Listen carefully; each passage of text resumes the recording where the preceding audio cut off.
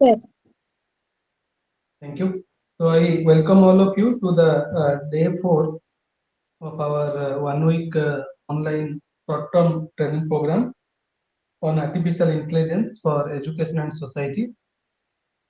So in the first session, we are going to see continue our discussion on LLM-based agent which can help the education system. In my last lecture, we have discussed about what LLM can do and what is the limitation of LLM also. Like if you want to perform a particular task, or if you want to book let's say tickets, or you want to schedule a particular meeting, so LLM can give you some kind of advices. It can generate some kind of text, but it is not going to book anything for you.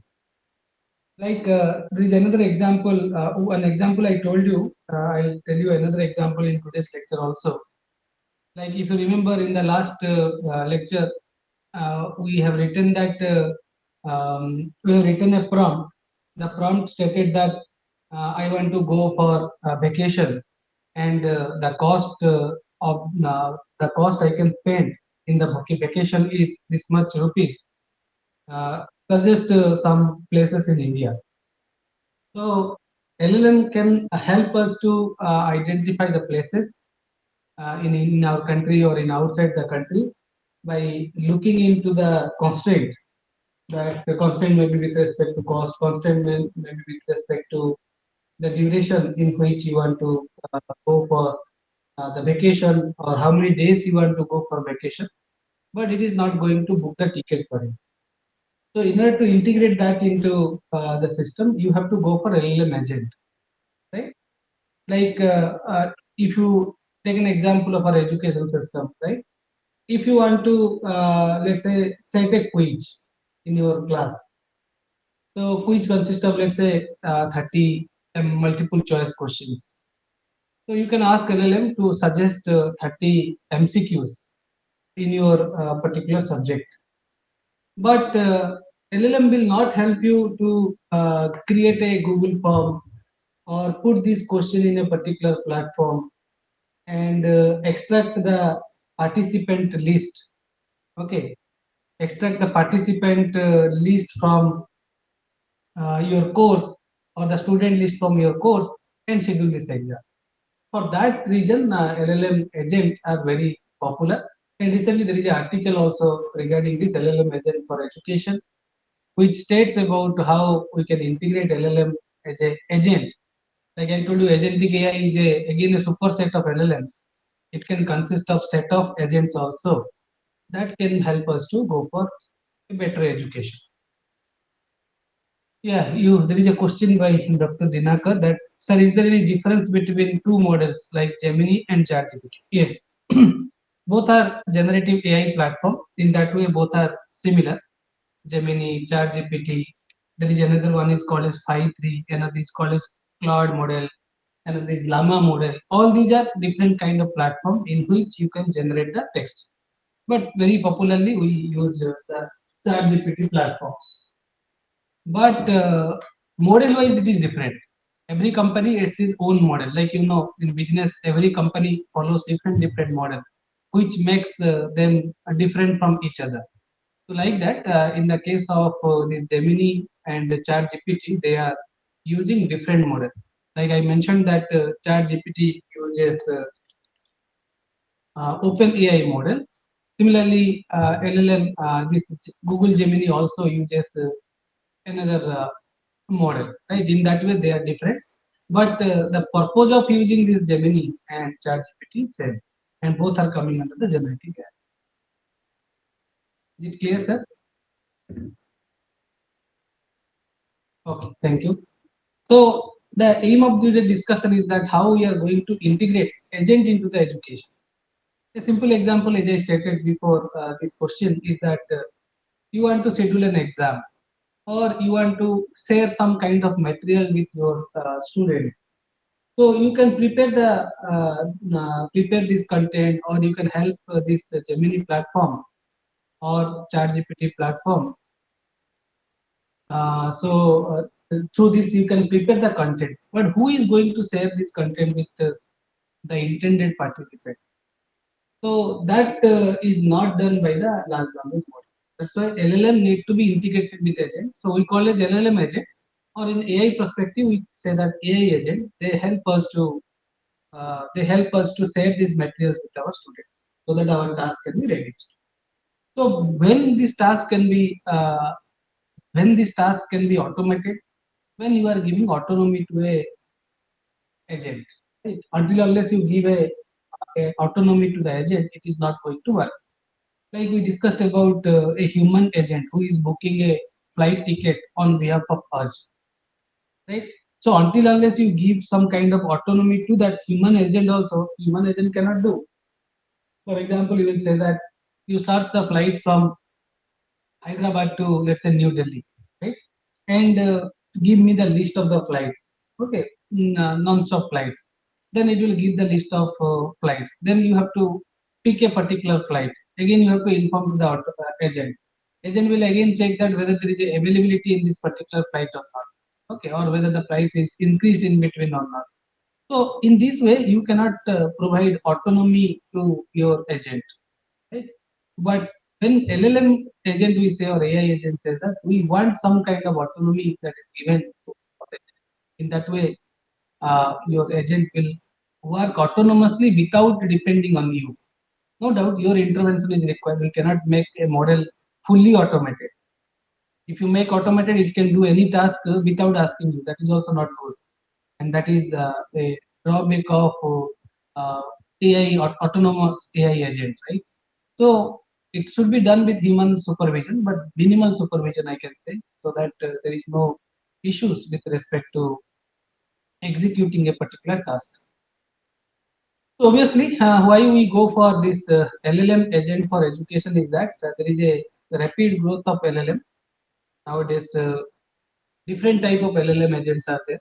If you go to the state of art, you will find LLM agents in education is broadly categorized into two classes. Okay. LLMs in the context of education, it is divided into two parts. One is called as our pedagogy, right? All of you know about pedagogical agent. Pedagogical agent. Another is called as domain specific agent. So with this name, can you guess what is the difference between a pedagogical and domain based agent? Pedagogical means what? What is the meaning of pedagogy?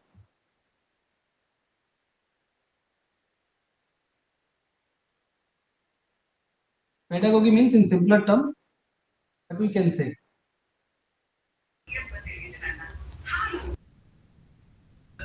Yes, A side methods. of teaching.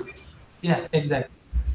Ritu madam and Naveen sir mentioned that anything related to teaching, right? Teaching method, or you can say the task which supports our teacher and students. Okay, in which teachers will comfortable to teach and students will get comfortable to learn. Okay, that is called as pedagogical agents, right? So broadly, we consider LLM agent into pedagogical and domain. Domain specific means it is for a specialized field. Like all of us belongs to different background, but we are discussing about education. Irrespective of our background, we see that what is the feasibility in education system. So if you want science education, you can go for a domain specific educational agent. If you want to go for a language field, okay, many institutes they focuses on various languages, Indian languages and foreign languages. So in that case, language learning based agent can be developed. In other case, you can go for a professional development based. If you want some professional continuing education activity, in that you need a domain specific educational activity. So both things are studied in depth in one of the recent paper that was published in archive. It is not fully published; it is the preprint is published, so you can go through it, which clearly discuss about how LLM agents can be created. In a broad perspective, I'll tell you. Like as I said, that pedagogical events can again be further divided into part teacher perspective. So I can say teaching assistant. Teaching assistant is with respect to the teacher, or another part I can say student support. In that way, the pedagogical events are different from each other. And domain we are going to see in three perspectives with respect to the science, with respect to the language, and with respect to various professional development activities. And there is an emergence of autonomous LLM as well. Although we don't want to fully automate, because fully automate means AI agent can take its own decision. It is also not good.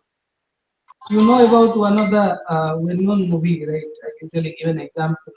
What is robot movie? Most of you have watched that particular movie by famous superstar Rajnikant, right?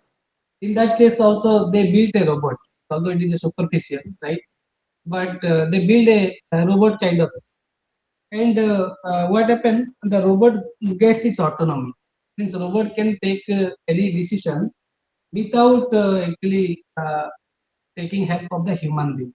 So robot can do anything. Yeah, it is related to emotion. Yesterday also we have a session related. So it has shown that there is no emotion in a robot, right? But what happens if the same thing is uh, like human is having emotion, human can know which one is correct, which one is correct. All these things are known to the AI agent or the autonomous agent. They can do their own, which is not at all good. That's why whatever may be the activity, it should be managed or it should be controlled by the human being. Okay, if we do not do that one, then AI agents can be misused, because whatever right for you, that may not right for me or may not right for.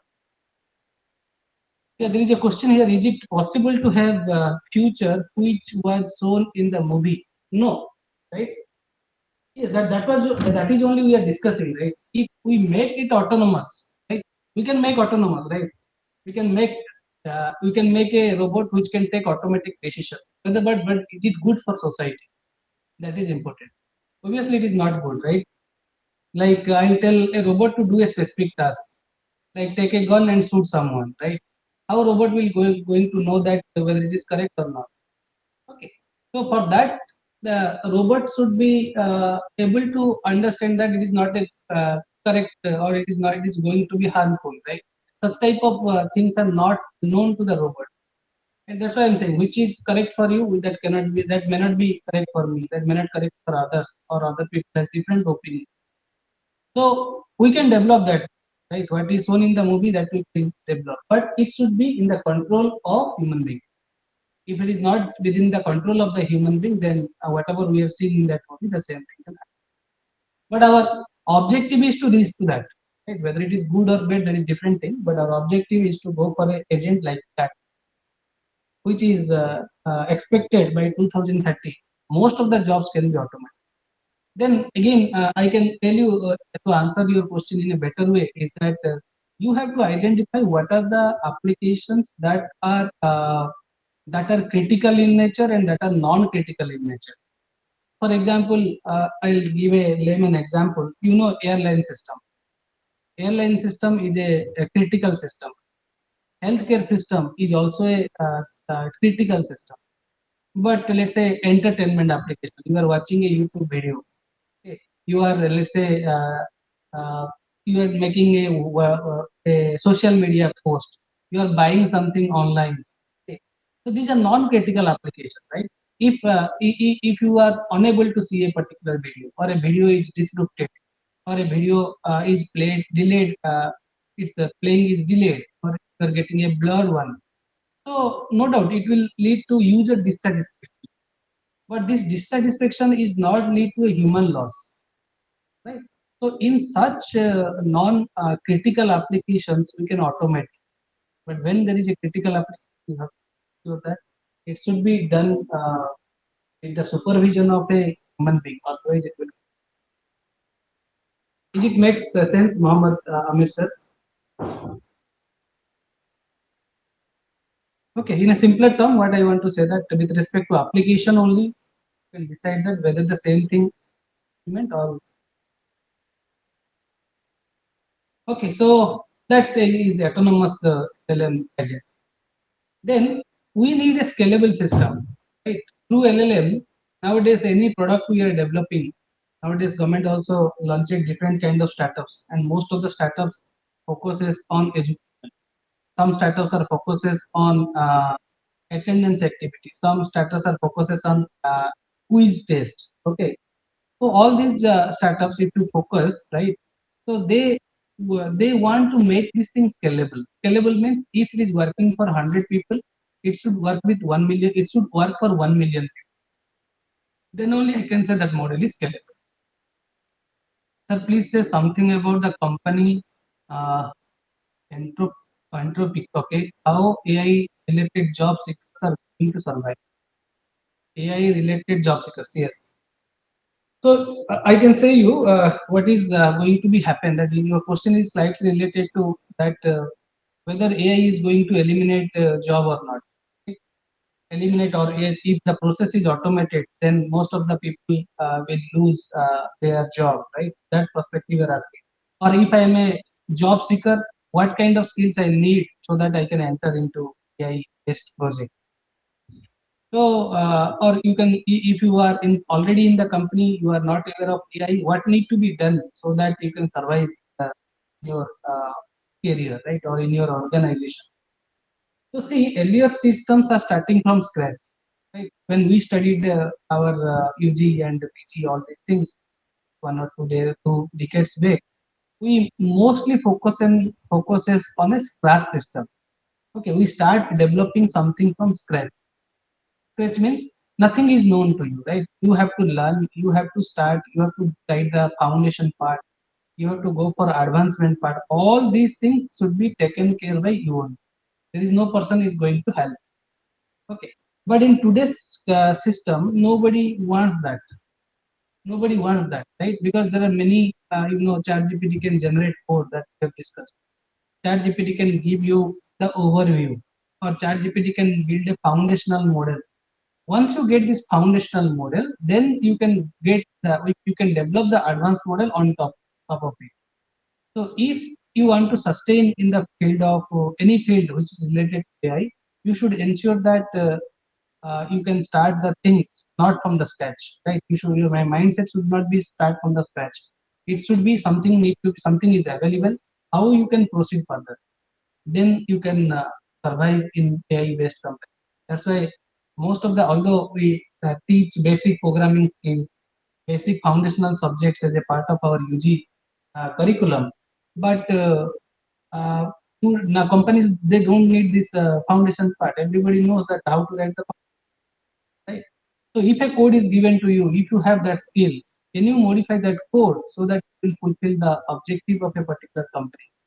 If it is done, then you can survive in the right. That skill we have to build, right? ChatGPT can give you code, right? Any irrespective of thing, ChatGPT can give you a draft. You want to write a reply of a email, you can put the content of a particular email. You can state that ChatGPT that you give a polite reply to this particular mail. ChatGPT can give you, but what you have to do, you need to read and identify that whether it is done honestly or not. So whatever reply it has generated, so if you can evaluate it and if you can modify which is the real reply which you want to make to your client or make to that email sender, that is more useful. We are not starting nowadays writing email from very scratch. Simply we put in chat gpt, it get a response, we edit that response up to our knowledge and we send. So in that way we can survive in the any industry or IT based services. Is it means is it clear, Dr. Vivek sir?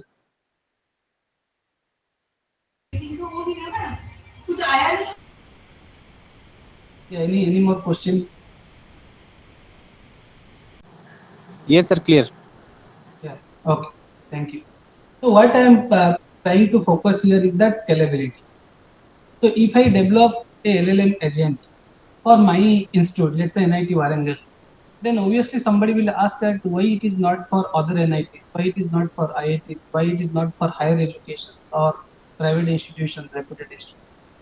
If I can make it available for all, then I can say whatever development I have done, that.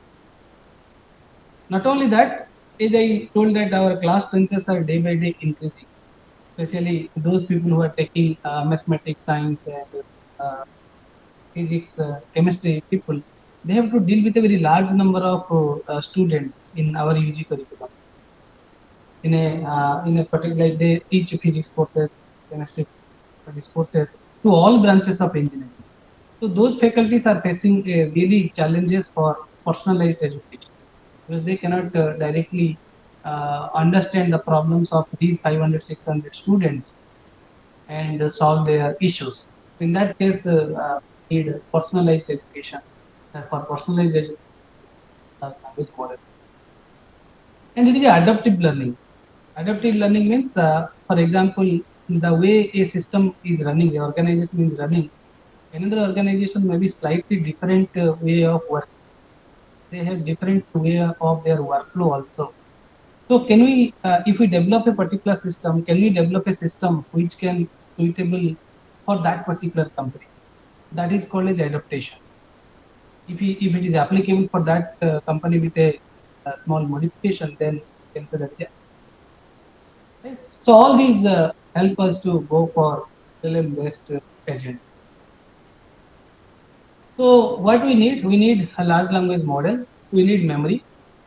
So here, try to understand what is memory. Memory is nothing but the, you can say, the amount of data required to train your model in one context.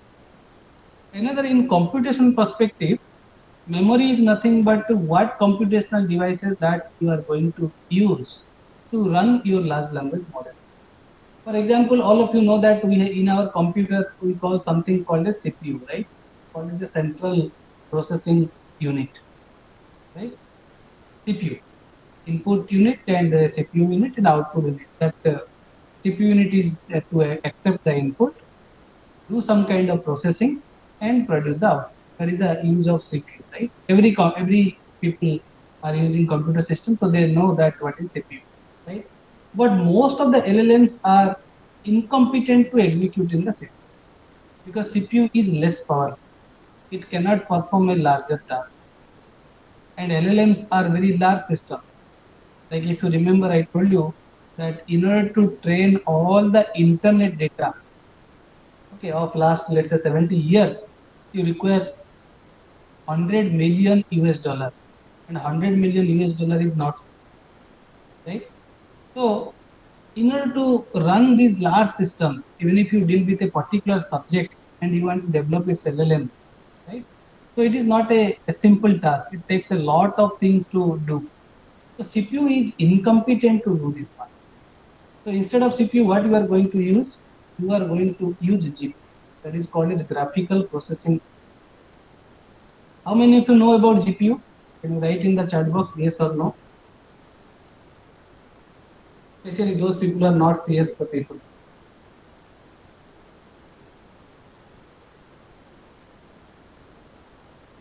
You know GPU, right? Now, if I ask you a question, can GPU replace the CPU? Because GPU is called as graphical processing unit. It is much faster compared to the CPU. Can I replace GPU with CPU? GPU is faster. Why to use CPU? Right? So is it possible to replace GPU?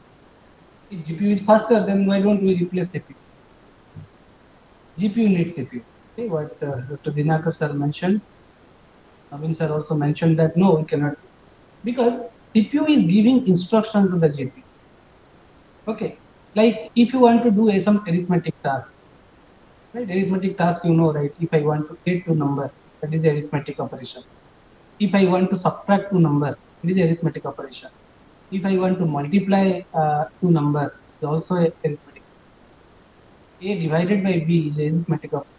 A modulus B is also a arithmetic operations.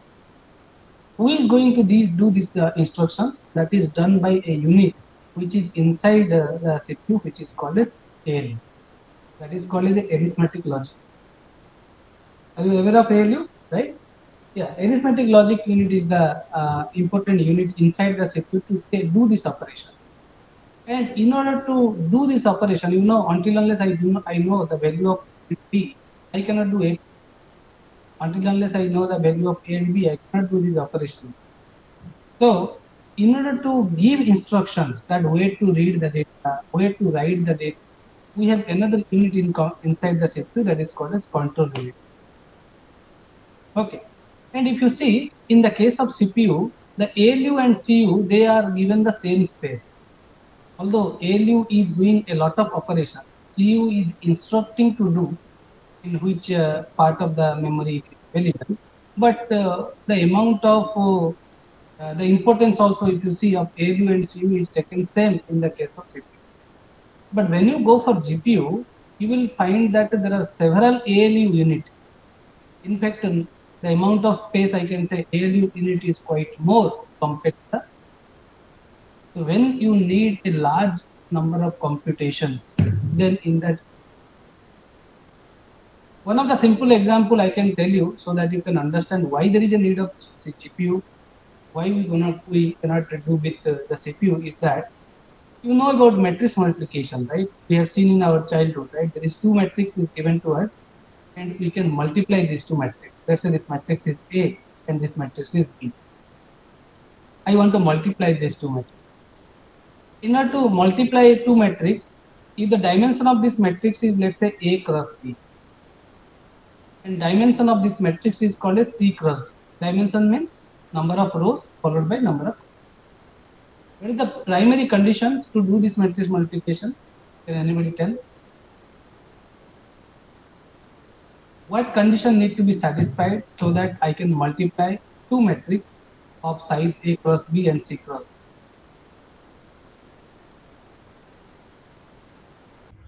What is the B and C needs to be same, sir. okay? That B and C both should be same, and the resultant matrix which you are going to get is AB. Okay? Which you are going to get AB is nothing but A cross D, right? A cross D, right? Now, if I take these two matrices, so how we are performing is this matrix multiplication. I am taking the first row of this particular matrix. I am multiplying with the first column elements of the matrix. For example, this element is multiplied with this one, then this multiplied with this one, and so on, right? Like that we are doing. Now, if I consider the second column, if I am taking the second column is independent of the first column, and this row again need to be multiplied with the elements of the second column, right? Now, if I say that, if I take this one and this one is the task one, and let's say these two, this one and this one is task two, so this task one and task two are independent in nature, right? Like in day-to-day activity also, you are doing a number of things that are independent. Suppose you are taking two classes, both classes are independent in nature, right? Because they are not scheduled at the same time. You cannot take two classes at the same time, right? So in that case, GPU will help you to run both tasks parallel because they are not dependent. If they are dependent, you cannot do it. For example, I will say that after calculating this A plus B, you can save in C. Then you add C with D and store in E. So what happens? Until unless you know C is equal to A plus B, you cannot know E, which is C. Right? If there is a dependency, you cannot utilize the GPU power. But if there is no dependency, then you can take the GPU power. Then GPU is much faster compared to the CPU. But it cannot replace the CPU because CPU gives the instruction to the GPU and GPU returns the result to again the CPU. And as a user, we are connecting to CPU. We are not connecting to the GPU. So why I'm saying this one is that the memory that this LLM is used or AI is used, this memory is very huge. Okay, the memory is very huge. In that case, this memory is not directly related to CPU memory. It is related to the GPU memory. Right? Like if you take an example, there is a GPU name called as A100. Like we say an i5 processor, i7 processor. We say like that for the computer system. So if you go for A100 GPU, the amount of memory that is available in A100 GPU is, let's say, 80 GB. The amount of memory available in this GPU is 80 GB. But if you go for a real life LLM, that real life LLM is much more bigger than, that means a single general purpose GPU. Okay, a single general purpose GPU cannot execute this large language model. Right? A single GPU cannot execute a particular full LLM. Like somebody asked about Gemini model. There is a model called Llama model. Like ChatGPT is using OpenAI model. There is a model called Llama model. Llama model itself requires 130 GB of GPU memory. Right? If 130 GB of memory is your requirement and computational device is only 80 GB, is it possible? Answer is no. So I need multiple A100 GPU to run this Llama 130 GB model. At least I need two GPUs to run this model. That's why memory plays a very important. Then where you are going to get this memory? Are you going to buy the resources? One way is you are going to buy the resources, like your computer system is slow. What you do? Go to market and purchase a RAM, right? Or you change if you need storage, you go for SSD or HDD and something like that. Then only you can enhance the capacity. But for executing a particular model, you cannot afford more number of GPU. What happens if the number of amount of requirement which is given in by this particular model is 130 GB is increased to, let's say, 1 TB. I cannot purchase 1 TB is my requirement, so I cannot purchase multiple number of GPUs, right? That is not practically possible. So that actually creates the challenges. Okay. So anyhow, that is memory is another part when you look into the hardware perspective. Then we need some kind of tools. Why these tools are required? Tools are designed to integrate the AI agent into any system, right? And there is another way that is called as planning. Planning is nothing but when to do what, right? Which event should follow which other event. That is called as planning. So by adding all these three, LLM plus memory plus tool, you can develop the LLM agent. Right? Yeah, autonomous agents, as I mentioned that they are goal-directed agents. They are based on certain goal. And if goal is complex, then you can divide the goal into sub-goal. Like in an agent environment, what happens if I consider as a human agent, human has human can perceive a particular environment. Like as a human being, we can perceive what is going on in a particular environment, right? Like if I'm walking in a particular street, if I found there is a snake in front of me, so through my sensor is nothing but my eye, I'm able to see that there is a snake. Or through a sound, you will able to know that there is somewhere sound is coming, right? Or through different kind of sensors, like tongue is a sensor, nose is a sensor, right? Human has several sensors. Why these sensors are used? Sensors are used to perceive a particular environment. Okay. And once you perceive the environment, what you are going to do? You have to apply some kind of the action. Maybe you can go back, you can turn left side, or you can turn right side rather than going straight. Right? Rather than going straight, you can change the direction. Right? So that is nothing but the action. So why I'm telling this one? Because in order to decide that what is goal, you need to decide that the goal is achievable or if goal is not achievable, goal can be decomposed into various sub goals, and for each and every sub goal, you have to find the solution. Once you find the solution, then combine. But in order to achieve this goal, what you need? You need a strong natural language understanding, because LLM is depends upon the natural language understanding. Finally, somebody has to give a prompt to you.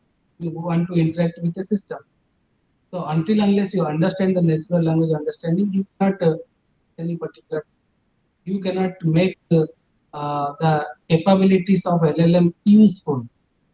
Right. So it is addressing various challenges in the education. For example, memory enables LLM agent to retain long-term knowledge about the student's study habit and short-term context for the real-time interaction. Long-term knowledge means what a student is doing from starting of its education to till date is called as your long-term knowledge about the student. What is the merit? What is the demerit? What is the student's habit? And short-term interaction is required. Short-term context is required. Then you look into the real-time interaction. Like with respect to a particular context, a student is asking a question. So that needs a short-term context rather than the long-term context. But if a question is posed, you have a sufficient time to do answer that particular question. Then you need a long-term knowledge about the student to answer that particular. So that is one part which help us to make a goal-directed autonomous behavior. Similarly, many tools use LLM agent to access various external sources. Like I'll give a layman example again. Suppose you want to buy some kind of stock. You want to buy the stock. You ask the LLM that I want to buy a stock which will give me maximum return. Okay, let's say I want to keep this stock for, I want to buy this stock and keep it for some fixed duration. So in this case, before LLM agent generates something, LLM agent also going to check the external resources, that which stock is more useful. Right? Rather than simply giving answer that from the last couple of years this is going, it is exactly going to check that in external sources what is going to happen in the real time. It will do some kind of complex calculation. It is going to retrieve various informations that are given in the social media. That enable you to automate various kind of tasks, not only limited to the education system, but also you can think about grading the students, extracting the knowledge, making adaptive content generation, or overcoming any kind of limited interactivity, enhancement, and enhancing the engagements. All these things can be done. So that is called as interaction with the environment.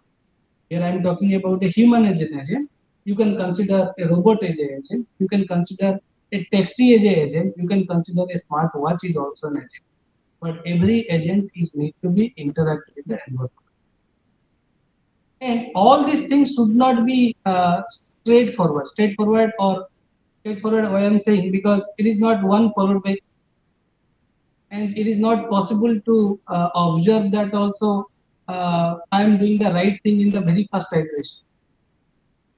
In AI era, we never expect that a model is going to give better in the very first iterations, right?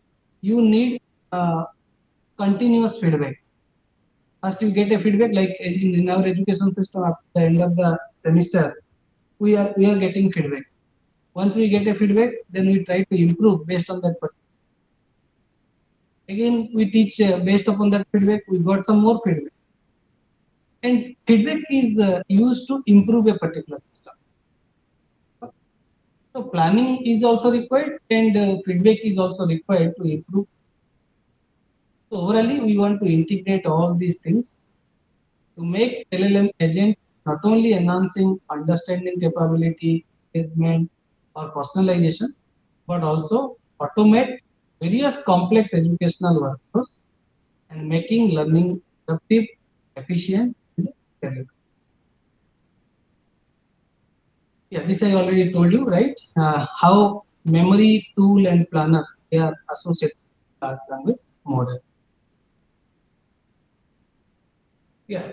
So in order to go for personalized learning, how you will come to know that a particular student is lacking in particular topic? That is more important, right? You need to understand that which particular topic needs more attention for a particular student. So for this, in order to go for a personalized learning, all of you know are using e-commerce site, right?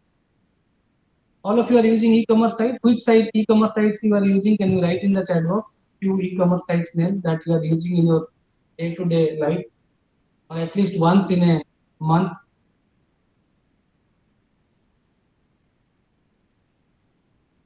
Yeah. Amazon is a e-commerce site.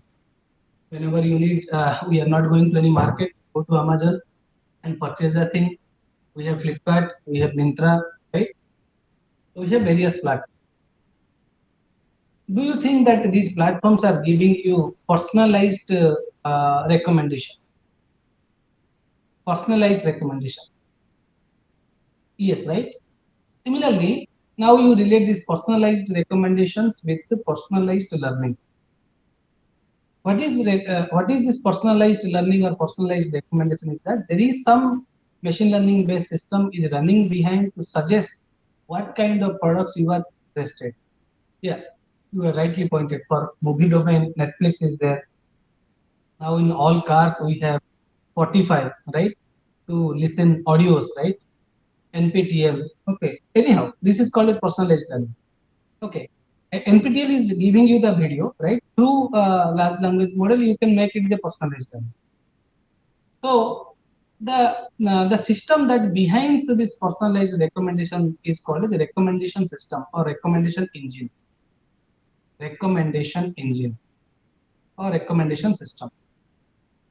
What is a recommendation system? Recommendation system, if you see, it is broadly having 4 components. First component is the database, right? Database is nothing but, if you see in the layman term, just take an example of a Microsoft Excel file. Okay, in Microsoft Excel file, you have several rows and columns, right? Several rows and columns.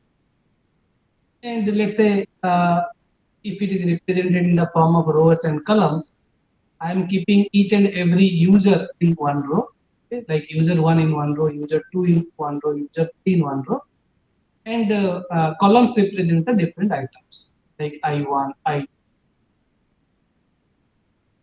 right?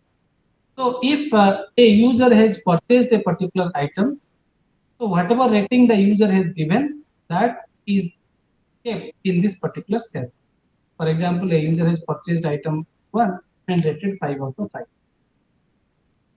Like whatever shoppings we have done in this e-commerce sites, everything is maintained in this particular data, right? Then every user has some characteristic. Now my objective is to suggest some personalized thing to this particular user based on its purchase history. So purchase history can be extracted from the database. Then I can develop a recommendation system which takes this database as input and user experience as input, and it is going to suggest some kind of, or you can say list of recommendations are produced by these recommendation system. Right? So there are 4 primary components of the recommendation system. One is user, database, another is recommendation system, widget, and similarly, until unless you can see the statistics related to a particular student, how you are going to provide this personalized and in fact in personalized learning we have adaptive tutoring, student modeling, customized feedback, dynamic lesson generation. It cannot be possible, right? Diversity is challenging or not? Diversity is obviously a challenging system. I cannot generalize it, right? For example, I will show you a practical example. Like many e-commerce sites, whenever now we are entering, it is asking simply us whether you are a male or you are shopping for a man or a woman. Why it is asking? Because male-oriented products and female-oriented products are different.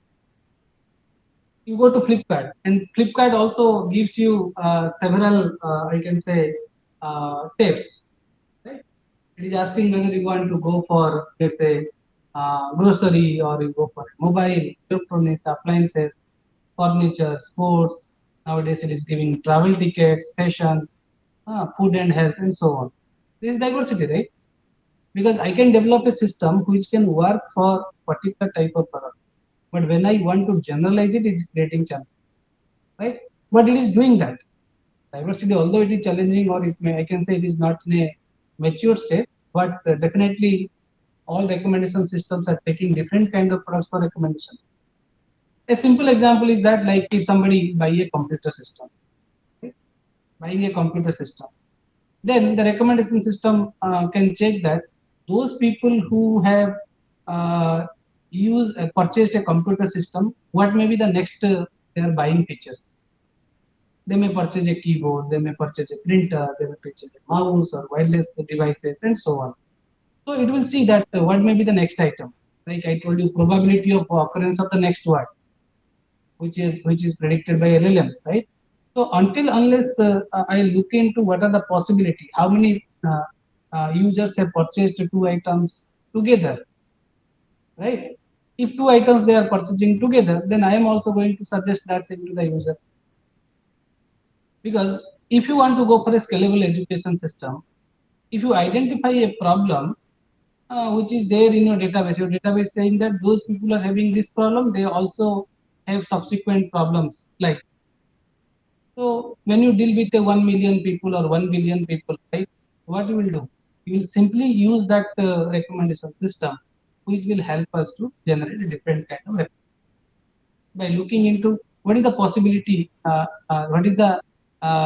what the data says, what is his database gives us informations about that particular. Right. So personalized learning is possible until unless you know about the students and observe its performance from the beginning of a particular course to till, then only you can do that. Now somebody will ask me a question here that if a student is enrolled first time into the system,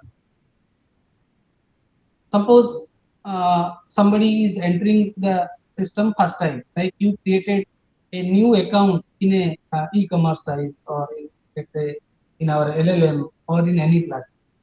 Is it going to recommend what may be the next one, or how it is going to recommend the very first item to me? So that problem is called is cold start problem. It happens with respect to all domains, right? What do you mean by cold start? Right. When you create a new account, you do not have any past history. You do not have any past history. Then determining that what kind of things I'm going to suggest is a great challenge. Definitely, you can say that I categorize the students into UG curriculum, PG curriculum, or upper primary or primary education, and I'll see that the student is entering to which kind of education, and when it is entering to that particular education, what may be the best one for personalized learning. Based upon that, I can suggest something that, right, I can suggest something to that particular user, right, or the particular students. But that is just like a educated guess. As maximum people are having this kind of experience, I am giving the similar experience to another student who is enrolling in the system. So until unless you have some previous history and past interactions, it is difficult for us to keep the personalized learning. Right? And critically, for each and every student, it is not the course and feedback. Once a course is over, you are taking, or many institutes are taking feedback twice in a semester or tri-semester. That is not the way. You have to continuously give feedback. Like in GPT platform also, when it is giving a response, it is asking you to give the feedback by using a thumbs up button or thumbs down button, so that the model will learn that whatever it has suggested to you, whether it is useful or it is not useful.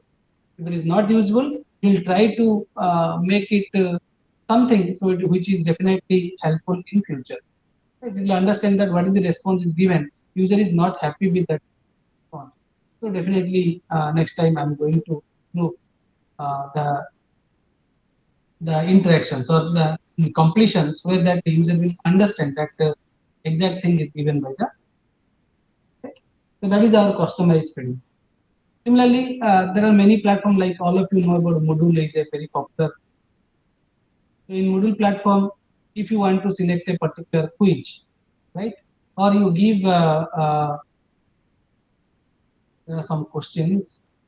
A question can be taken in a knowledge graph can help to get a better recommendation system for it is absolutely you require a knowledge graph, right? See, for example, I will take an example of Facebook, right? In your Facebook, you have, let's say, 1,000 friends. Facebook allow us to connect with 5,000 friends only, right? So we have 1,000 friends. How we'll come to know that who is close to us? How we'll come to know? Because it is a network, right? I can consider this 1,000 people as a network, or in 1,000 people I'll represent its different nodes, right? These are the different user profiles. Suppose this user is frequently connecting with this user or connecting with this user. I see that the number of connections happens in last 30 days or last 1 year. So based upon that, I will find that who is close to whom, and that actually used by the recommendation system. For example, uh, suppose you watched a recent movie, right? And let's say A watched that particular movie. A found that that movie is 5 out of 5. It is giving rating 5 out of 5. And B, who is very close to A because they are interacting very frequently in social media or in real life, whatever may be, right? Because it is a network, right? Then there is a high chance that B is also going to watch that particular movie if B is not seeing that particular movie, right? Why we came to know that? Definitely we came to know because of this knowledge graph. Until unless we represent it in the form of a graph. Graph means what? Graph means different nodes are there. The circles are called as node, and these lines are considered as your edge. How frequently you are connecting? Based upon that, it is definitely helping us to recommend something for you. Like I purchased a book on, let's say, AI for education. Let's say another friend who is a similar interest. How we will come to similar interest? Based upon this knowledge graph only. Then there is a high chance that my friend is also going to buy that book AI. That is actually the recommendation system works. The way the recommendation system works, the same recommendation system, similar type of recommendation system, we can build for personalized learning of the students. Okay. Now coming to intelligent tutoring system, how you can build a intelligent tutoring system. Tutoring is more important, right? Intelligent tutoring is more important.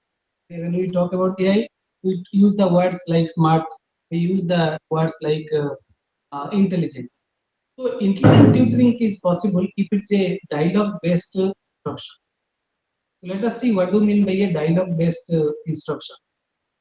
Dialogue means when you are interacting with a system, right? Like to interact with LLM, right? The LLM help us to give some kind of response. Right? So when we talk about like dialogue-based instruction, is a learner-centered pedagogical approach. What learner want? Nowadays, maximum portals also gives you teaching about a particular course in a slow pace mode. Like today, you are busy with some your official work. So evening time you are free, then you can start learning that course in the evening time. Somebody is busy in the daytime, the person wants to learn in the night time, they can do it. That is called as learner-centered pedagogical expert. There is no strict bound that you have to attend a class between 10 a.m. to 11 a.m. That's why most of the premier universities, although there is a classroom teaching, all the teachings, these classroom teachings are recorded, and they made this classroom teaching available through a platform, so that if the learner wants to know that what those learners who miss the class, they want to learn in a later point of time, so they can revisit the recording of that. Like NPTEL also, these lectures are recorded and it is available in a platform. Anytime I want to read that course, I can go to NPTEL site. I've subscribed to that site, I can read that. Okay. So it is a definitely better approach compared to the traditional way of lecturing, and we can make the traditional lecturing active through this dialogue-based instruction. So it is a two-way conversations between the teacher and student to co-construct knowledge and foster critical thinking. That's why intelligent tutoring systems should have this type of things, right? Another is called a step-by-step of problem solving. In maximum cases, suppose assume that you are solving a mathematical problem. In that mathematical problem, you have a sequence of steps in which in nowadays many examinations also it is solved partially. Okay, it is solved partially. It is asking you to solve the next. Okay, let's say assume that a mathematical problem has four-step process. I have solved already two-step process. I asked you to complete the rest of the step. Right? That is a step-by-step of problem solving. And again, problem can be divided into sub-problem if it is a very complex problem, because many times we are dealing with many scientific engineering problems which cannot be solved directly. So we need to decompose the problem into sub-problem. One of the example is that all of you know about weather of a particular place. In your place, what is your weather? Simply go to Google and type weather of your place name. Right? It is showing that last 24 hours, what is the weather? What is the climate in last 7 days? What may be the climate in the upcoming days? All these things, right? So this is scientific and engineering applications. Right? This is done through a large set of machines that are running in the University of Berkeley, US. So they developed a system. That system makes possible that everybody can get the temperature through different weather stations and all these things. It has collected the data and displayed it. That is really helpful. So that is also the way we can solve this particular. Another is called as concept scaffolding. Scaffolding, right? There are many concepts. Like I told you that text is not a good mode if I show a uh, if I show some kind of picture. Picture is a easier way to understand it. But understanding a problem through text is also quite challenging. Okay, so there are different types of also. You see scaffolding, right? There are many impacts also with respect to this development, or you can say different zones. Based on that, you can find the types of scaffolding in education, right? For example, I can say think aloud model. Okay, there is a model called as think aloud model, right? Which a concept which help you to think about many things, right? Or you can say overally this one maybe with respect to the online learning, or it may be structured learning, it may be with respect to prioritizing some of the key concepts, or it may be procedural, it may be strategic planning, or it may be a cognitive learning. All these are coming under the SCAP. Right? Like visual aids, or you can say knowledge about a particular concept prior knowledge about a particular topic, or collective work or collaborative work between multiple people. These are used to go for scaffolding. Another interesting part that you can see in intelligent tutor system is that there is some misconception. Right? Students usually have misconceptions, right? When you solve a particular problem, they say that why the problem is not solved in this way. Especially when you go for a self study mode of learning a particular course, you got a book and you read the book yourself. There is no teacher for it. In AI term, we call that is an unsupervised way of learning. Supervised means somebody is guiding you. Right? Unsupervised is nobody is there is to guide you. You have to learn yourself. Right? So in that case, what happened? You may find thousands of possibilities. You may found that many different ways to solve that particular problem. So you need to identify what are the possible ways which is not applicable. In fact, there is an article just for your information I am giving you. Uh, Many people has published an article stating that there are, let's say, 100 ways you should not try about this particular problem. Let's say you are working with a problem, let's say X problem, right? Let's say the problem is X. So many articles are published that says that these are the 100 ways you should not try to solve the problem X. Why such articles are published? Because if I'm the same, if I'm the researcher in the same field, so this author says that I tried 100 ways, but I failed. Research is not only focusing on what innovations you have done or what extension you have done or what is your nobility, but it is also in what are the ways you try to solve a particular problem and you fail to do that. That also you can report as a research, because this will really help. Like, you know about review paper, right? Review paper gives a comprehensive idea about many papers in a particular domain. So when you go for 100 ways to state that this is not applicable, so those people who are working, they will understand that these ways are not applicable. We should try with other ways. We should not waste our time in solving the problem in these ways. So these articles are more cited compared to any other article. There is a question by Vishek sir that does think aloud always expected to result in a meaningful and sensible response? Yeah, in some context it is more useful. I cannot say that for all context, because the type of you can say the type of learning we want to give with respect to the teaching learning process. In that way, you have to identify that uh, whether it is beneficial or not beneficial. Because that's why there are different strategies are there, right? Like sometimes it may misguided also, right? So that may type of problems also happens, right? Yes, we cannot say that one particular technique will work, right?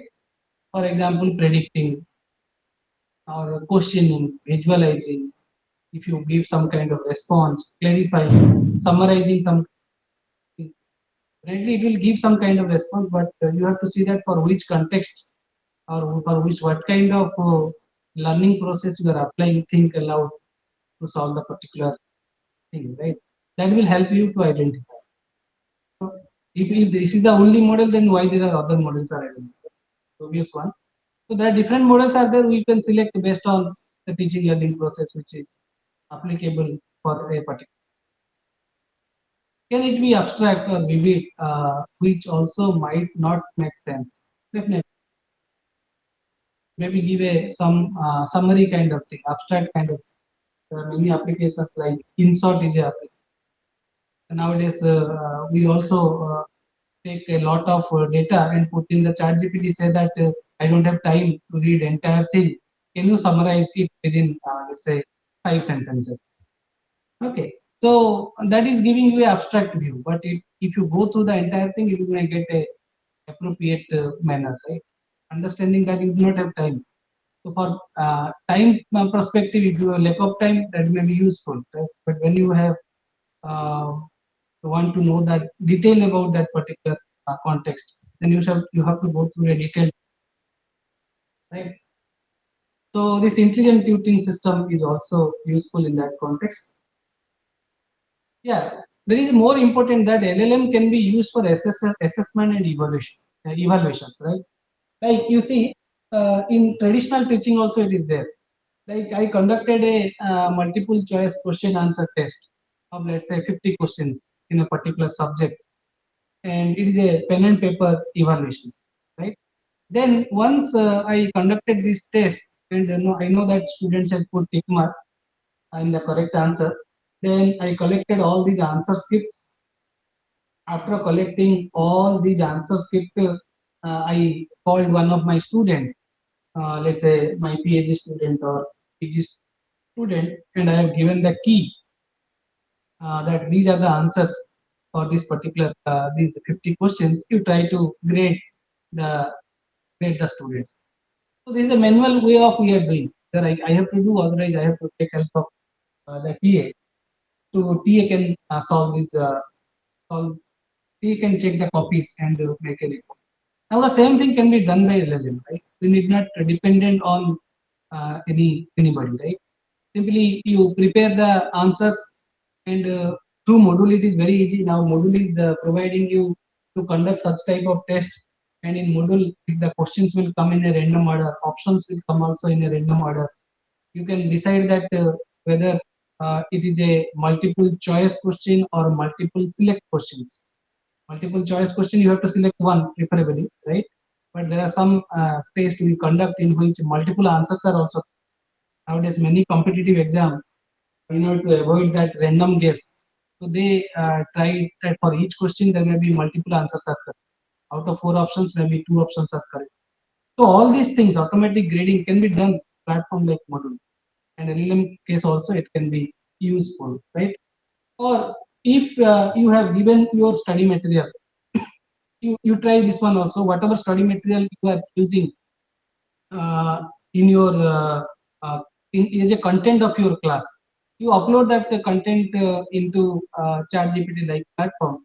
You ask chat gpt to set some kind of mcqs. Okay, so it is going to suggest you the required amount of mcq. Then you check that whether these mcqs are useful or not, right? So I cannot say LLM it can take prepare the question paper instead of a teacher, but LLM can help the teacher to prepare the question, because finally you are the person as a teacher to decide that whether these questions are leads to some critical thinking process, or it is based on some Bloom's taxonomy. Really, we know that starting from understanding to create a scenario. So you can, once you extract the content, then you can decide, or you can take 100 mcqs and identify the 50 mcqs which are really good, right? Which leads to our students critical thinking activity, right? So that can be done through the large language models. And mostly people also generate some scenario based questions. It will give some kind of scenario. In that scenario they have to develop some architecture, they have to solve a particular, or they have to suggest that what kind of policy need to be enforced for that. All these things can be helpful to the LLM. But the worst part I am going to tell that what is the problem with these systems also, because every system has pros and cons. Many researchers misuse this generative AI for writing their research paper, and especially UG students, they do not know much about the research, right? They are in a hurry, right? They don't spend much time in research work. So what they do, they want to do the things with very less time. So they maybe they have done a very good work, but they want to generate some kind of references. Like every research papers we have some kind of references. So these references they generate through this large language model. You can also try. You can in your research area, you write, I want let's say AI for education and society. I want some research papers. So sometimes LLM generates the research paper which does not. Yesterday or day before yesterday also we discussed about hallucination. Right? Hallucination is just like incorrect things, right? Which never exist. So sometimes the references that are given by our large language model platform, that these references are not at all exist.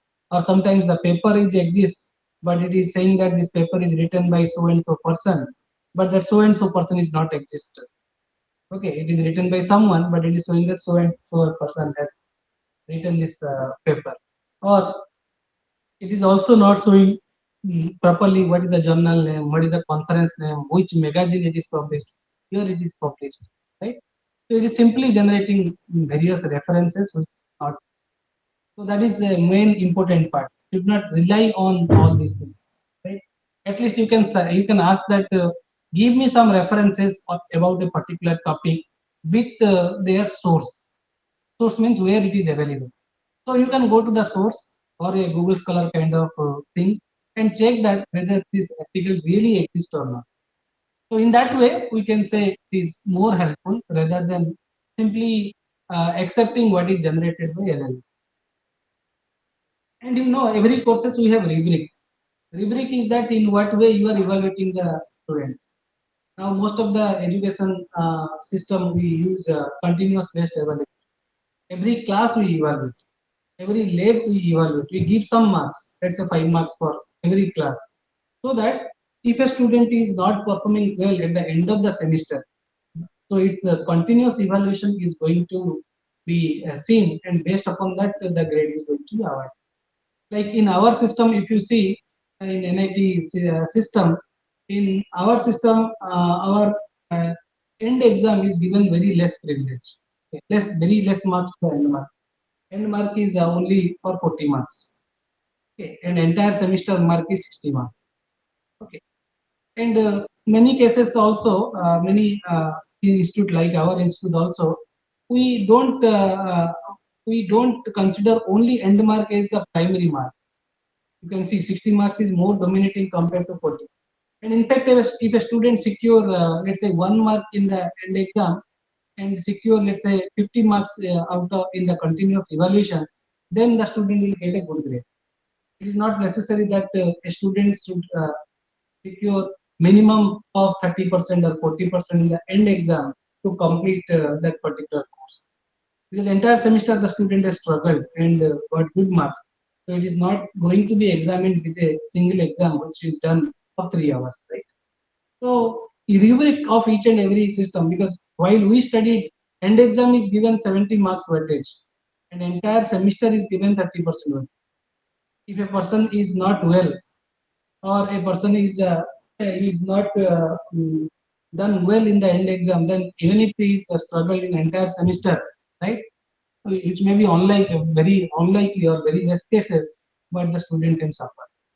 So rubric based evaluations, the appropriate rubric will help us to make it shows that student competence rather than making a rigid structure. And most of the institutes follows relative kind of grading, right? Relative grading is like if the question paper is a very top question paper, right? Then the whole the maybe the highest mark is out of 100, it may be 70, right? So based upon the highest mark, the other marks can be scanned. Right? 70 is considered the highest mark, which we say percentile system also, right? So there is a flexible system rather than the rigid system by stating that if you secure 90 marks, then only you will get this grade. If you secure 70 marks, you will get this grade. Such type of systems are now eliminated. Okay, so LLM agent can help you for automatic grading also. Right? Automatic gradings are also done through Microsoft features also like Microsoft Word. But these gradings can also be done the LLM if you guide the LLM how the gradings are done by giving the marks can help you to grade all the students based upon their total mark. Okay, what kind of teacher assistance can happen? Like I already mentioned about this quiz generation. Like if you want to conduct some MCQs, then for that you can use LLM. LLM can generate the quiz for you, but you have to evaluate whether these questions are appropriate. Right? Sometimes it can give some kind of context which is not it is not at all relevant. So such questions you can eliminate, right? And content summarization, if you want to reduce the content or if you want to with less number of text or in bulleted points or convert certain things into a well-defined format. LLM can also be used if you give the content. It can suggest you how to present PowerPoint presentations, right? All these things are possible through LLM. But again, as I asked very beginning that whether we can rely or not, that actually create a question mark. So as a teacher, we can see that by looking into the content, we can say whether it is reliable or not. But base part of generating these type of contents are already given by the LLM.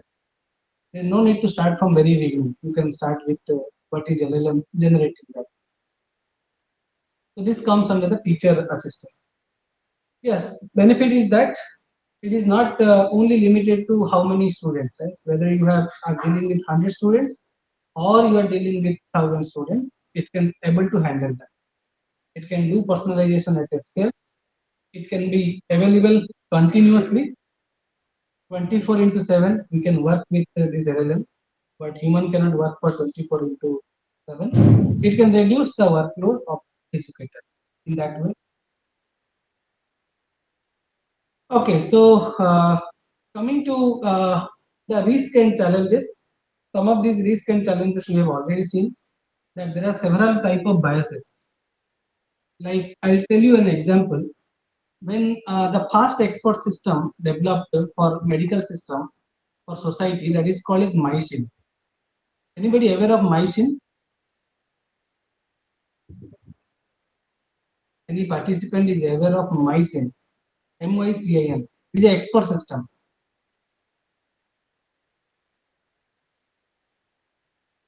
Anybody aware of this thing?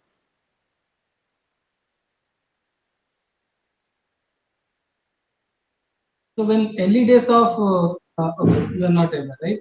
When AI started, now the first expert system that is developed is MySIN. Why there is a necessity that I will tell you. This MySIN was developed by Stanford University, and this is a AI based system, right? So this system has, I think, if I'm correct, then there are around 600 rules. What do you mean by rules? Rules means I'll say that if 2 plus 3, I'm saying that if 2 plus 3 is equal to 5, okay, then you say yes. If it is false, then you say no. So it is a rule, right? If you asked you check that whether 2 plus 3 is 5 or not. If it is true, then you can say yes. If it is false, then you say that it is no, right? So MySIN is a you can say it is developed for hospital management system, or it is a healthcare system in which the doctors has written 600 rules with the advice of the doctor, healthcare professions in 1970, not new, because it is the early days of AI. So they developed this MySIN system. Okay, so it is filled with 600 rules, and these rules are made in consultation with doctors.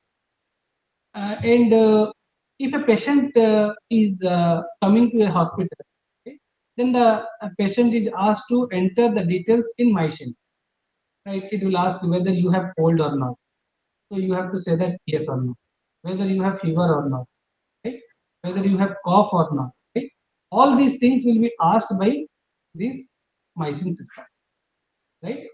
So after entering your details, so MySIN will suggest that what kind of medicines you are going to be prescribed, right? And it will be again verified by the doctor. Initially, this it is verified by the doctor, then the system will be mature, right? And it is not new also, right? No, it is the first system that is developed, but it is not new in the concept. Any such tools are developed in healthcare. Like if you remember during COVID time, there are many portals. They are asking us 24 questionnaires, 24 questionnaires, right? Like, do you have cold? Do you have you met anyone in last couple of days? Whether you visited outside, are you there in this particular place? All these questions. There are 24 questions that is framed in a particular platform. If your answer is 12 plus, if your answer is 12 plus, then you may be COVID positive. If you are having symptoms, then COVID positive.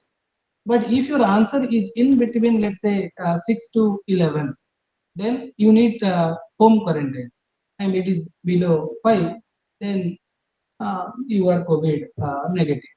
Right? Why such systems are developed? Why such systems are required? Because in our country, if you take a country like India and China, the number of health professions are quite less compared to our population. Our population is very very high, and it is not possible that that many healthcare professions are available. So if we can develop a particular system, so the people those are having 6 below 11 or 11, so they do not need that much attention compared to those people who are having 12 plus. Okay, that's why expert systems are developed in all the fields, not only in healthcare for society, but also for other platforms like education systems also. Based upon that, you can conduct some kind of questionnaires and ask judge a student that whether the student needs uh, more number of classes or more number of extra classes to understand, or remedial classes we say as a system. So that kind of things you can analyze. If the student is below, let's say, the student commit less mistakes, so you can say that the student needs a revise. The student do not need remedial classes. Okay? So that will help of the system. But initially the system is biased, like we have seen many cases with respect to bias. Okay. But over a period of time, you observe the system and you improve through a feedback loop, then you can develop a fair system. Another thing is called as data privacy. Data privacy many times also if you reveal the grades of the students in public, many people they don't feel right. Like early days, what happened? A teacher once correct they show the copies to the student, entire class at it. So at that time, some people feel demoralized. Right? So that is also lead to a privacy issues because everybody knows that what is the mark of their friends, which is not at all good. So privacy also happened during COVID time, right? The initial phases of COVID, when a patient is detected is COVID positive, then in the news articles or any things, it is specified that this person who is residing in this particular place, having this much age, is having COVID positive. But it is a violation of the privacy because once you tell that this is the person, this is the place, you may not ever, but those people who are nearby that particular may ever that, and they will hesitate to meet that particular. So that creates the privacy issue. That's why in the later phases of COVID, if you know that it is only showing that there is a person who found to be COVID positive in this location. Okay, rather than specifying who is that person, where he is staying, such type of things are eliminated. But about the privacy issues. That's why LLM takes care of this thing. This privacy. That's why I told you yesterday, triple H alignment, helpful, harmless, honest, all these things should be taken care because we should not reveal any confidential details which may create a problem. So these are the some of the things which you can see in LLM for agent education. So yeah, some of the ethical considerations also you have to see, like you have to be very transparent, right? Now for transparency, there is a another form of AI came into picture that is called as a AI. XAI stands for called as explainable AI. So one of the sessions delivered by our Professor Manju Alabisi madam it talks about XAI. XAI says that why this is my recommendation. You asked a questions to me and I have given a response. Okay, then you may ask that why I have given this type of response, on what context. So I need to explain why it is like this. Once I give an explanation, you will be more convinced. Like, see, when we go to a hospital and we say about our disease, doctor prescribe 10 medicines. But as a patient, by looking into these 10 medicines, sometimes we have doubt that why these 10 medicines are required. But if a doctor mentioned that out of these 10 medicines, it has to mention that you may have fever, then this medicine is used for fever. This is for cold, or this is may create a side effect. That's why I'm prescribing this particular medicine. Then it will be more transparent. In education system, you have to make very transparent. Like you see in today's education also, when we correct the copies, we are showing the copies to the students. Many universities have given a portal. Student can see that what comments written by the students through a portal. All the question, all the answer scripts are scanned and put in a particular. So that gives transparency. Right? And many universities, same paper is evaluated by two examiners and the marks is averaged. So that gives accountability also, right? And transparency. So that ethical considerations also we should look into. There are many case studies also you can find. Are you aware of STEM education? Anybody? STEM education. Can anybody tell what is STEM? Full form of STEM?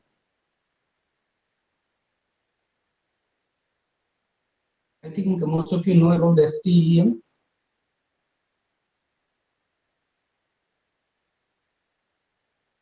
These are different branches you can say. STM is integrating multiple things. S stands for Yes, our science, technology, engineering, and mathematics education. yeah, science, technology, Engineering and and mathematics. mathematics. yeah, these are the four. So STM education actually integrate all these four and provide you a cohesive learning approach. It emphasizes on hands-on. It emphasizes on problem-based method.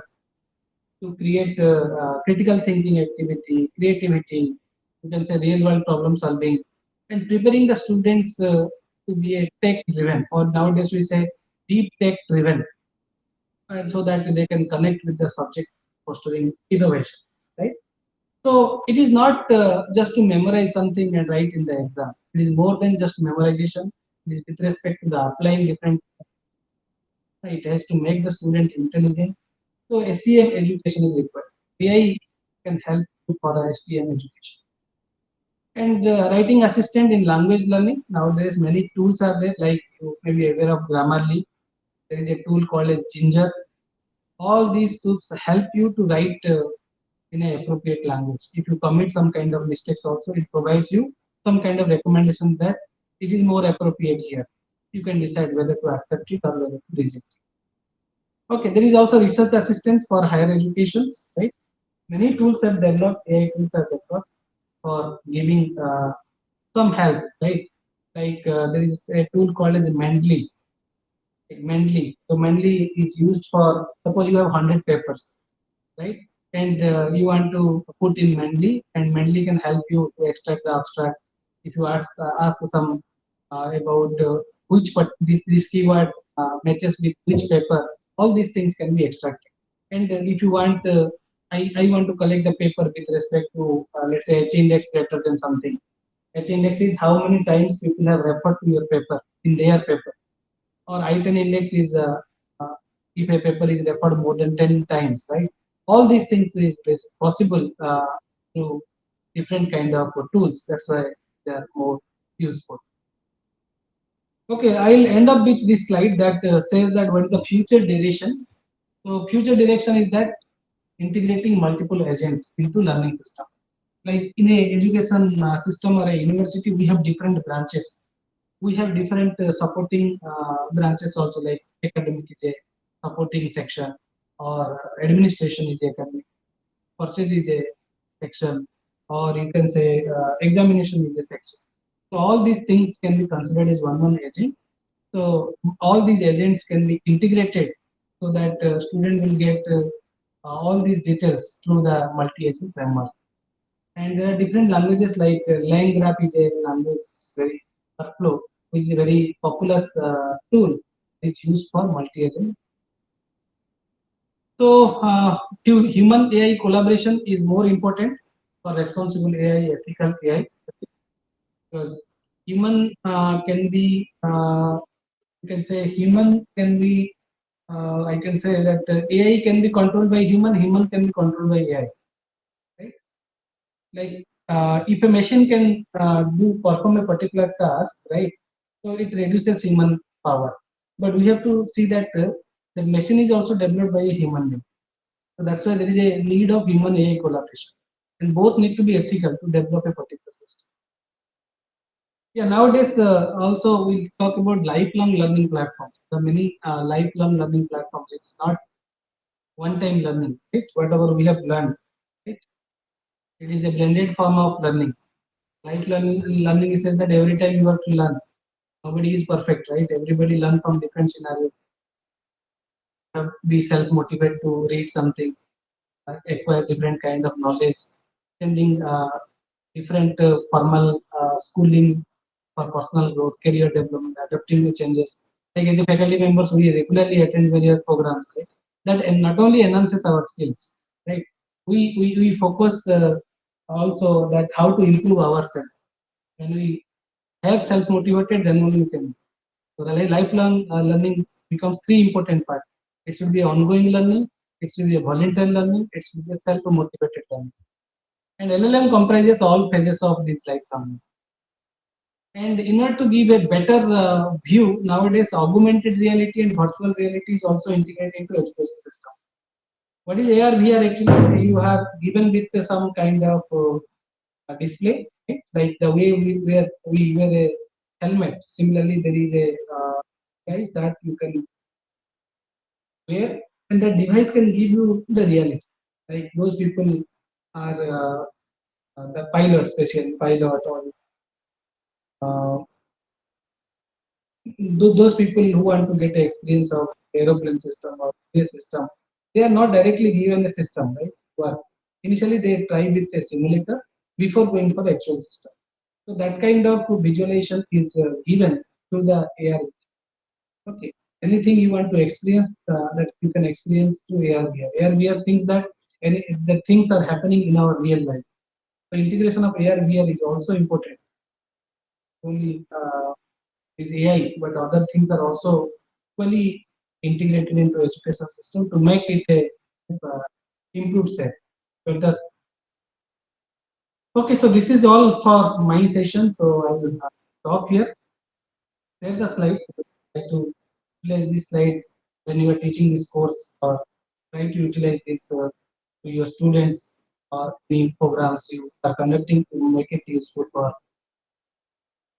Yeah, there is something in the chat box. Interactive 3D model, one of the application like student can learn directly with 3D model. Yes, that is also an example of our, yeah, augmented reality and virtual reality integrated education.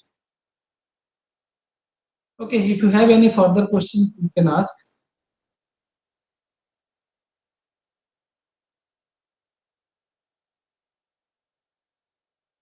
Okay, otherwise we'll take a break of 5 minutes. Then we'll start the next session at 3:35 p.m. Thank you everyone for patiently listening.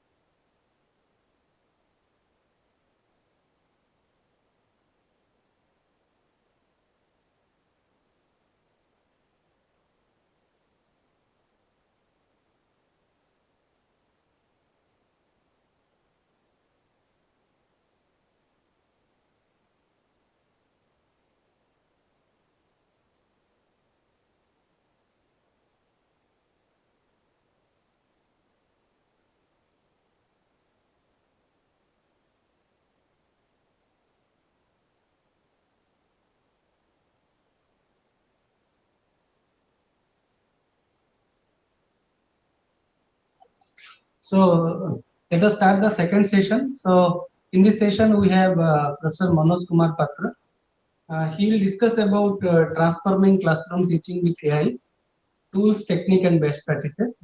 So before Professor Manoj will start the session, let me introduce Professor Manoj. Professor Manoj Kumar Patre is an assistant professor in the Department of CSE at NIT Warangal.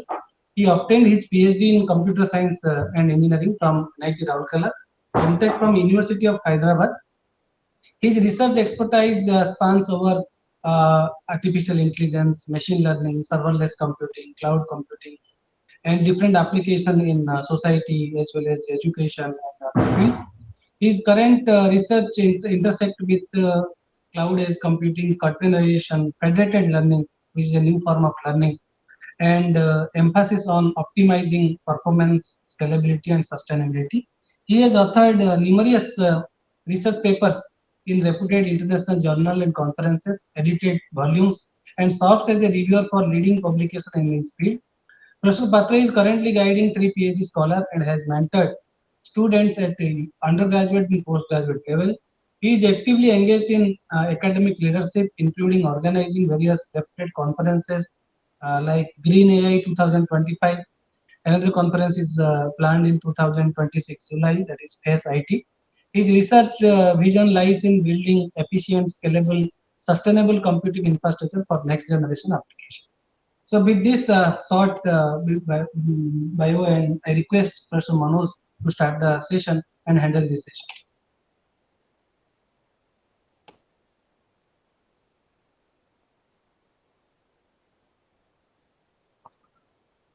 Sir, am I audible? Yeah, you are audible. Please go ahead. Okay. Thank you so much, sir, for your kind introduction. And good afternoon, everyone. My today's topic of discussion is transforming classroom teaching with artificial intelligence, tools, technique, and best practices. So currently, I'm working as an assistant professor in the Department of Computer Science and Engineering, National Institute of Technology, Warangal. And this is an institute of national importance under the Ministry of Education, Government of India. And this is my contact number and email address. So, in this talk, I'll be discussing about these six things.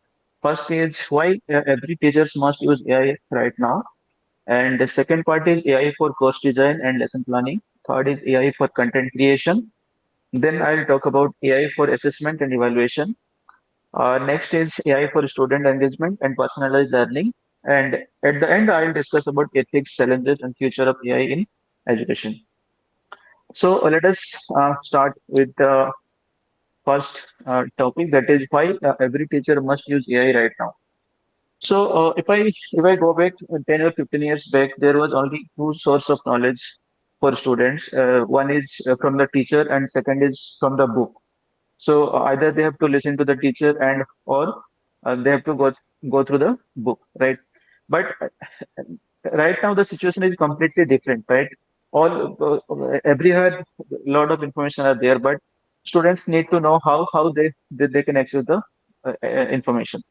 So because of that only, in the classroom right now, students are not that attentive, or because of they are very digital native, and after their attention span is very less, or day by day is decreasing, because they most of the time they are busy with their mobile phone or some tablets, etc. during the class, and their expectation from the teacher is very high. Their expectation is something like whatever a teacher is teaching, they will be able to understand easily, or they'll be able to write them properly. And one more point is industry demand for practical skill is growing day by day.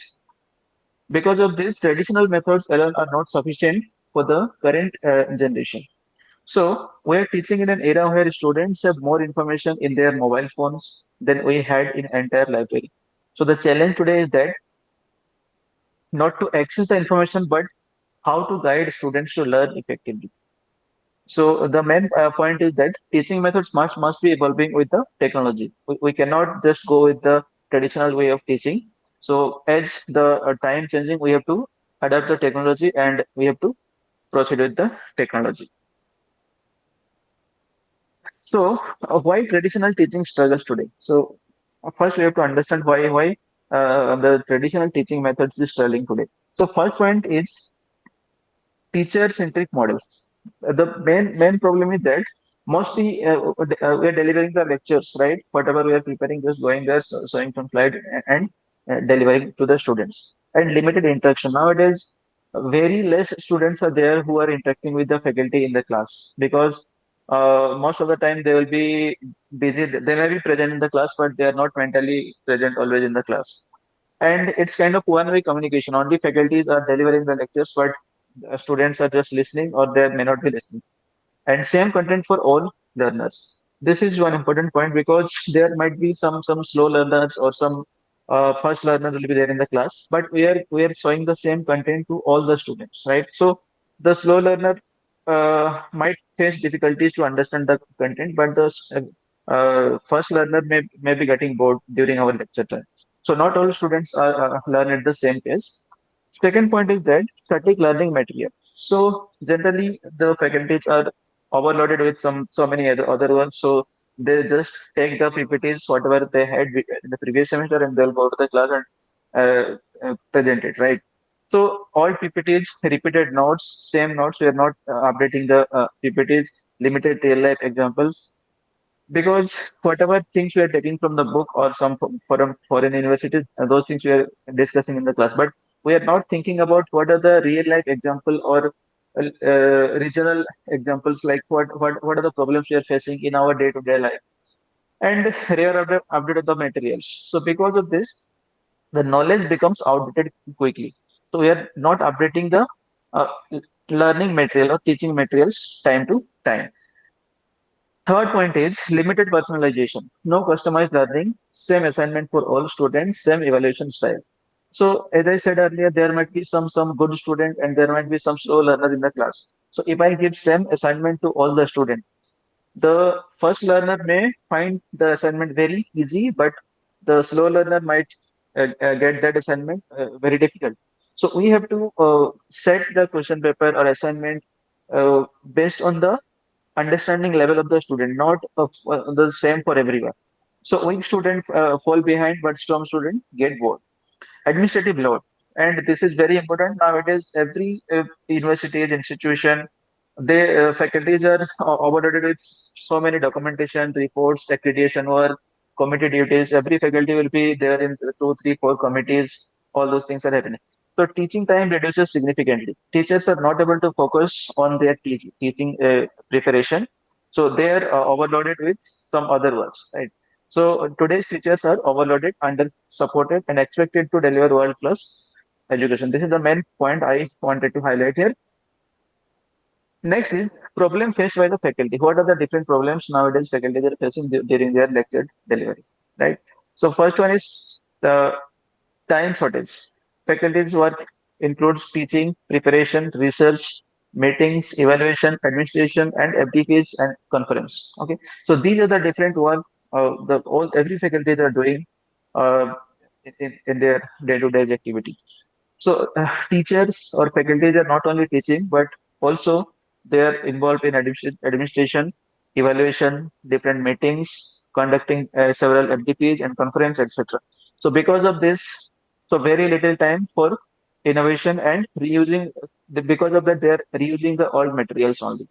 So less creativity in the class. So preparing one quality lecture may take 5 to 5 hours. So before going to the class, for delivering a lecture of 50 minutes or 60 minutes, we must take at least 4 to 5 hours to prepare. But faculties are not getting that much time also to prepare for the class, right? Second point is content overload. So nowadays there are different sources of informations are there. Multiple textbooks are there for same subject. If I consider operating system, so many authors are writing the books on operating system, right? Online courses, there are hundreds of online courses are available right now. Research papers, there are so many research papers getting published day by day. YouTube lectures, there are so many YouTubers who are teaching the same subject, and also massive online open online courses, MOOCs. So there are plenties of resources from where we can get the course. But problem is that there are so many information available. We have to select them, right? We have to select the appropriate one. But how to select and what to select, what to skip, and what is relevant for our class, right? So that leads to confusion and inconsistency in our teaching material. Next point is slow evaluation. Because of the very large class size, every class is having now minimum 60 to 70 or maybe 80 or 100 students are there in the class. So, and when we are following manual checking, right, for every exam, repeated feedback, delays in result. So, because of this large class size, manual checking, obviously the result publication will be delayed, right? So, students lose interest, feedback becomes very less meaningful, and teacher burn. So checking 100 MCQ sheet takes several days to finish it, right? So this is another reason. And the next problem faced by the faculty is that low student engagement. During the classwork, as I said earlier, mobile addiction, right? Nowadays, every student carrying uh, mobile phones, tablets, laptop in the class. So during the classwork, their focus is on mobile only. Every few seconds, they are checking their mobile. So either some notification came or some message came, right? Passive listening, they are very rarely listening to the faculty member. Lack of participation and poor questioning. They are not at all interacting nowadays. And even if we start from our side, they may interact a little bit, but from their side, they will never ask any questions. And this is because of what? Monotonous delivery, no interactivity, and no real world linkage. So surface learning is happening, but no deep understanding of the subject matter. Right. So faculty are struggling not because lack of ability, but because of lack of support. Right. So they are not getting support from the institute or administration. Or also in the class, students are busy with their mobile phone. So what AI can do for the teachers? So these are the different problems faced by the faculty members during their lecture delivery. So how AI can help the teacher to prepare better lecture plan as well as preparing better lecture content and delivering it in the class. And also how AI can help the faculty to grab the attention of the student or how to prepare the personalized course material, etc. So here I have written artificial intelligence act as a digital teaching assistant. So AI is not the teacher, but this AI act as a digital teaching assistant. First point is it saves time. AI helps in lesson planning, PPT preparation, note generation, paper preparation, and also rubrics. So this result hours of work get reduced to the minutes. So if I ask you to prepare one lesson plan for a subject, if I do it manually, then I may take 3 to 4 hours or 6 hours to do that.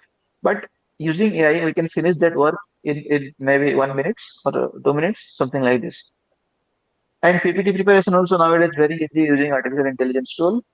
If we prepare, we have to search the material, we have to select the material, again verify it. All those things will take so much time. But using AI, we can prepare the PPT very quickly. And note generation, question paper, rubrics, all these things can be prepared using artificial intelligence. And AI, using AI, it also enhances the quality of the material. Structured content, multiple examples, latest references, and clear explanation. This results more professional teaching materials. Support for personalization. So AI can also generate easy, medium, and hard question paper. Suppose I have some student who are very good and some student who are very not very but little bit slower than the first learner. So I can create different level of question paper, right? Generate easy, medium, and hard question paper on a particular topic. I will show you during the demonstration how to create these different level of question paper in ChatGPT or some other AI tools, and create remedial materials if any extra material is needed to understand a particular topic. That also can be done by artificial intelligence. Provide extra practices, suggest learning path.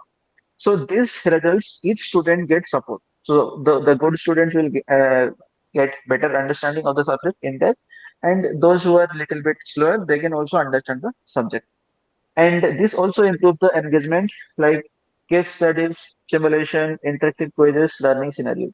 So instead of only just delivering the lecture by showing some PPTs or writing something on the board, we can also teach the subject by giving some case studies to the student, by giving some simulations, assignment, or interactive quizzes. They can discuss and they can answer the thing, and also learning scenarios. We can create some different scenarios, and then we can give it to them so that the class will be interactive. They will not be just sitting and listening to the faculty. So this way of teaching can be more interactive in classroom. So, and the last point here is assist in research and documentation. The role of faculty is not only just delivering the lecture, but also do research and publishing good quality papers and also publishing patents, etc. So, and also documentation. Documentation also includes what? That document related to ranking and all those things, accreditation.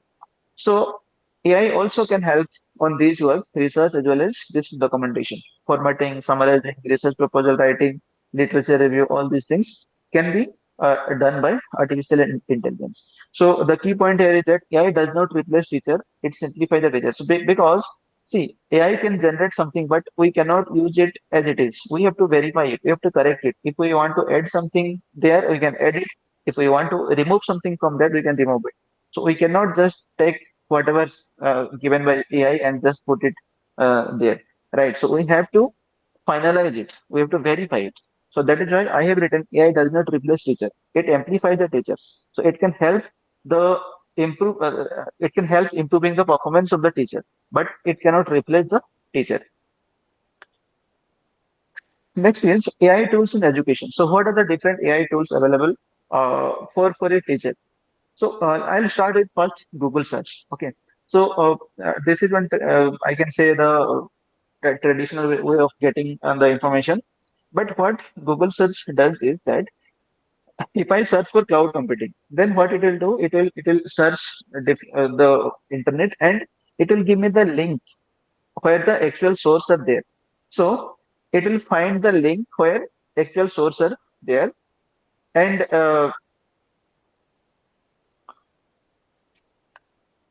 can I answer your questions at the end? Someone is writing something. Okay.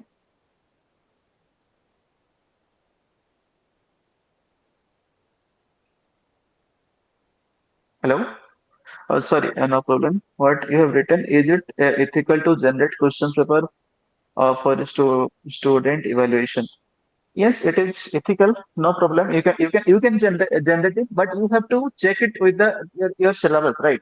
So yeah, you have to generate it. After generating, you have to verify it whether these questions are relevant to your syllabus or not, whether you have discussed those topics in the class or not, right?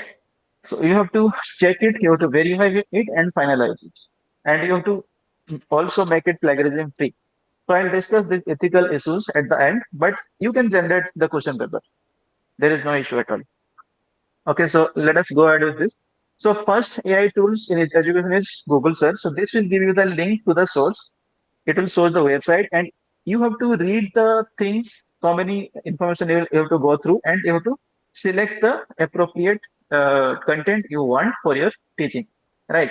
So this will take so much time. So this is very time consuming information overload because so many things you will get. You have to go through so many details. Then you have to select the appropriate content for your teaching, right?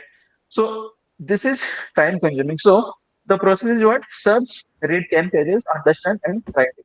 So you have to go through a lot of content to get your answer, right? So best is it for what? Finding the source. This is good for finding the source and official documentation and website, right? Second one is this is okay, but nowadays we are using less this one. But if you want to get the source, then you can go for this Google search. Second one is ChatGPT or generative AI. There is ChatGPT, Grok is there, and so many other Gen AI are there. So see how it works is that it will understand the question. You have to type the questions or prompt, and it will understand the question, generate direct answer, explain concept, and create content. Right. So this is very conversational, personalized, fast, and content aware. Conversational means what? You can ask the question repeatedly one by one, and it will keep answering your question. Right. So suppose if I give explain cloud computing with example, so it will give me the ready-made explanation, starting with definition, service model, and detail. I'll show you later on how it will answer. But if I ask the ChatGPT explain cloud computing with example, it will give me the ready-made explanation. So the best use is what? Lesson planning, content creation, explanation and question generation. Okay, so you can use ChatGPT or any other generative AI tools like Grok is also there to for planning the lesson, content creation, explanation, and question generation. Okay, and third one is AI Copilot. This is something like assistant to some tools. It is integrated with some tools, and it will work inside the Word, PPT, Excel, and emails. Okay, so the advantage is what it will improve the productivity. Okay, and office automation, workflow integration. And example is generate PPTs in PowerPoint, summarizes document, draft email. It will write email for you, create reports. And the best use is what? Documentation, report, personalization, presentation, and academic administration. So this is one kind of AI tools you can use, AI Copilot. And the last one is the education focused AI tools. So I started with Google search, then ChatGPT, then this AI Copilot, then last one is AI focused AI tools. So AI focused, educational focused AI tools means what? They are mainly built for the education purpose. So they will be integrated with LMS, Learning and Management System, and we can create quiz. We can conduct the exam there, and it will automatically tell us what is the minimum mark, what is the maximum mark, what is the average, what is the distribution of the marks. Those things can be generated automatically using this education focused AI tools. There are so many tools are there. I will show you. And the advantage is what? Teaching plus monitoring. We are teaching as well as monitoring the student. What is the attendance percentage, average marks, and all those things we can monitor. Data driven decisions. And features is what? Student tracking will be easy. Performance analysis will be easy. Personalized feedback, learning and analytics. Best use is for what? Continuous assessment, student support, and learning analytics. So we can go for ChatGPT, or we can go for AI Copilot, or we can go for AI education focused AI tools. So AI tools in education. See, these are the four things I have discussed: Google, ChatGPT, AI Copilot, and education focused AI tools. Right. So this Google is for what? Information search, and it will give the source of the information. ChatGPT, it will create the content. This is for teaching support, and Copilot is productivity. It will be integrated with some tools, and that will help us improve our work, academic work. And education focused AI tools, learning management system. They will be integrated in LMS and student. This will be useful for student monitoring, conducting exam, and all those things. So the use of right AI tools for the right academic purpose. The main point here is we have to use the right AI tools for the right academic purpose. So this is the introduction. For this, I started with why students are not progressing in the class, what are the problem, and what are the problem faced by the teachers, and what are the different AI tools available which can help us improve our teaching process. So in the past, good teachers work hard, but today smart teachers work with AI. And one more message I would like to give here is AI will not replace teacher, but teachers who use AI will lead the future. Next section is AI for course design and lesson planning. So, how artificial intelligence tool can be used for your lesson planning and course design? Okay. So let us see. In the previous section, we have seen why AI is important, and now let us see how AI can practically help us in our daily academic work, starting from course design. So, academic generally start from course designing, lesson planning, then delivering the lecture, then evaluation and assessment, then feedback and all those things, right? So AI is not only for technology expert, it is for every teacher. Nowadays, every teacher should use artificial intelligence to best delivering of their lectures. Right? So traditional course design, if we go for the traditional course design approach, these are the different challenges faced by the faculty. So manual syllabus design, reusing old syllabus, copy paste from other universities. So if I suddenly ask you to create a syllabus for the cloud computing, no one can think like what the things I'll keep in five modules, right? So definitely everyone will just refer that other universities syllabus, and it may copy from that syllabus or something like that. Limited innovation, rare update. So just we will be copy pasting from some other universities, rare update. We are not updating. But see, the problem is here, course do not match industry because industries are changing every day, right? So we have to update our syllabus also according to the industry demand. quick outcome mapping. So course outcome written casual. So this is actually very important task for our accreditation and all those things and B and NAP. So this the course outcome should be written very like seriously, and also we have to make use of Bloom's taxonomy, right? So if we are not using that Bloom's taxonomy, that also not good for our academic uh, point of view. That improper COPO mapping, right? So COP course outcome and program outcomes should be mapped properly. So if we do these things manually, it will take days to finish the work actually. Okay. So and also there is a chance of mistake, and that will lead to the accreditation problem. When we'll be submitting those documentation in front of the NBA or NAC body, they will find the problem and they will reject it, right? So to avoid these things, we can go for AI tools. Okay, and third one is time-consuming planning. Weekly plan made manually, no standard format, repeated revisions, right? So these are the problems faculty waste academic time. Instead of this focusing on teaching, they will be just preparing the plan and all those things, right? So we spend weeks designing course that AI can help us prepare in hours. So if I go for manual preparation or course design or planning, then definitely I have to waste so many days to do that. But using artificial intelligence tool, we can finish those tasks in maybe in 1 hour or two. So now the role of AI in course design. How this AI will help us in course design and lesson planning. Okay. So here I have written the code. AI works like an academic consultant. Okay. So it will help us design our syllabus, prepare our lesson plan, and all those things. So design lesson plan structure. AI can generate units, topics, subtopics, learning objectives. Okay. So these are the things we have to keep in our syllabus, right? So if I have given one prompt here, design 5 unit syllabus for cloud computing for BTech aligned with the National Education Policy 2020. So this will give me structured, balanced, and updated syllabus. I'll show you, I'll practically how this will generate the things. And next is I'll execute these prompts one by one. Next is what writing course outcome. So after generating the syllabus, we have to also write the course outcome, right? And also use Bloom's taxonomy, create measurable outcomes aligned with program goals and all those things. So if I give the command something like generate 5 course outcomes for cloud computing using Bloom's taxonomy, it will give me very professional and well structured course outcome statement. I'll show you again by giving this prompt in Chat GPT. Third one is COPO mapping. This is also very difficult for us if we go for manual preparation, right?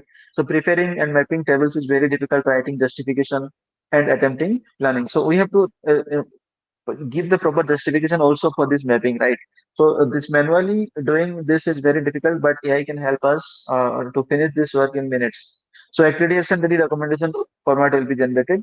So AI reduces the academic paperwork and increases the academic quality. So this instead of wasting time in these things, we can take help from artificial intelligence tool and we can finish this task in minutes or hours. AI for lesson planning and weekly teaching plan. AI can also uh, help us in planning our lesson, weekly planning or monthly planning or for 1 hour lecture plan, right?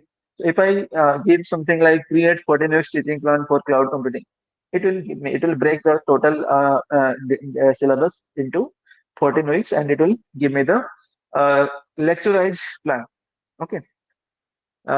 Next one is lecture wise plan. Okay, this is what I said. Prepare 60 minutes lesson plan. So if I want to prepare for 1 hour or for one class, that is 60-minute lesson plan on virtual machine, it will give me the total content, what other things need to be discussed in the class. Okay. So next prompt is suggest active learning strategy for teaching cloud computing. So how we can engage the students in a better way, right? Generally, the students are getting bored in our class and they are not mentally present in the class, even if they're sitting physically. So what are the things we can do to make our students engaged in our class, right? So this will also be the AI tools will also help suggesting some learning strategies for this think pair share group discussion mini project and case analysis. And the fourth one is flipped classroom support. So classroom is something which we are giving some lecture plan, lecture material. Students are reading uh, at their home and they're writing the exam, right? So it will be combination of both physical classroom as well as the offline mode, something like that. So this AI tool can help us preparing the pre-reading material. So we have to tell the student these are the things I have to discuss in the class. You go through these materials and come to the class, something like this. So for this, the AI tools can help us prepare pre-reading materials, generate videos, scripts, and also create quizzes.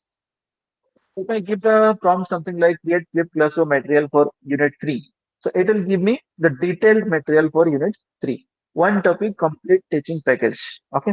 So now let us go for some live demonstration and using ChatGPT and just let me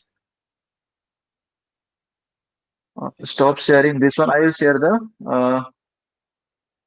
present something else. I will be sharing Windows and this one. Okay. So this is visible, right? My screen. Okay. So let me just show you something. What are our things I discussed right now? Yes. Okay. So this is the first prompt I told you. So let me execute this one. How this will give me the detailed cloud computing for BTech with NEP. Just I will copy this one and okay. So let me show you. I'm just putting this prompt. Design a 5 unit syllabus for cloud computing for BTech aligned with NEP 2020. Okay. And just enter and see how this is generating the cloud computing syllabus for the BTech students. And this is also aligned with NEP 2020. So if I will do this manually by myself, I will take minimum 2 3 days to finish this one. Means I have to think, I have to decide what are the things I'll keep.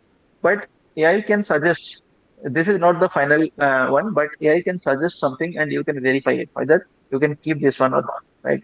So see, it is giving me unit-wise syllabus: introduction to cloud computing, cloud architecture and virtualization, and cloud storage, database networking, cloud application deployment, and DevOps, like this. Okay, so it is giving me 5 units course that need to be discussed in the class for cloud computing. So next part is once I get the detailed syllabus, I can go for course outcome, right? So I'll ask ChatGPT to uh, generate course outcome for me. I need not think about the things. So I'll just type generate 5 course outcome for cloud computing using Bloom's taxonomy.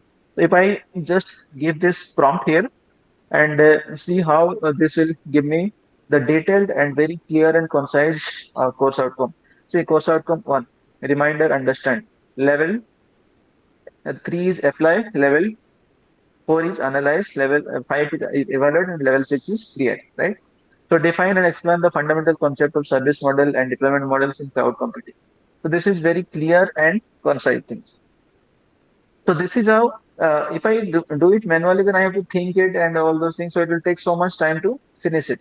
But using AI tools like ChatGPT, we can finish this task very quickly. So then next I will go for prepare COPO mapping for above courses. See, during COPO preparation, we have to justify it, right? If I am writing something, so I have to justify it whether it is correct or not. But I can take help from ChatGPT and prepare the COPO mapping, right? So just I am putting here now, prepare COPO mapping for the above courses, right? So just enter and see what is it is giving. It will give the detailed tables along with the justification. Correlation scale, 1 is high, 2 is medium, 3. Now see, program outcome are written. Okay. Then COPO mapping matrix also generated automatically. And it will also give the justification. Means why the CO along with PO1 is 3, right? So this is very clear and understandable, and also uh, I think very precise way of writing this COQ mapping, right? So this is how, see, if I do this, I have to spend a lot of time, minimum 3-4 hours or maybe 5 hours to think about this and giving justification for each mapping, right? But AI is doing it very quickly in a second, and also whatever AI is generating that is not final, we have to verify it. Always we have to verify it before producing it to somebody else, right? And the next prompt I want to use is, suppose I want to create teaching plan for 14 weeks, right? So I'll just give some command, something like uh, create 14 weeks teaching plan for cloud computing. So this will give me the week-wise uh, teaching plan for this subject. Now see, is it generating week-wise teaching plan? What are the things to cover? First week, this is the topics. Okay, teaching method, lecture, discussion, activities, real life example. Everything is giving in detail. So it is giving me the 14 weeks of teaching plan, right? And next, suppose I want to prepare for 60 minutes lesson plan. For one class, I want to prepare, right?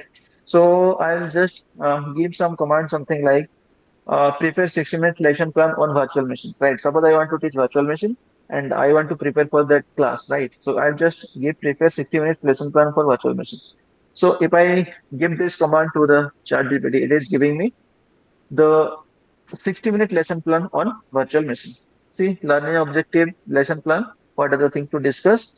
And introduction, basics of virtualization. Then I have to discuss virtual machine architecture, then hypervisor. So it is giving me detailed and clear description of what are the things to discuss in the class for 68 minutes, right? So if I do these things manually, how much time I will take? For preparation of one class, I may take 3 to 4 hours or maybe more than that. But by taking the help of this artificial intelligence tool, I can do this in minutes, right? Now, suppose I want to do some activities in the class, maybe group discussion or case studies analysis or mini project I want to give. So if I think myself, I may not get some ideas, right? What are the things to give? But I can take help from AI tools again to get those ideas. What activities can be done in the class, and what are the tasks can be given to the student, so that their interaction will increase. So let me put something like suggest active learning strategy for teaching cloud computing. So what strategy I can apply for this teaching cloud computing in an active manner in the class. So now see, so it will suggest me some of the activities, like I can go for hands-on cloud computing lab, right? In that I may create group of 5 people and they will be solving some problem. Student perform real task on real cloud platform. That is one suggestion it is giving. Second one is problem-based learning. Student solve real-world problem using cloud uh, solutions, right? Third one can be case study material. Suppose analyze real industry implementation. Suppose I will give some scenario. I want to do this and this using cloud computing, and you suggest me what service model, what deployment model I will be using to go for cloud computing. So in this way, I can, these are the different ideas the AI is giving me, right? Flip classroom, I can also prepare some material, give it to the student, ask them to read and come back to the class, and again we'll discuss. So these are the different suggestions: mini project, capstone task, think, pair, share, and simulation and role play. All right. So these are the different ideas it is giving me, so that our class will be interactive. Students will be engaged with each other. They will not just be sitting and listening to the boring classes, right? So see, these are the different ideas it is giving me for creating the interactive classroom activity, right? Next is, suppose I want to have a flip classroom uh, planning. So for that also I can give some command, something like, suppose I want to create material for flip classroom for unit 3. That means what? In advance, I'll give the material to the student. They will go through it and we'll discuss it. Okay. So I'll write something like create flip classroom material for unit 3. Okay. So now see what it is giving me. So these things, if I do manually, it will take so much time. But using this AI tools, I can get the content. See, Flip Classroom Material Unit 3, Cloud Storage, Database, and Networking is there. So pre-class learning material or self-study phase. So the students will go through the basic things, object storage, block storage, Flip, and I'll discuss in detail while we'll be attending the physical classroom, right? So these are the few things we can do for lesson planning and course design using artificial intelligence tool, and we have created this classroom, and fine, this is also done. Okay, so let me come back to the previous slide. So now let me share this PPT again. Okay, so now see, so these are the live uh, demo I wanted to give. So AI can help us designing the syllabus. It can help us generate the CO using Bloom taxonomy. AI can also prepare the 1 hour lesson plan. AI can also help us suggesting classroom activities, right? And apart from that, there are some of the things we have to take care of. That is best practice for AI in course design. So while taking the help of AI, it is good for us. It will save the time. It will help us. It will give us clear and concise material. But still, we have to follow some rules and regulations, or we have to practice some things that is kind of uh, preventive measures, so that will not lead to any problem in the future. So do not copy blindly. So after getting the content from the chat GPT or any other AI tools, you cannot take the content blindly. Okay. Always you have to verify, customize, and localize it. So the message here is that AI drafts, teacher decides. So AI will give you the draft material, but teacher has to decide what are the things to keep, what are the things to be removed, and what extra things need to be added. Right. Second point is add your expertise. So you cannot just copy and paste it. So you have to see the content and verify it. Okay. You have to use your intelligence here, right? So you have to check it. Okay. You have to use your expertise here. Is it related? It is relevant to your syllabus? Any research input or local contents you can edit, right? So your experience make AI content valuable. So whatever things AI is giving, that is okay. But if you add your intelligence or expertise to that content, it will be more valuable, right? Third main point is that maintain academic standards, right? So check plagiarism, verify references, maintain academic rigor. So always you have to, your content need to be plagiarism free. You cannot just take something from the internet or generated by ChatGPT and put it somewhere.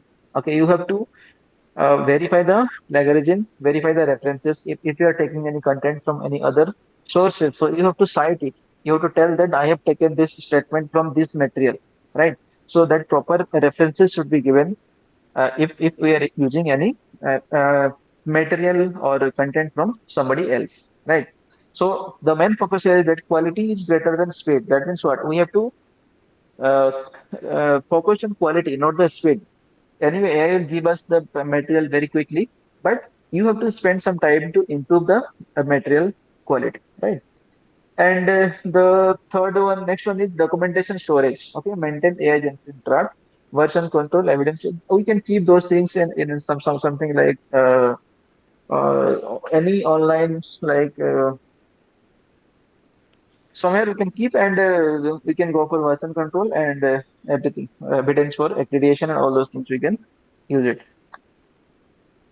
So here I want to highlight what are the different benefits for faculty and institute. So both faculty and institute will be benefited. Not only the faculty but institute also will be benefited. It saves time, reduces stress, improves quality, enhances confidence. For institution, better accreditation material they will get, improve ranking, industry environment, and students will be satisfied. So they will spread the good news about the institution, right? So that is how the institute will also get benefited. So AI adoption create the win-win situation for both teachers and the institution. Okay, so the next part, the okay closing message here that earlier syllabus didn't require experience and time. Today, AI plus experience can lead to the excellence, right? So AI gives us speed, teachers gives wisdom, and this is why AI is not luxury anymore, but it is a necessity. Everyone should be going for the AI tools, right? So the next part is what AI for content creation. So how AI can be used for creating content, right? So we have seen how AI helps us designing course material and lesson plan in the previous section. Now let us see how it helps us create the actual teaching material, slides, notes, examples, and visuals. So good teaching depends upon the good content. If your content is good, if your slide PPT material is very good looking, or there are some transition, there are some high quality visuals, then automatically students will be attentive in the class or they'll be listening to you. So this is very important. Good teaching depends on the good content. So you have to so see, if I go for manual preparation of PPT, it takes 6 to 10 hours. For formatting issues will be there. Repetition of content, limited creativity will be there. So problem is what teachers spend more time designing slide than teaching. So for taking 1 hour class, we have to prepare for 6 to 7 hours for preparing our material, right? And second one is what lecture notes preparation, manual typing, copying from books, or scattered resources. As I said earlier, there are huge resources online. And there are so many courses in YouTube or MOOC. So we have will get confused what to select, what to reject, right? So, and that will lead to the inconsistent quality of study material. And third one is what lack of case studies. So generally, we're just putting something. We're not giving proper case studies or any active learning materials or any project or assignment to the student. So this is leading to the theory practice gap. Only mainly focusing on theory, but not practical one, right? And the last one is visual content deficiency. So we have to keep the things in our PPT so that students will be more interactive as well as they'll be listening to our class, right? So few diagrams, proper graphics, low quality image that leads to low student understanding. So the problem is what preparing how to teach. We know what to teach, right? And the next is AI works like a digital content developer. Okay, so PPT slide generation. Okay, AI can generate slide, bullet points, figure notes, examples. So let me just uh, take you to the chart GPT again, and just let me so create 12 slide on edge computing with example. Okay, so if I just take this command and put it in the chart GPT, it will create 12 slides on edge computing for me. And let me show you. Let me take you to the chart GPT. This one. Okay, so I'll just put this same command here, and I'll just hit enter. Create 12 slides on edge computing with examples. So let us see how it is creating the content.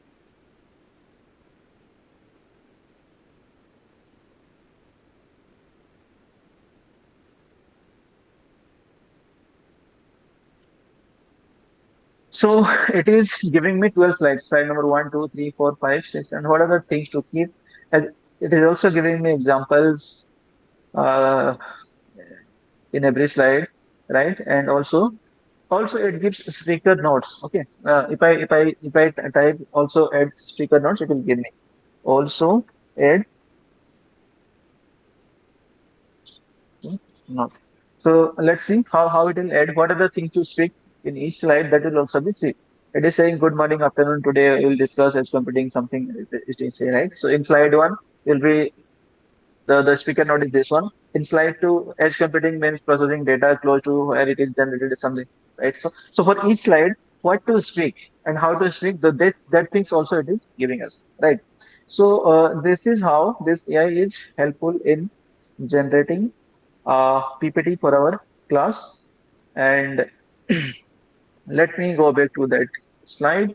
And yeah, so this one, and this will not only help us creating PPT, it will also help us prepare the lecture notes. So prepare detailed notes on virtualization for BTech. So if I give this command, it will create detailed notes on virtualization. Third point is create case studies on smart agriculture using IoT. If I want to create some case studies or practical example for the students that is I'm not able to think of, then I can also ask AI to create this or suggest me some of the case studies which can be useful in the class, right? So I can give this with the command something like create case studies on smart agriculture using IoT in India. So this will give me some case studies on this smart agriculture using IoT in India.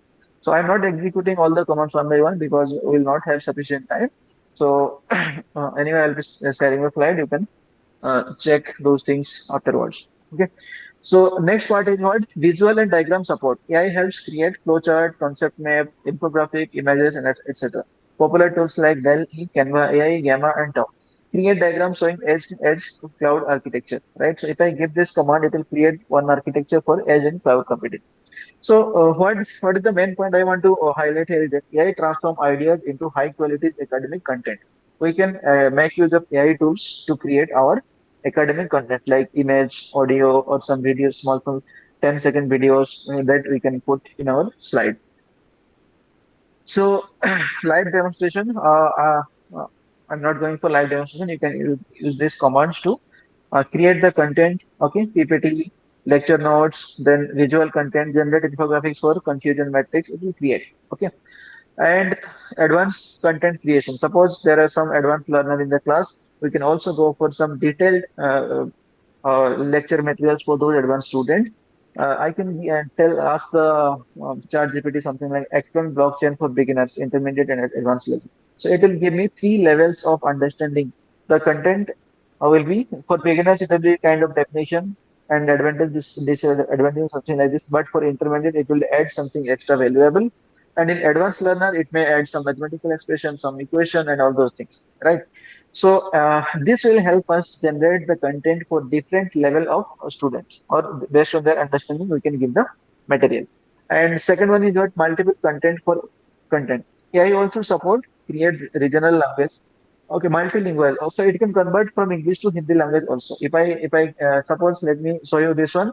Uh, okay, let me show you this one. Suppose I want to ask the ChatGPT what is virtualization. So first I will ask the ChatGPT what is virtualization. Let me type here what is virtualization. What is, or not what is, I'll ask, I will tell define virtualization.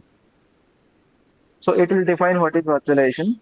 Okay, then I will ask to translate it to the Hindi language. Okay, so I'll just translate these notes into Hindi.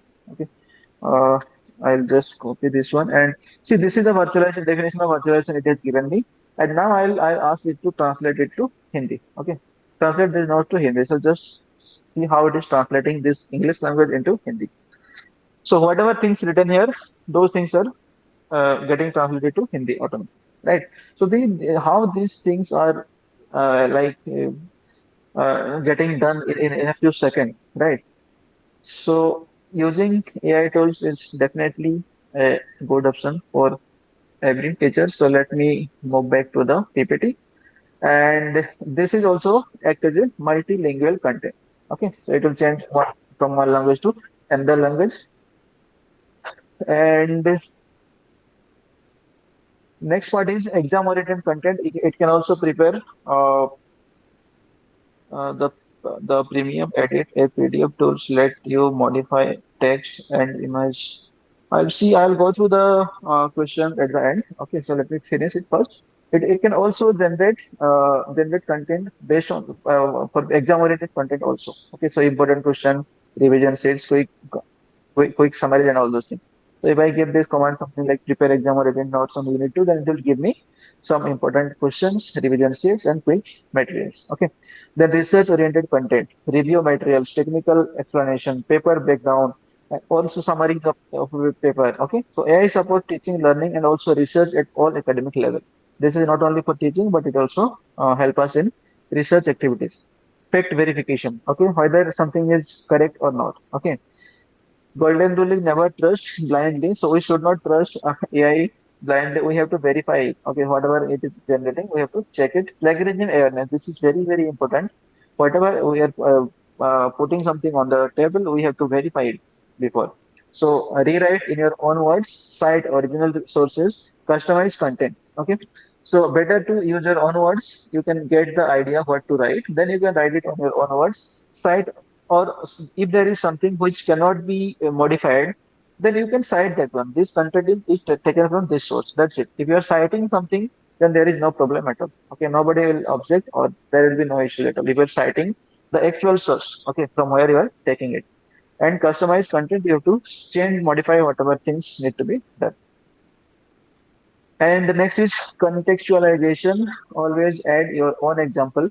So it will give some examples, some problem statement, some assignment. But also, if something better is coming into your mind, you can add that one.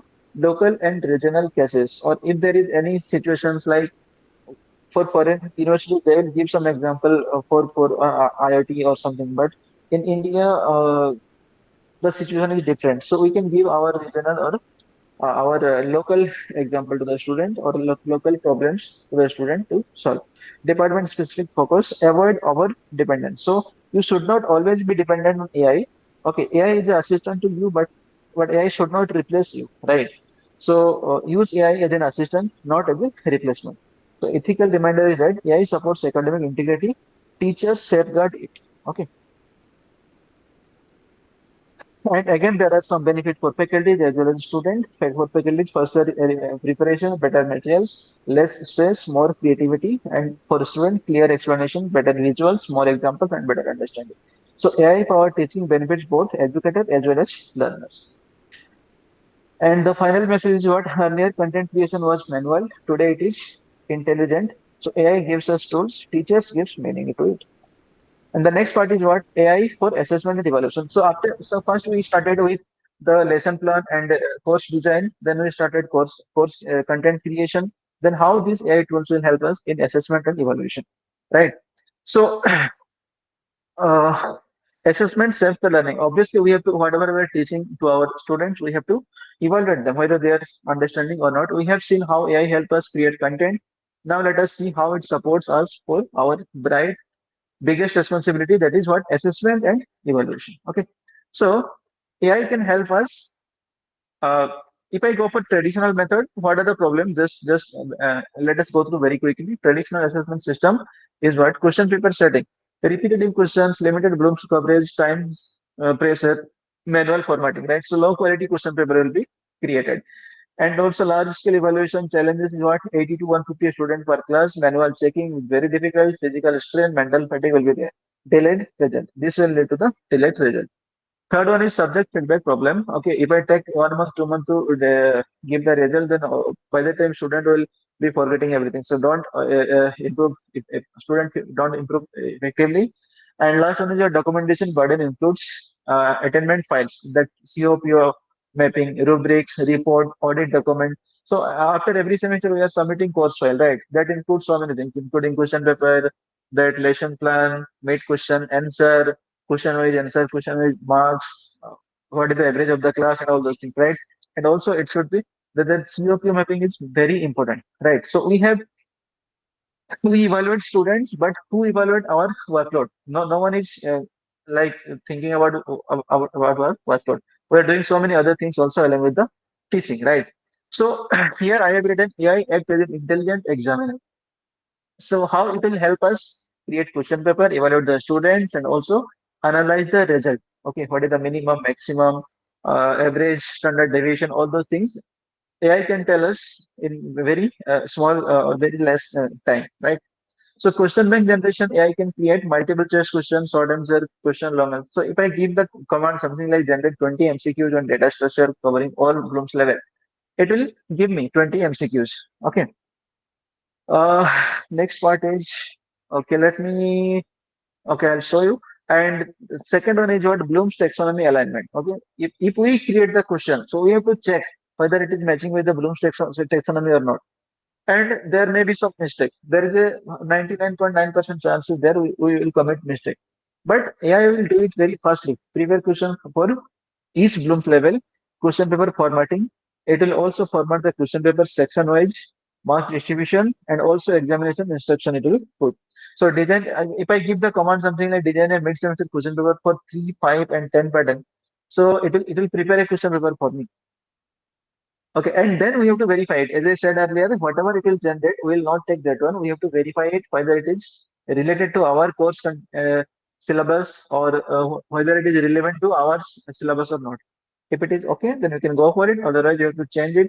We have to add something. We have to remove something from the content. Then we have to improve the quality of the content. Okay, it may be material or question, whatever it may be.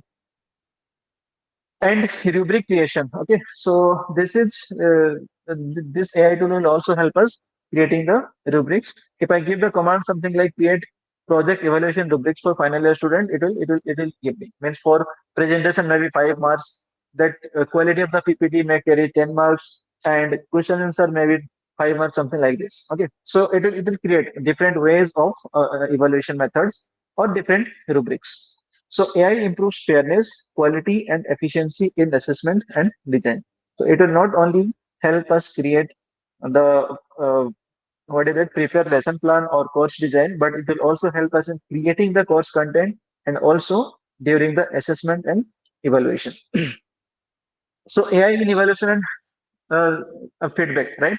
So automated answers keep analysis. So nowadays there are so many AI platforms are there. If you just upload the photocopies of the answer sheet and if you upload the answer, okay, related whatever some default answers to that question, it will analyze the text written by the student and whatever answer you are putting, and based on the similarity, it will give some score to the answer, right?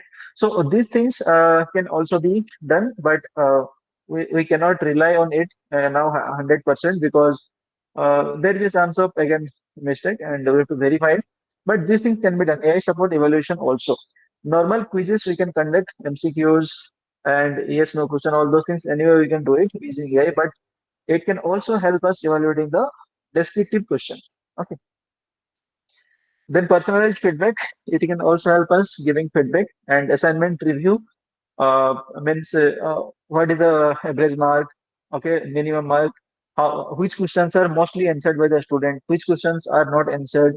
That means what those questions are difficult for most of the students. Those kind of analysis we can do using AI tools. So structure checking, grammar correction, improving clarity and flow. These all things we can do using some of the tools.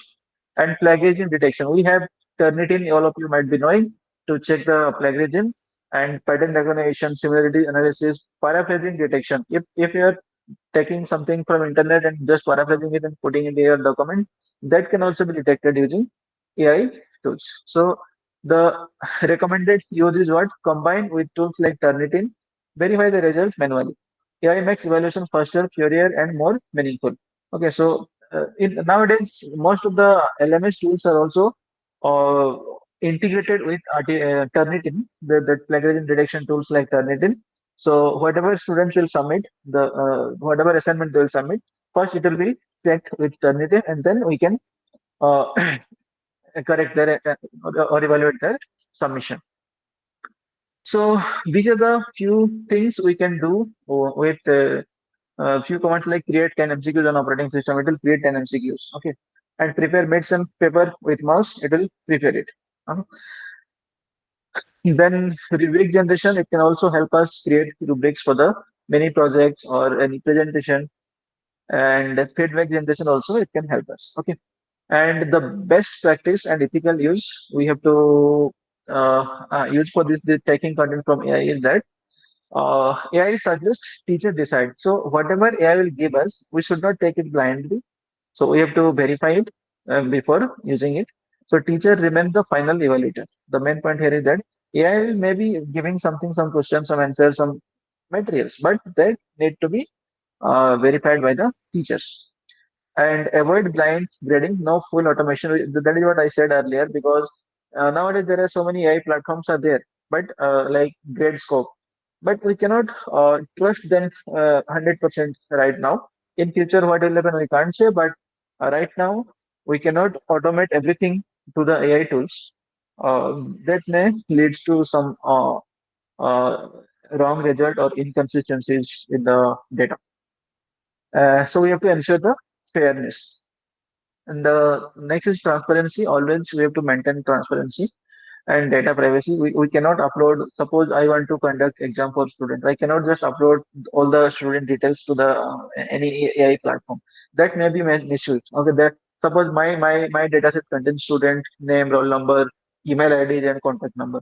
So I cannot just upload it to the any AI platform because it is having email ID as well as phone number. So that things we need to take care of. Do not upload sensitive data. Repeat institutional policy. We have to respect the institution policy, whatever rules, regulations set by the institution, that we have to follow. So responsible AI ensure trust and assessment.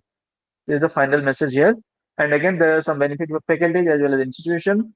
And this will reduce the workload, faster result, better consistency, and less burnout. For institution, it will be better audit report. We can using AI tools, you can create better audit report.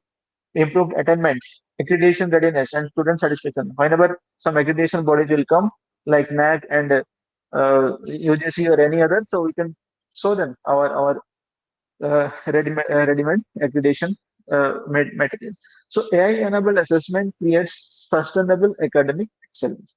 So with less effort, we can have better exam process, evaluation process, result analysis, and feedback analysis. So assessment should measures learning, not adjust teachers. AI gives speed, teachers give the judgment. This is the final message for this topic. And the next part is AI for student engagement and personalized learning. Okay, so how student, as I said, started with that the nowadays students are less interacted in the class.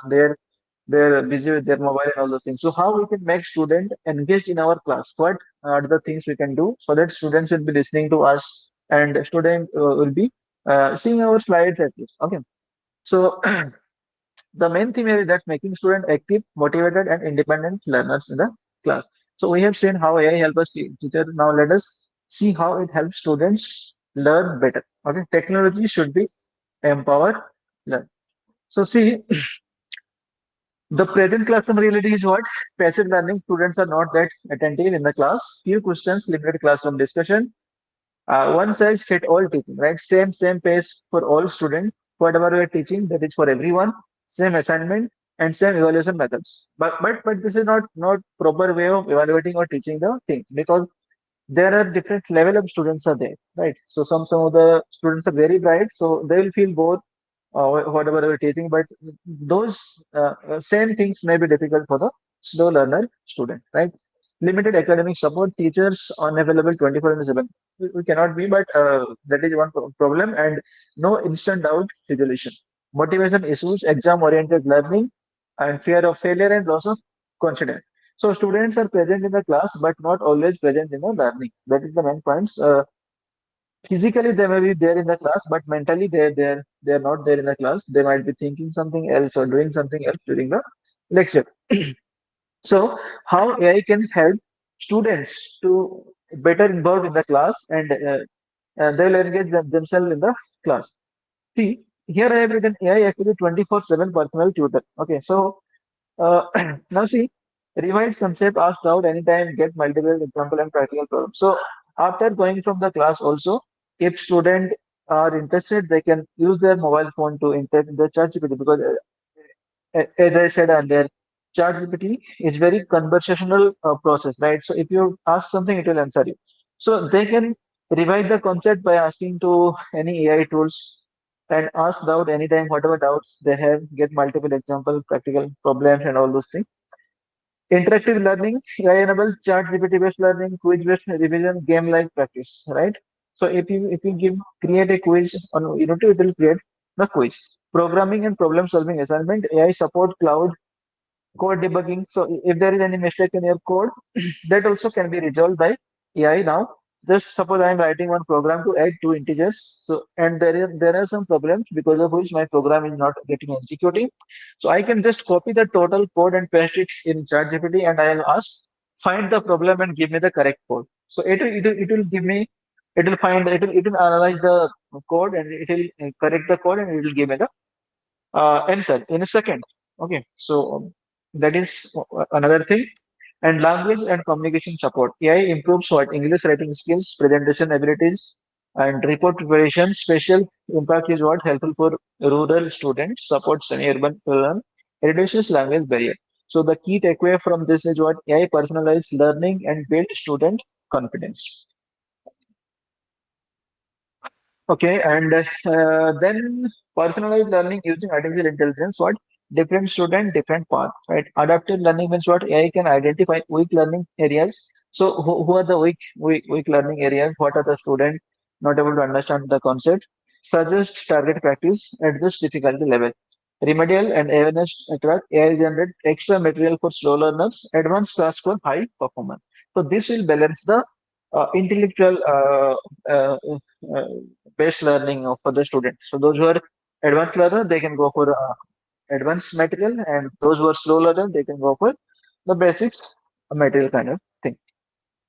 Learning analytics, AI analyzes attendance pattern, okay, who are coming to the class, who are not coming, and when they are coming. Suppose one student is absent every Monday, right? So AI can tell this student is absent on every Monday. So uh, every Monday he might be attending some other courses or something he is doing, right? And academic performance, progress trend, faculty mentors and advisors. Mentors can analyze these things, and based on that, it can suggest the student what remedial action can be taken. Career guidance support suggests relevant courses, professional certifications, suitable project. So the main point here is that AI enables personalized data-driven student and development. And next one is guiding student for ethical AI. This is very, very important. So we should also tell our student the ethical use of AI. They should not be blindly using or copy pasting whatever they're getting from the AI. But we should educate them not to use them blindly. So blind copy of AI output, AI written assignment, they should not submit the text generated by artificial intelligence tools, right? So they have to verify it, they have to change it, they have to write, they have to put their own words in that assignment answer. Then they can submit it. They just cannot take it, whatever it is, and just submit the assignment. Example is the malpractice. Teaching prompt literacy. So, as I was giving some of the prompt to create the learning material and course content, etc. So, we have to tell them if you type like this or if you give this type of command, it will answer like this. So, if you ask the AI tools properly, then it will answer your question. That is the important thing. So, how to ask clear and meaningful questions, how to refine and improve the answer, how to verify generated content. So, this is very important. We have to verify the content first. Then only we can give it to somebody, or we can make use of this content in our class, or student can submit as a part of their assignment. AI as a learning partner encourages students to explore concepts deeply and use of AI for practice and clarification, avoid shortcuts. So AI use of AI to learn, not to avoid learning. Okay. So the student should use artificial intelligence to learn it, not to avoid learning. Avoid learning means what? Just they will take the content and submit it as it is. But AI to learn means what? They'll get the content, verify it, change it, and then submit it. Right. So this is the main point here. And these are the some of the prompt you can execute, and then you can see the output. And again, these are the benefit for student, and these are the benefits for the teachers. And the last, the closing message is that earlier learning stopped after class, but now learning continues 24 into 7 because students are always accessible to the AI tools, right? Everyone is carrying mobile phones, so they can always interact with the AI tools if they have any doubts or any kind of things they can ask with proper prompt or correct prompt, so that they can get the answer 24 into 7. And this is the last part. Just I want to talk about ethics, challenges, and future of AI in education. So every technology should be governed by some rules and regulation. Otherwise, it will bring disaster to our life, right? So every powerful technology needs responsibility. And the key message here is that AI without ethics is dangerous. You might be knowing that Elon Musk, right? He's always warning the world that one day AI will bring the disaster to the our human society, right? So these are the few points. Okay, major ethical challenges in AI. Over dependence, one should not be over dependent. Reduce ethical critical thinking, and this will bring the laziness in learning habits, right? Second one is plagiarism. One should not use the plagiarized text or whatever generated by the AI, or one should not fake originality. Okay. Bias and error, incorrect facts, cultural and societal bias, and outdated information. Data privacy, uploading sensitive student details is not good. Security and misuse of risk. These are the few things we have to take care of while we are dealing with artificial intelligence. So, a responsible AI framework for teachers. Okay, so these are the four C's model every teacher should follow, so that there will be no misuse of the artificial intelligence. So, first one is check. Second one is customize, third one is cite, and fourth one is control. Okay. Check means what? Verify accuracy, fact, and relevance. Customize means what? You need to add your expertise or your intelligence. Okay. Some of the content you can remove, some content you can add, or some content you can modify it. Okay. So that It will be different from whatever generated by the artificial intelligence. Third one is cite. If you are taking any content from somebody else, you have to cite it properly. You have to give the reference that I have taken this information or this statement or this definition from that paper or that material, right? And control, monitor AI users and student behavior. So always you have to monitor it. The key message is that AI supports teaching, teachers ensure the integrity. So we have to maintain the integrity even if we are using artificial intelligence.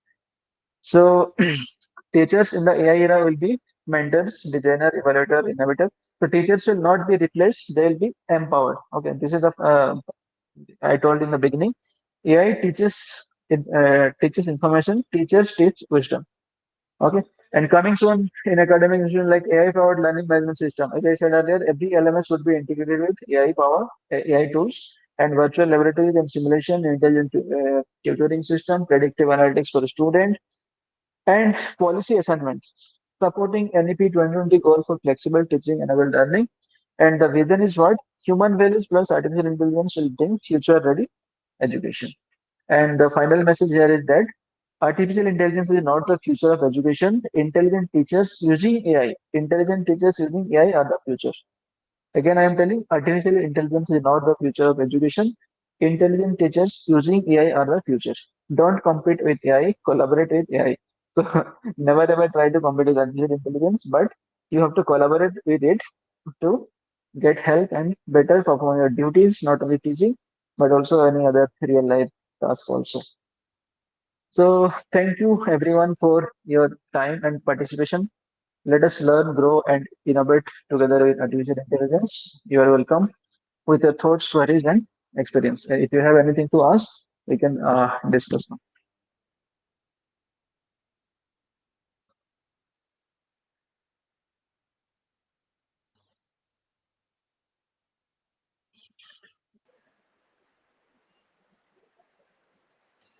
May I ask question, Dr. Manoj? Yes, ma'am, please. Actually, I have gone through since the first slide till this 91 slides. Really, I Thank you, ma'am. appreciate the efforts, and every slide is having its own importance. As we are Thank from you, madam. teacher education department, how to Yes, ma'am. teach, like we are giving training to the students, they are teaching in Yes, the school. So yes, this ma'am. is very, very important. Earlier, I know what Chat GPT is. We are also using that, but in a very raw form, like directly we are using. But now I Yes, ma'am. learn how to use it with by utilizing our intelligence also. So it's a Yes. very nice presentation. Since Thank you, the madam. Thank you. beginning, I have attended all the sessions, but I can say this is the best one that I have ever attended. Thank you so Thank much, you. sir. Thank you, Yeah, madam. Thank you so really much. appreciate your efforts. Thank you, sir. Thank you so much, madam. Thank you. Uh, Good evening, sir. Can I ask? Yes, ma'am. Yes, ma'am. Please. Yeah, sir, as ma'am said, you had very interestingly and effectively really told us as a teachers how to use AI. But I have a very basic question, like you had shown, like, design the teaching plan or go in for. But for that, Yes, ma'am. we need, because we are from different universities and certain things. Yes, yes. Yes, So yes. for particularly ChatGPT, they should be knowing the syllabus, na? Like what is the raw thing? Like I'm from Pune University, SPPU, Savitribai Phule Pune University.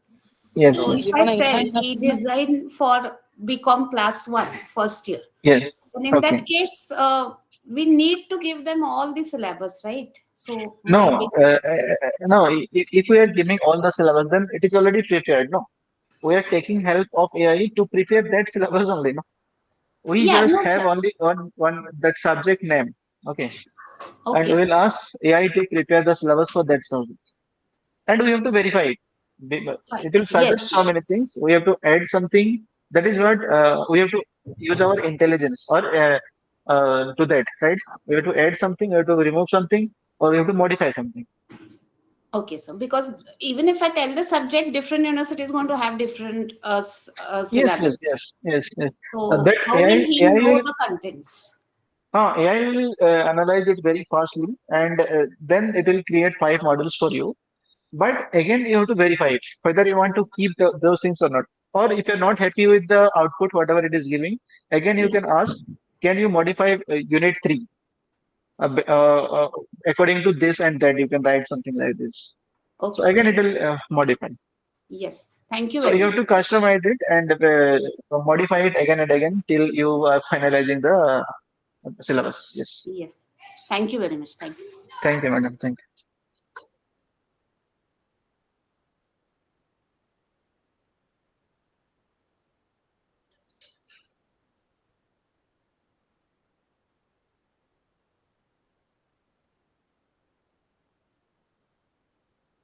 Yeah, thank you, Dr. Manoj. Thank you, ma'am. Think so. Thank you. Shall I stop and Yes, leave? yes. You Okay. can stop. Thanks. So we'll start the next session after 10 minutes.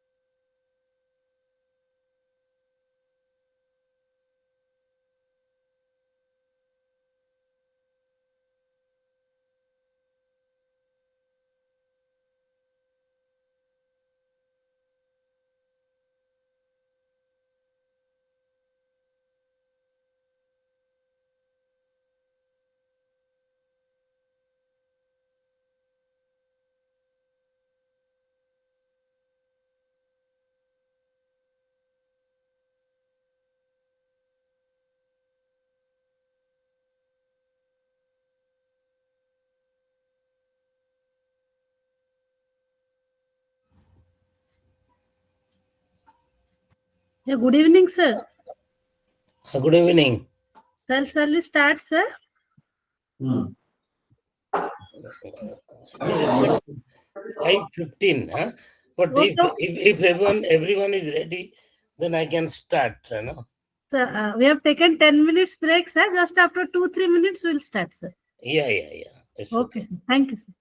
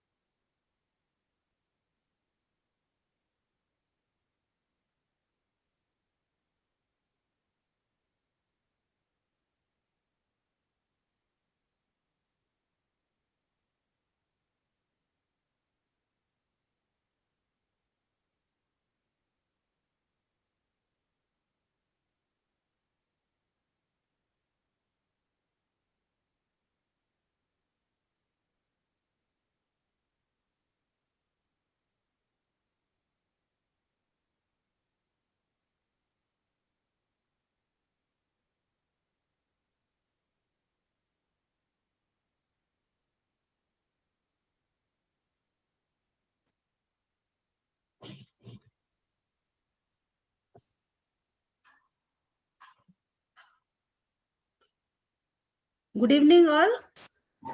I welcome Professor N.K. Mahanti, sir, to our program. So, sir is going to deliver a talk on AI in education, concept, definition, opportunities, and challenges.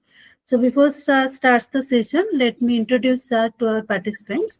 So, Dr. N.K. Mahanti is a PhD in economics from IIT Roorkee, Uttarakhand.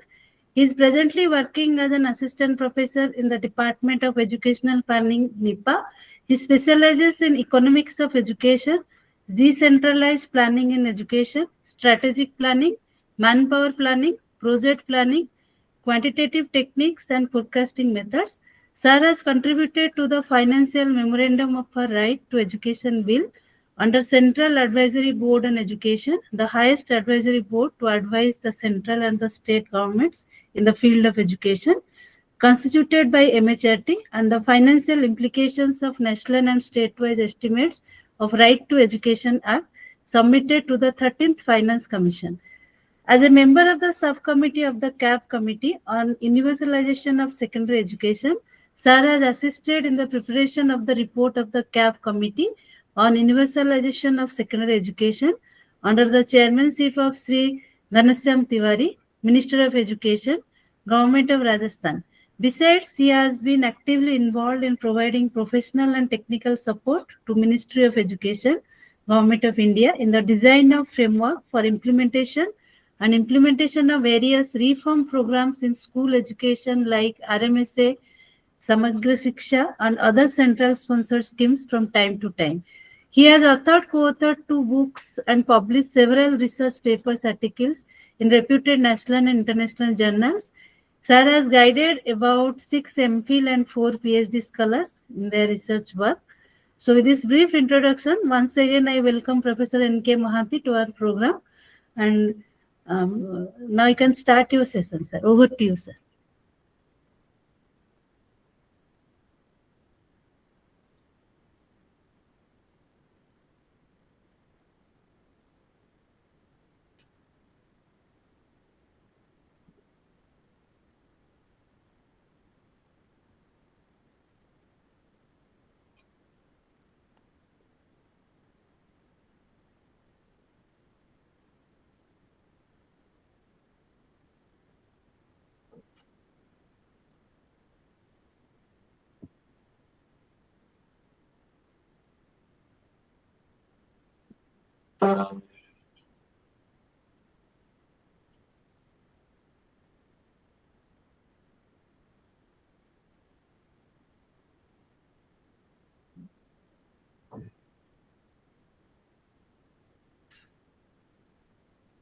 Hello, sir.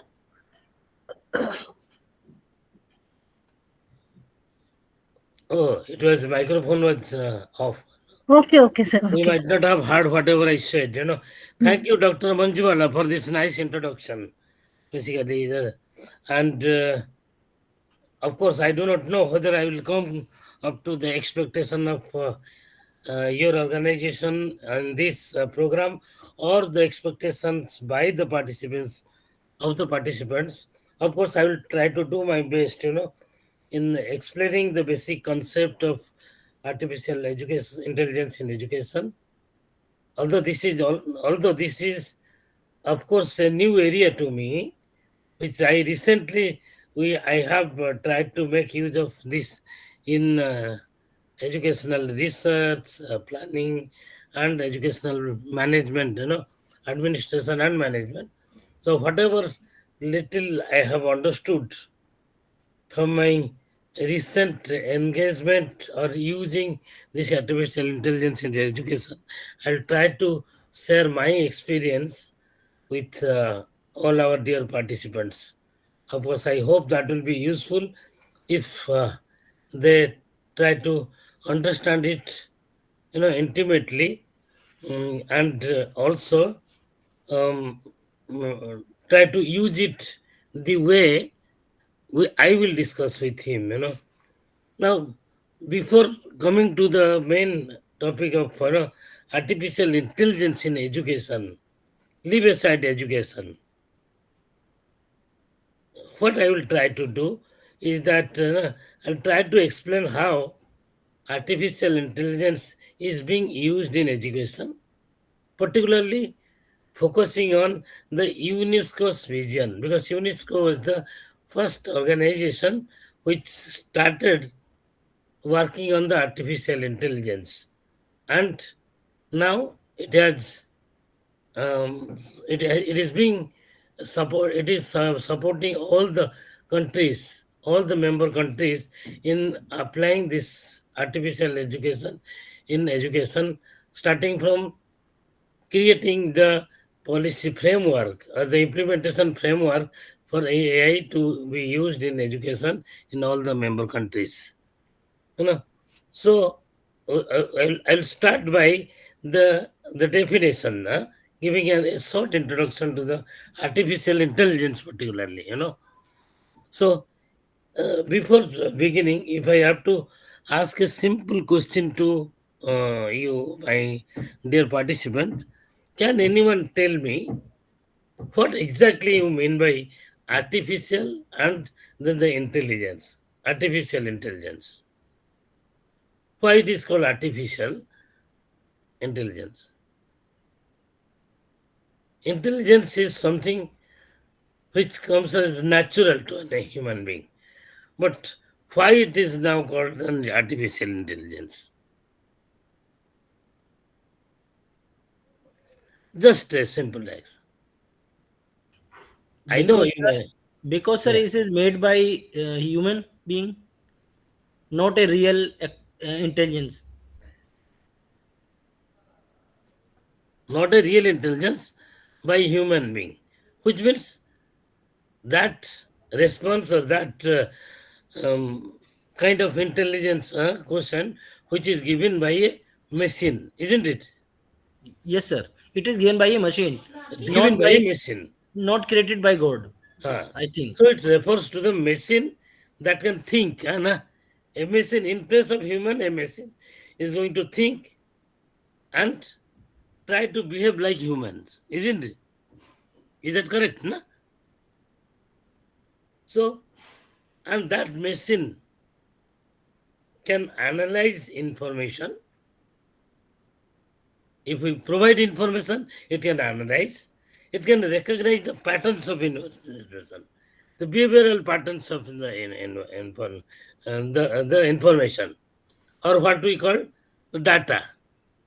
maybe in quantitative terms, in qualitative, whatever information it can analyze like human beings and try to solve our issues, problems, isn't it? When the human cannot take a decision or human has certain, dilemma in taking decisions, so that machine can be used, that artificial intelligence can be used to take informed decision based on the data or information which we provide. So that is why it is called artificial intelligence. But at the same time, which means the machine, the technology, or it is a subset of educational technology, isn't it? It's a technology. Machine means it's a technology. It's a technology which will learn from data and it can improve, analyze over time, and it will help in making decisions, making predictions, making forecasts, and it also helps in taking decision based on data, isn't it? This is the precise manner. Should I show the slides?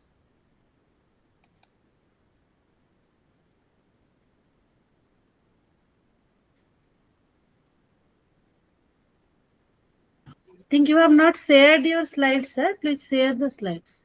I'm sharing the slides. Okay, sir. Okay, sir.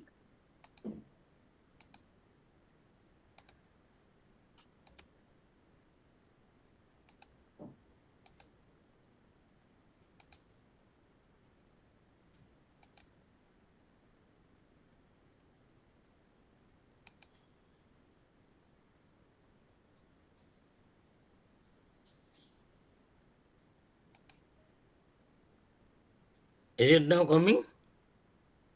Yes, sir. Yes, sir. It is visible now. It's visible. Yes, sir.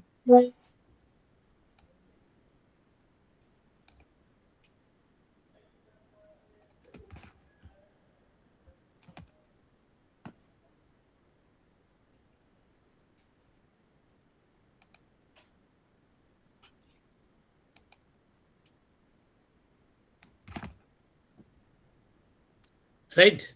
It's now visible? Yes, sir. Yes, Understand? it is visible, sir. Whatever we discussed, artificial intelligence enables machines to perform tasks requiring using human intelligence in education. What it does in education, how it is useful in education, it provides support in teaching, learning, assessment, and administration. These four aspects. It provides teaching support, helps teachers to plan lessons and manage classrooms. Right? Second, it also supports students by adapting content to their needs. Whatever content they want, the AI will help you to get those contents. It also helps to improve learning outcomes, efficiency, and access. Means, with the help of artificial intelligence, we can improve our learning outcomes. Means the achievement level. We can learn more. So, for example, you want to solve an algebraic problem, an equation, which you are not able to do. You can provide that prompt command to AI, which will help you in solving that question, which will help you to learn how to solve the problem. So, which means your skill in solving the problems improves, and which helps in improving your learning outcomes and your efficiency. Secondly, it also improves your access to whatever available resources, online resources that are available in the literature, in the whole You need not have to do any Google search for any small things, It will access all the resources that are available relating to your problem or relating to your need. So that is why this AI has impacted the education sector more. Education is highly impacted. Now,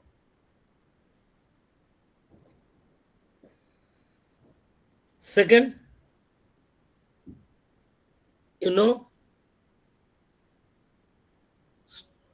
the in the conference in 2030, what is the goal of strategic development goal in education? By 2030, all the member countries will provide equitable, inclusive, and quality education for all.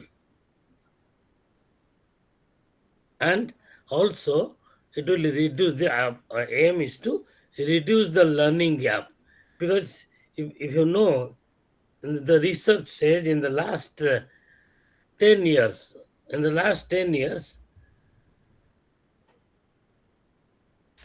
more than 70% of the countries do not, in the children in the school education level, they do not have the required competency in mathematics, science, English, and all literature subject. They do not have the minimum. That means that learning crisis has happened in 70% of the countries.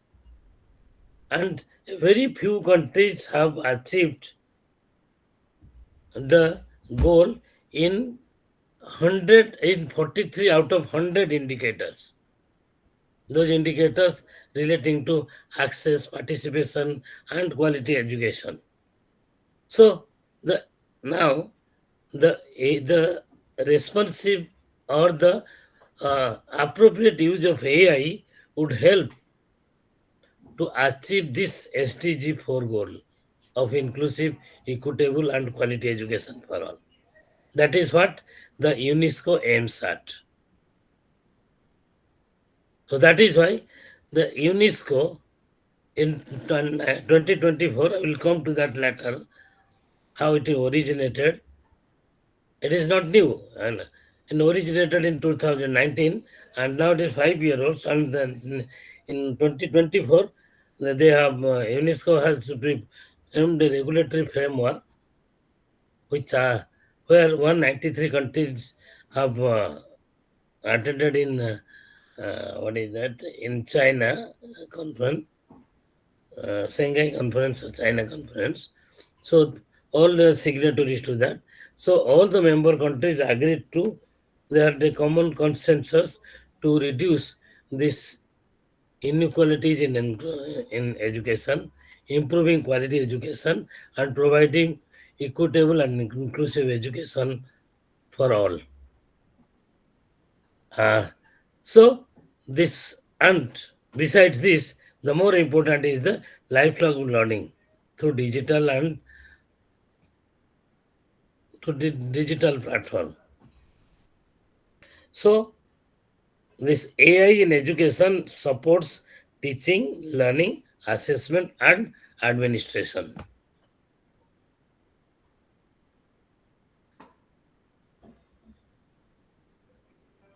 So now the importance of AI lies in what?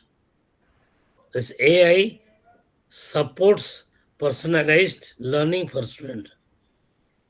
It provides differentiated support to all the students based on their needs. Every student will have different kinds of need, and it provides the learning support to students based on their independent needs. It not only the student, but also it helps the teachers to plan lessons and manage classrooms, as well as it also helps in providing feedback, means the assessment system, improves the assessment system and continuous comprehensive assessment. तो CC की जो बात करते हैं ना, तो AI provides that kind of supports also. And that continuous comprehensive feedback system helps to improve the learner achievement level by the through the periodic assessment. And not only that, to improve the students' learner achievement, it provides support to students in a continuous way.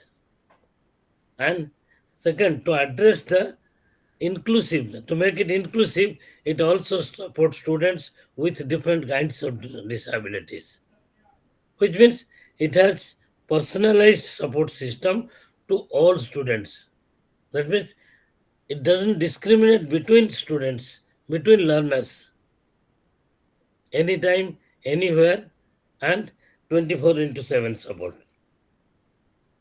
That means the scale of impact of AI is not restricted to the student alone, but also applies to the whole education system.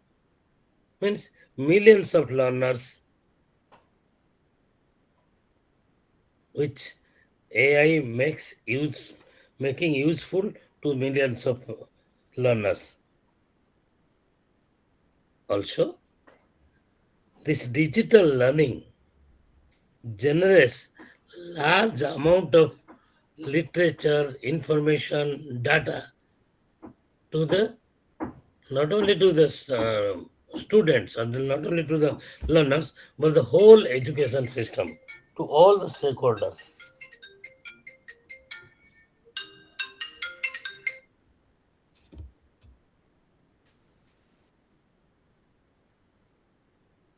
And this online platform makes it very easy to use AI tools.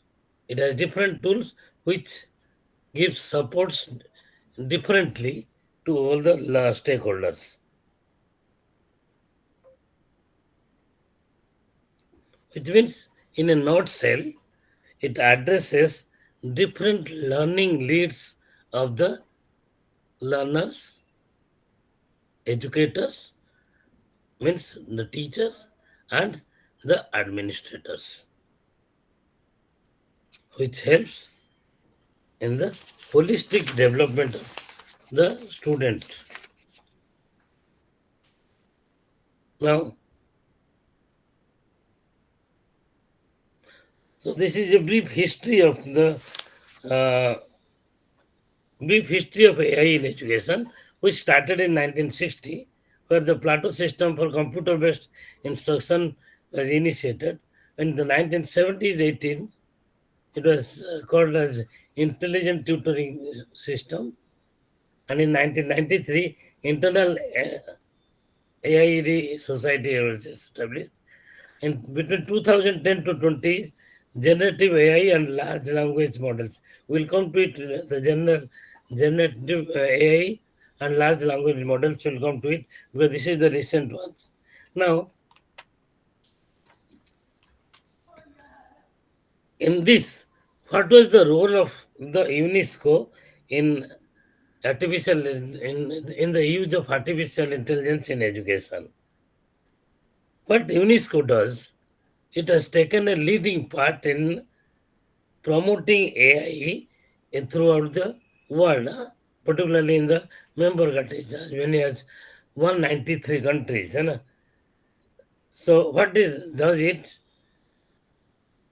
It makes a forum of the countries where all the countries agrees to how they can make use of AI, which will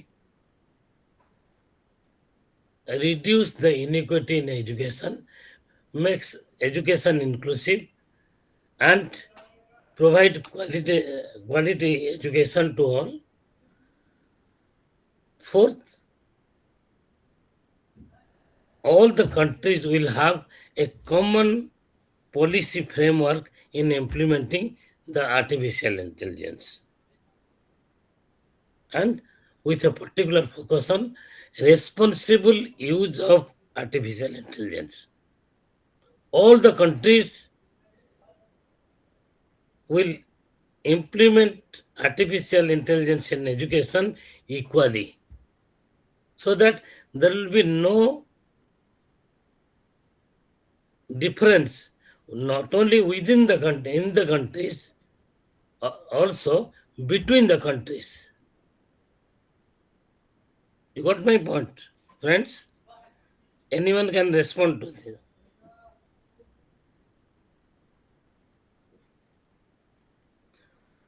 This is the regulatory framework or the policy framework that UNESCO formulated and implemented and give directive to the countries in 2022 to implement a common policy framework on the use of AI in education. Got my point? Anyone? Can you please respond to this? Tell me yes or no.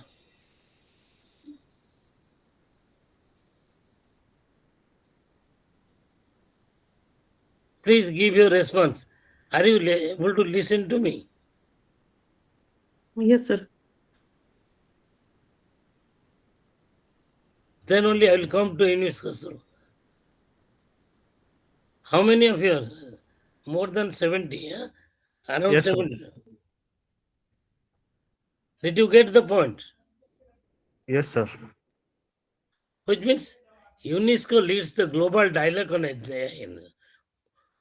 Whatever policy framework in applying, okay, means this UNESCO provides the policy guidance for responsive AI to be adopted. You know? To implement this policy framework, UNESCO also supports the countries, gives training, provides periodic training on how to use AI responsibly in the education at all levels of education.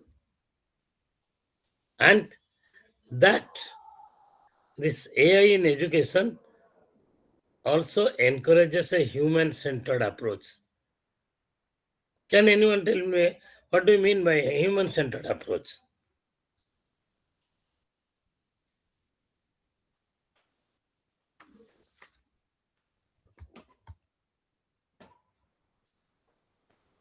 The approach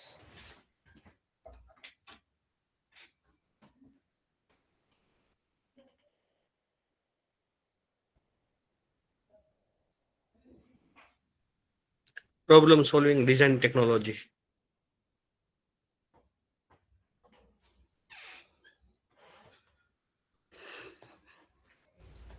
yes, please. Yes, basically it should support humans in teaching instead of replacing humans by machines. Yes, that is one. That is one. What does it mean? Means it focuses on ethics. Means while using AI in education, you should also maintain the ethical standards. Means otherwise, when I was talking about responsible use of, yeah, means it has to be used in a way that no one's dignity will be affected, human values will not be adversely affected. Besides, the ethics, human ethics have to be maintained. And at the same time, it also addresses the learner's well-being and the holistic. आपने कभी economics में है ना पैरिटो optimality एक concept है economic concept which is called Pareto optimality. Means optimal use of resources, and beyond it, means holistic development of the education, applying to education, it will be increasing or improving anyone's welfare without affecting the total welfare, without affecting any other's welfare or well-being. That means one has to, while using AI in education, in everywhere, whether teaching, learning, or research, or administration, when you use AI in education to take decision, it should not affect adversely the ethics, dignity of any, and also human values. You got me? It means it keeps the teachers and learners at the center of the implementation or the application of AI. Teachers and learners or the stakeholders are the core of the core in the use of AI in education. You have to maintain that thing. Then you can use it in any way, but it should not affect neither the teachers nor the human values. And also you should respect human dignity and the ethics, the human values. Which means, in a nutshell, education goals means you applying AI in education. If you want to achieve the education goals, that is more important than the technology. Technology is not important. Achieving the education goals using AI in education is more important than the technology. So then, if you can ask one thing, that it focuses on ethical use. What is ethical? What are the ethics of AI in education? Or the ethical foundations of AI? What ethics? When you say ethics, what do you mean by ethics?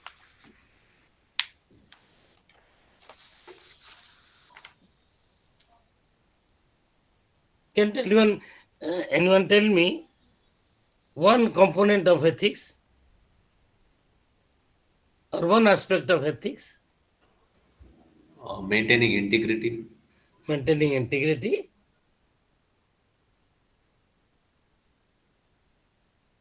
Maintaining fairness, isn't it?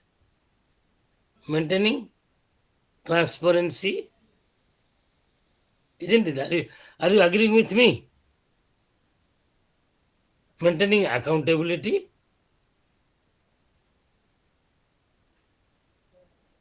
and above all, maintaining privacy.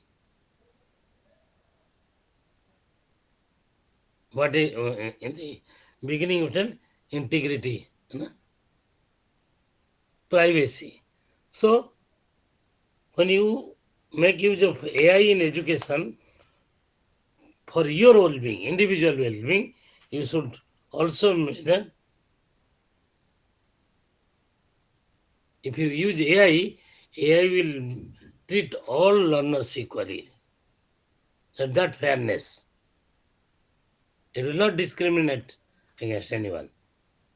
Secondly, AI decisions will be explainable. Means it should be transparent. You have to AI maintains transparency. Secondly, any human who use AI should be accountable for that. He has to be accountable. So AI makes someone accountable. If you are using AI in education for anything, you are accountable for that. Which means AI makes you conscious about what you are doing is wrong or right, or correct or incorrect. So he will advise you, he will correct you. If you are doing something, it will make you accountable. On the top of it, AI will not share your information, whatever, to anyone. Which means it treats everyone differently, equally, but differently. It will not share your information with anyone. Your information remains protected. AI protects your data. Right? But, so that is where there are certain risks and challenges. And you say it treats equally, but sometimes because of wrong information or incorrect commands or what we call prompts, it may be biased, or it may discriminate. And maybe your data privacy will not be mentioned, it may be misused. Secondly, because of your over-reliance on technology, it may lead to you to erroneous conclusion where you may not be, the AI may not be able to use the real human critical thinking. And finally, there is also a risk of unequal access to AI tools. Because what is happening is nowadays is that AI has become little commercial and certain tools are being sold, certain very minimum facilities are being given free in AI. And certain useful tools are being made commercial. So that leads to unequal access to AI tools. One has to spend to get that more useful tools. Now, as I told, it was developed in just little back history. This was also already explained. It was developed by UNESCO, provides global guidance for AI. Gives guidance to all the member countries in using AI in education, helps policymakers in all the countries to understand AI and make it ready to use, And finally, as we discussed, it promotes ethical and inclusive AI use. Ethical among countries, it makes it ethical. Not only within the countries or between the learners and between the users, it also makes it ethical and inclusive between the countries while using AI. So this is UNESCO's AI for All vision. Helps governments plan in AI in education, explain opportunity and risk.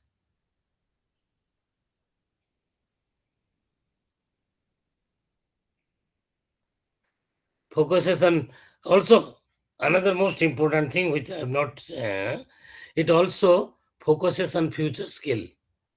It can take decision about the area or the aspect in which one can improve its future skill, based on your interaction based on the use of AI. It can also give you advice oneself to go in certain direction and develop the skills. Encourage international cooperation, promotes equitable access to AI in education, as you do, reduces the gap between developed and developing countries. It supports linguistic and cultural diversities. Reducing prevents the widening inequalities in education. It prepares learners for future jobs. As I told you, it also develops the skills and prepares learners for the future job market.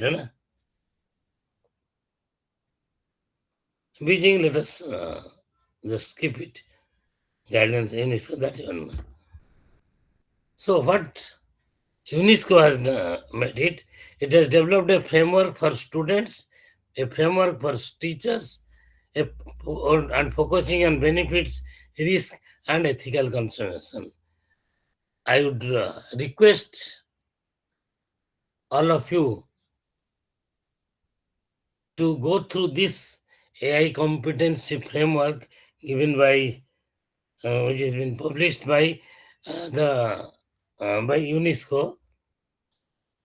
It is separately made in the Beijing conference.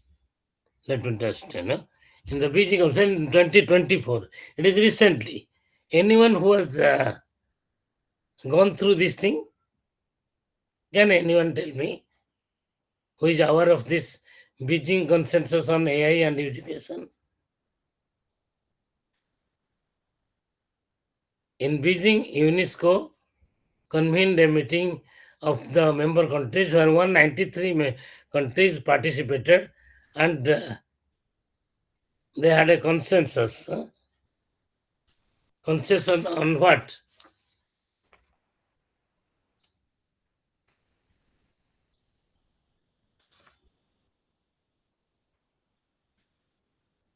They had a consensus. They commonly agreed to make education, to develop the capacity to run the education system and make education inclusive, make education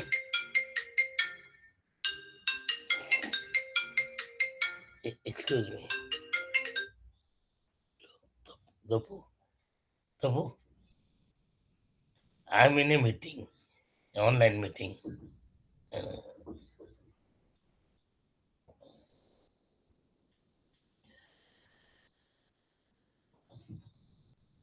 So there all the countries agreed to make education ethical and inclusive while using AI in education. As I told you, they also emphasized to maintain transparency and accountability, not only within the country, but also between the countries. And most important is to implement the AI, use of AI in education. They also agreed to provide, to develop the capacity of each other in using AI in education.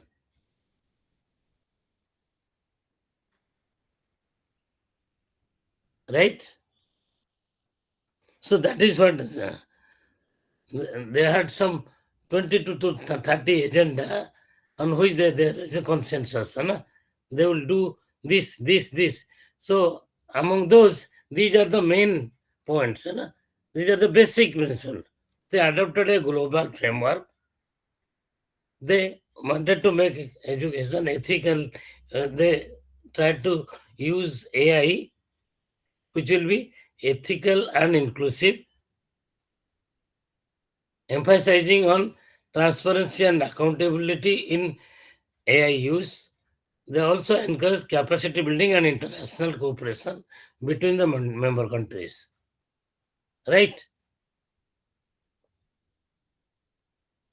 Are you able to follow? Tell me. Anyone?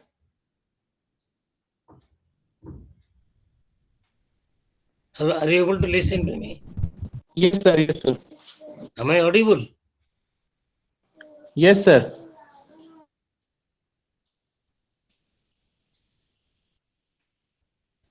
There are some important points about the UNESCO guidance for policymakers. Na?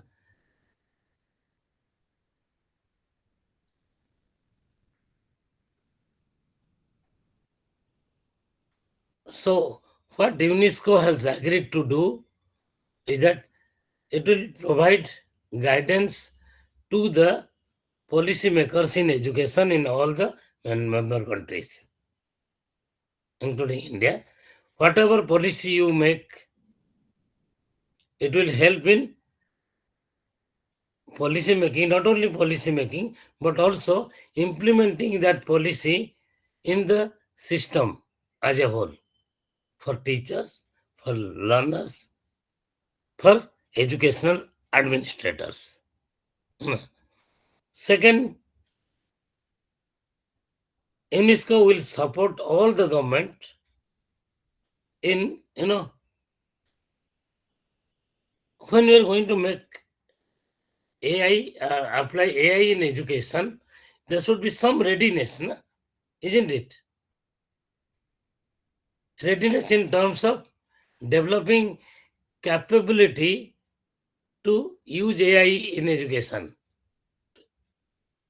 To use AI in education in order to achieve the SDG 4 goals. To provide inclusive, quality, equitable education and lifelong learning, the government should be ready, the machinery. That means there should be institutional arrangement. What do you mean by institutional arrangement? Which is otherwise called the readiness. Institutional arrangement. Setting up offices, preparing manpower who will run the system, developing teachers who will provide quality education, and also making curricular reforms, pedagogical reforms, use of technology, all this. Making all these things ready so that they can make use of AI effectively and responsibly, with the ultimate aim of achieving inclusive, quality, equitable, and lifelong education for all in the countries. To make the system, to make the government ready, UNESCO will provide support in whatever way. Whatever support is necessary, UNESCO will provide that support. Besides, it will also help the government to identify the risk, the opportunities, and how to maintain, how to administer means the governance needs. And not only help to identify this, but also help to support to overcome this risk, this uncertainties, and the requirements relating to administration or governance. And at the same time, the national educational priorities have to be adopted. The ultimate aim of the nation in the education system needs to be achieved. That means those support by the government, by the UNESCO is aligned to it will align AI adoption with national education priorities.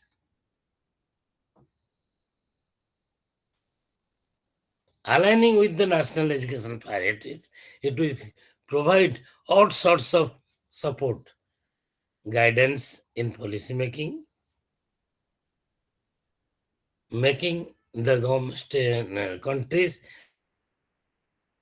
use AI in education, identifying the risk and the opportunity to overcome those risks and uncertainties, including the governance needs.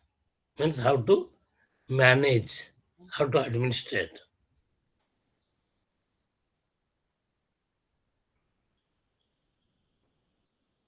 It means it has also prepared a framework for a competency framework. To develop the competency of the teachers, students, it has prepared a competency framework. Where for students, a framework which is called AI literacy and critical understanding. A framework where the literacy of the students on AI use will be improved and their critical understanding of concepts and subject on any other subject matter will be improved. Similarly, for teachers, effective and ethical AI in education, how they can improve their teaching standards, teaching methodology, curriculum, etc., while maintaining ethics.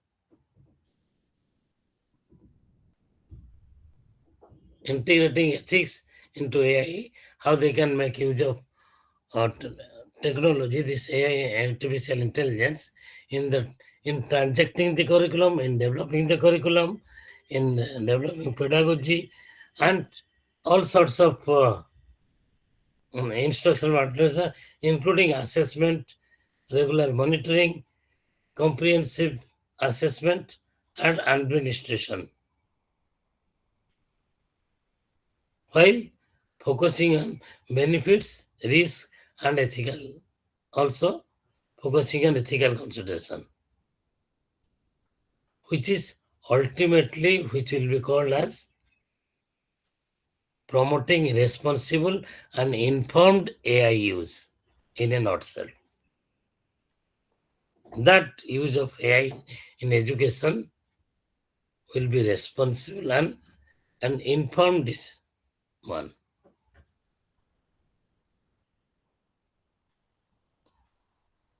Why artificial intelligence needs this special competency?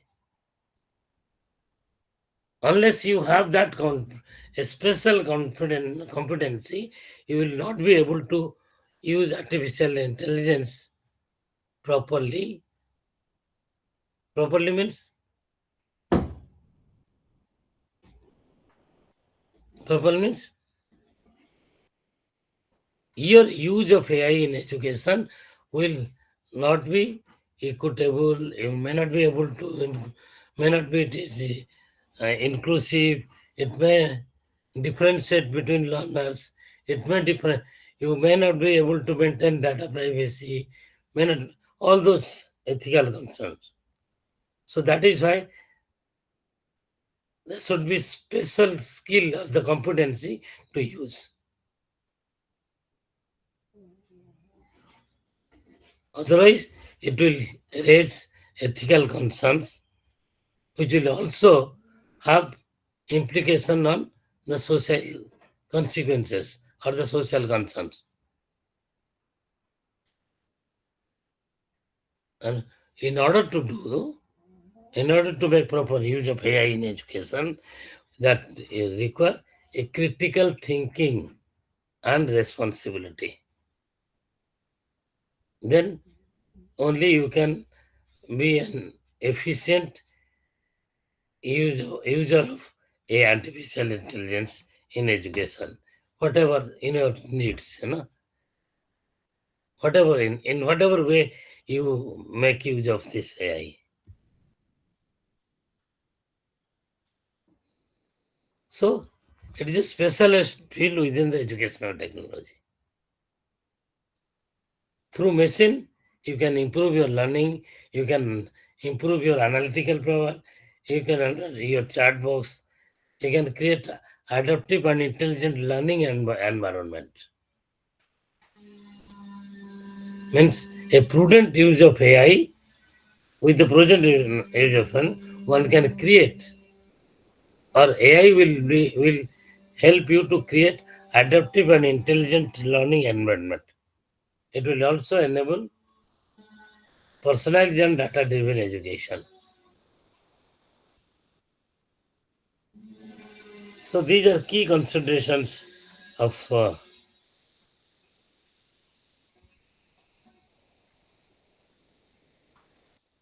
it.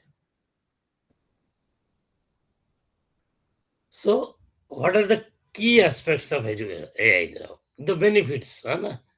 One is, as we discussed, it helps you to take a decision using the data, data driven. It is based on information. Because whatever information you give, based on that information, it will help you to take a decision. It will give a solution or a problem solution through critical thinking. Besides, as I told you, it will also follow this ethics, the fairness, transparency, and accountability. These three components of ethics. And the fourth one, which is very important, is your data privacy. It will also protect the data privacy. And above all, this AI will also understand whatever AI literacy you have and the limitations you have. It will also advise you to improve your future literacy and help you to be more employable and employer. It can catch your competency or the learner achievement level which is within you, your AI literacy. Understand your capability and besides your limitations and advice. So there are three paradigms of artificial intelligence education. One is AI directed. AI directed is a fixed curriculum with limited interaction. Learner receives fixed content. Second is AI supported, responsive and interactive learning system. AI has these three aspects, where learner collaborates with AI. दोनों मिलके कुछ AI का जो उसका जो limited content curriculum है as a teacher सब, and second, learner can also provide some input to add to the curriculum if someone is developing a curriculum. So where it will be a collaborative work between by the learner and the AI. And third one is AI empowered, learner controlled environment with guidance. Here what happens?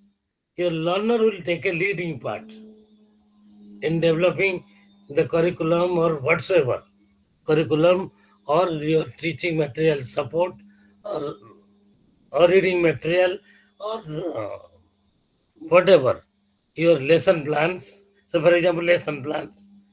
So learner will have to take a leading part and then it will ask the AI to give support to this.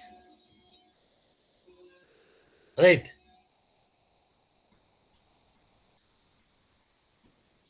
And all these together reflect what?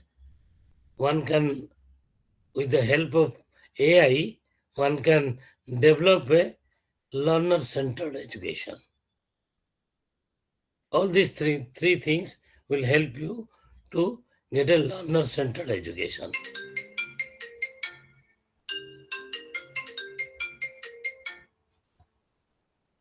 Got my point? These are the three ways in which you can take the support of AI in developing your curriculum, your pedagogy, your instructional material, lesson plan, if you are a teacher, or if you are a student, you can take the tutoring in any subject area, in any area, in any means it will help in problem solving. So you can do it in these three ways. So that the goal of education is what? Improving the learner achievement and the lifelong learning. आपका ज्ञान बढ़ाने के लिए, आपका knowledge बढ़ाने के लिए, सीखने के लिए, आपका अचीवमेंट लाना, पर्सनल अचीवमेंट के लिए, whether it is a teacher or educator or an administrator, they can make use of these three ways. In these three ways, AI can help you in developing, in improving whatever way you want, and also making education learner-centered with the ultimate aim of achieving the SDG 4 goals.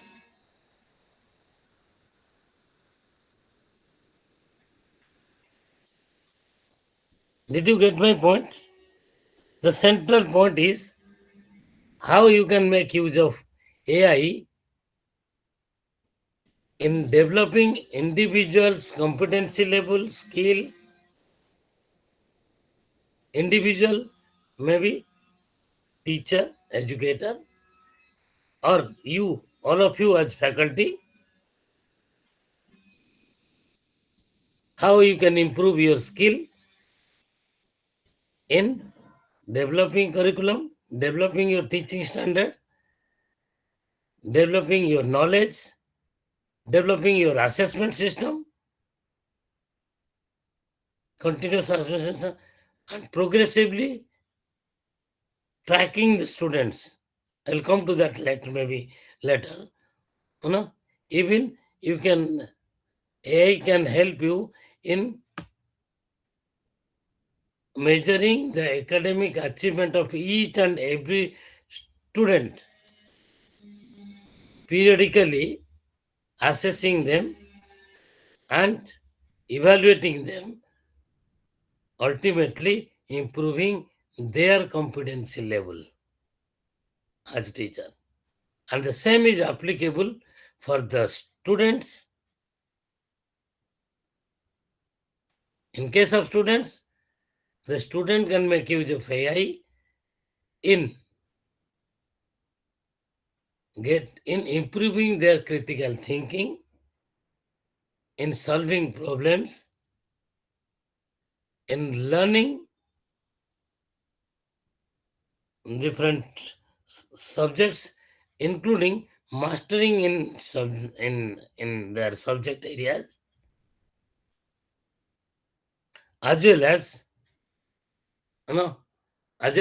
assessing themselves periodically and ultimately evaluating themselves and identifying their skills.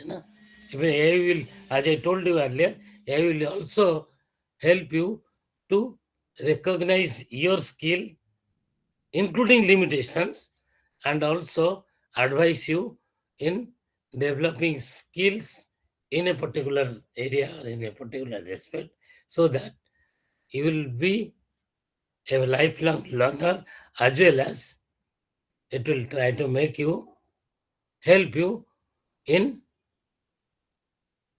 making you employable in future.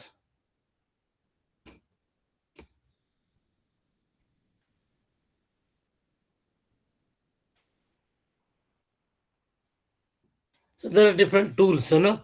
You have to go to different tools.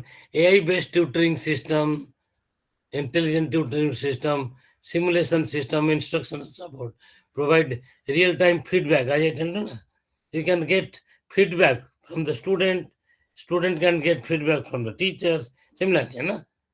This is what AI can help you in periodic assessment. As I told you, periodic assessment, which will help you to improve not only your standard, but also the achievement level of student. Na? By periodic monitoring and evaluating or adopting a CC, continuous and comprehensive evaluation system. And you can address the individual learner needs. When you evaluate each and everyone periodically or measure their progress, that means you can cater to the needs of the individual learner. Adapting learning platforms. You can develop platforms to deal with or engage with each and every learner and personalized content using algorithm, and you can continuously track learner progress, as I told you earlier. Na? Because everyone will have a different pace in learning, different difficulty. Huh? So you can address to the learner's needs independently, and you can enhance engagement and their motivation, and ultimately their performance in the education will improve.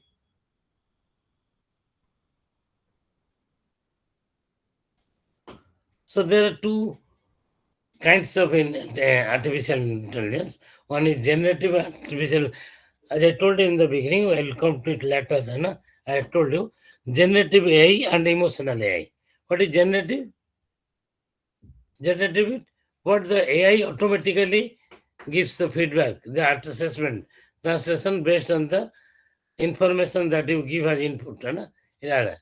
But emotional, it also detects learners' emotions and engagement through their through the information that you feed about the individual learner. It can also detect the emotions and it also supports motivation, the critical thinking, emotional well-being, chatbot for learning support, automatic feedback and grading, translating and proofreading, virtual-led education. All this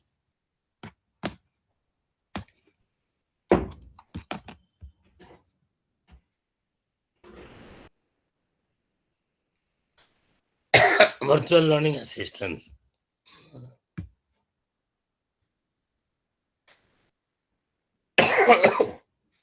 If we look at from the individual perspective, who are the individuals who make the individuals are institutions, educators, means educational institutions, the educators, students. These are the stakeholders. Na?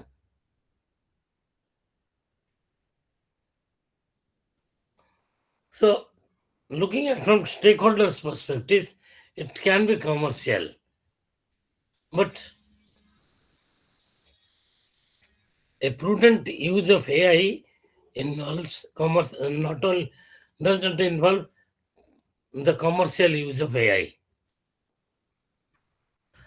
So that is why UNESCO has provided this policy framework to all the governments, that governments and universities shaping policies. So this institutional arrangement, as I was talking to you earlier, the government should set up such institution. Such institution means educational institution that which will have policies which will be uniform for the universities and the governments. Even within the national governments, your territorial or the state governments or the other lower level governments, everyone should have uniform policies in the use of AI. Similarly, educators, they should adopt it with concerns over vigor and reliability, growing use but with concern for the learners. They should not discriminate between the learners. And above all, the students should not only heavily dependent on AI, they should also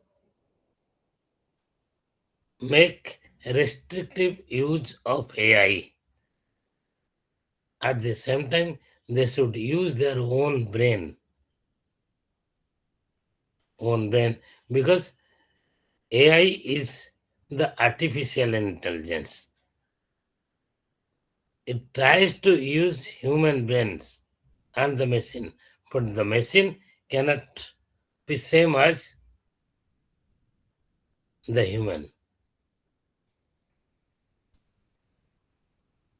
While doing academic work means planning for curriculum development, doing research, the concerns relating to the academic are cheating, plagiarism, it reduces your critical thinking, overdependence on AI tools, inaccurate or false AI outputs. Sometimes this happens because of incorrect or improper use of AI.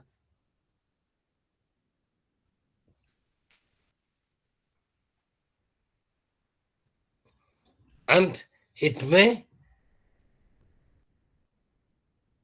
secondly, because of rural-urban divide, this is a digital divide. Not all people, not all stakeholders can have equal access. Hardware software can be expensive, where it will not be accessible to the poor or the marginalized sections. Rural and low-income areas may be affected. So, this may result in widening educational gaps, gaps in the access, gaps in participation, gaps in equitable access to quality education.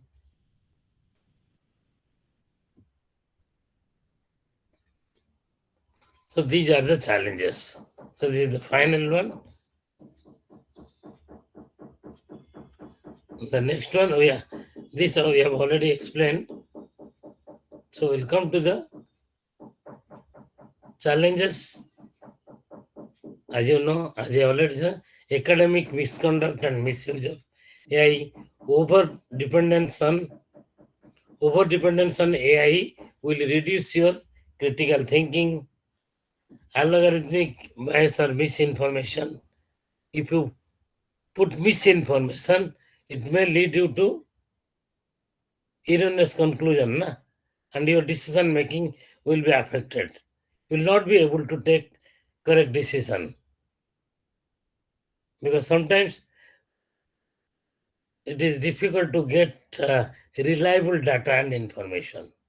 And if you put it in AI and try to get a conclusive decision or opinion from the AI, it may give a wrong idea or wrong information or wrong decision, which may be fatal, which may be useless, and maybe harmful. So the decision may be biased, and as I already told you, it may be, there is also a challenge of data privacy, IP use, and digital divide. AI may reflect biased data. There is also a risk to personal data privacy. Because even if AI tries to keep this data privacy, sometimes there may be technological failure which will lead to your losing your data privacy. Use of copyrighted material. Sometimes AI may not be able to identify the copyrighted things, and it may use it to your benefit, which is ethically not correct. So therefore, there is a need for strong regulations on this use of AI in education.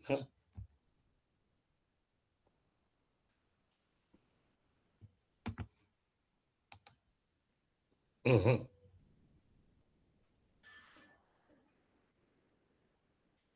But however, in spite of all these positive and the negative, challenges, opportunity, benefits, to conclude, we can say that, but everyone will agree that it has a strong potential to transform education. The condition is if we make a best use of it. It has the positive aspect of being human-centered, ethical, and inclusive use in education, which is very essential to achieve the SDG 4 goals. Moreover, it has one of the very important paradigm is that teachers are central to the learning process. It recognizes teachers as in the center of the learning process, which means it provides all sorts of support to the teachers, not only in their own professional development, but also in the teaching learning process, starting from curriculum development to the transaction to the periodic assessment as well as administration, and ultimately evaluating the student and developing their academic competency. And then, and the above, UNESCO plays a very important role in managing the use of AI in education in all the countries. Unless more than now it has already reached 200 countries. It has made strong policies which is uniformly applied. It provides support in developing the capacity of the countries in implementing AI in education, and equality measures which are needed. UNESCO has played a very critical global leadership in making the use of AI in education. I think that's all from my side. Thank you all for patient listening, and I would request you to interact and raise questions if you have any questions, so that I can understand that you have followed. I have told nothing new, but I have only explained the contours of the use of AI in education. The contours.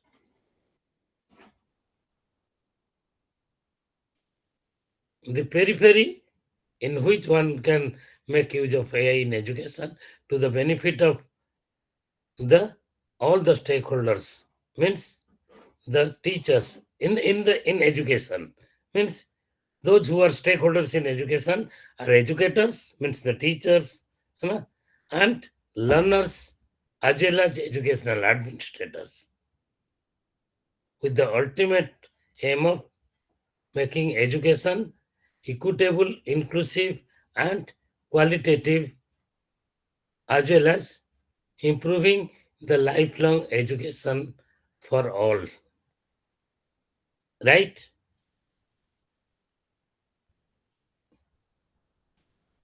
Any response from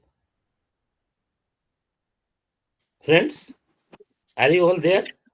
Are Thank you, somebody sir. there? Thank you, sir. Thank you very much. I want some response from the participants. Okay, sir. Okay. Yes, sir. Yes, sir. Any person? I would like to listen from you.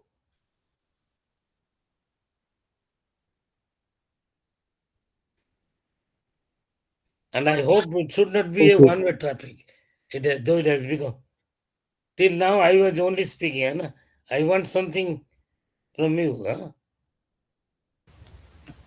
Definitely, sir. It would be a great motivation to listen to a very senior person like you, so that all these days we were thinking AI is only for the youth, but looking at your uh,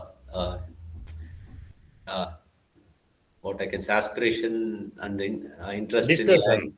yeah, discussion. It surely helped us to gear up to become a good teachers in using AI. Yeah, thank you so much, sir. Yeah. It is quite useful for the education. Huh? It has made the maximum impact on education, the global impact on education. But should be within the cost limit. One has to follow all these things while using AI in education, making it human centered, maintaining ethics, maintaining accountability, maintaining transparency, maintaining data privacy. All these things, if you maintain all these things, the use of AI will be very useful, and it has the potential to transform education system and improve the learner achievement level of learners. A prudent use of AI would help you to be more productive, more educationally more productive, and also in the end it will help you to have lifelong learning and make you more employable.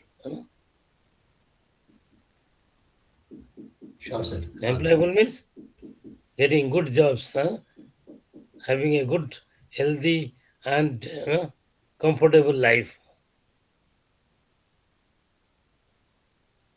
Right? Yes, sir. Anything? Definitely. Uh-huh. If there is nothing, can we call it a day? Yes, sir. Madam, Doctor, Thank you, sir. Thank you for giving your valuable time, sir. thank you all. Thank Have you, a sir. nice time. Good day. Thank you. Can I leave Thank you, now? sir. Yes, sir. Yes, sir. Thank you all. Have a good day. Thank you, sir.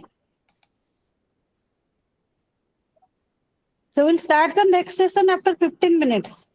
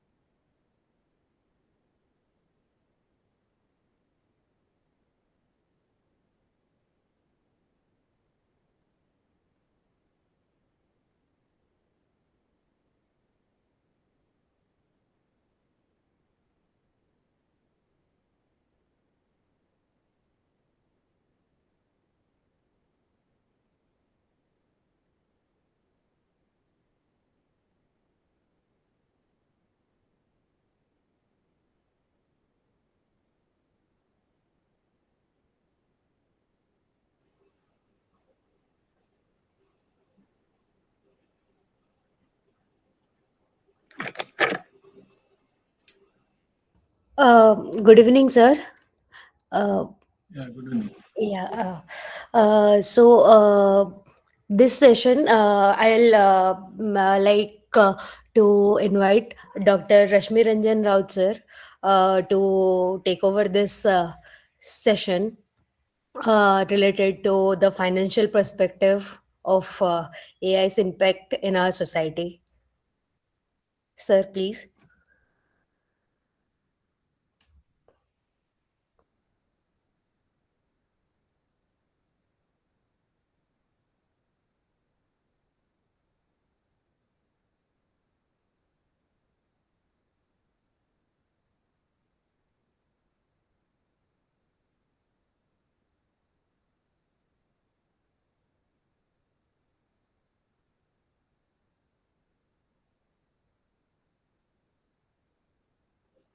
Am I audible?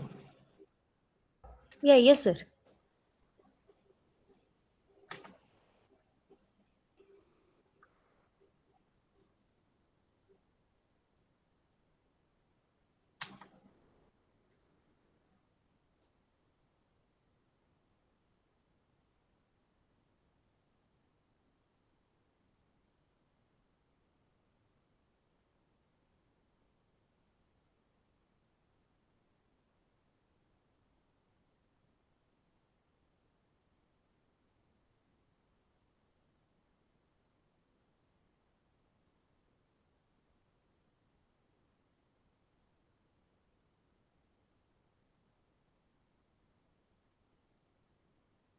I think you're muted yourself, sir. So please unmute and speak.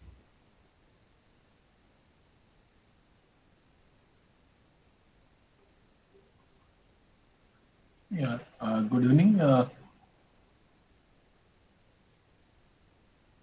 So in this session, we'll discuss about AI in finance. So specifically, I'll be discussing about AI bots, the role of AI bots in finance.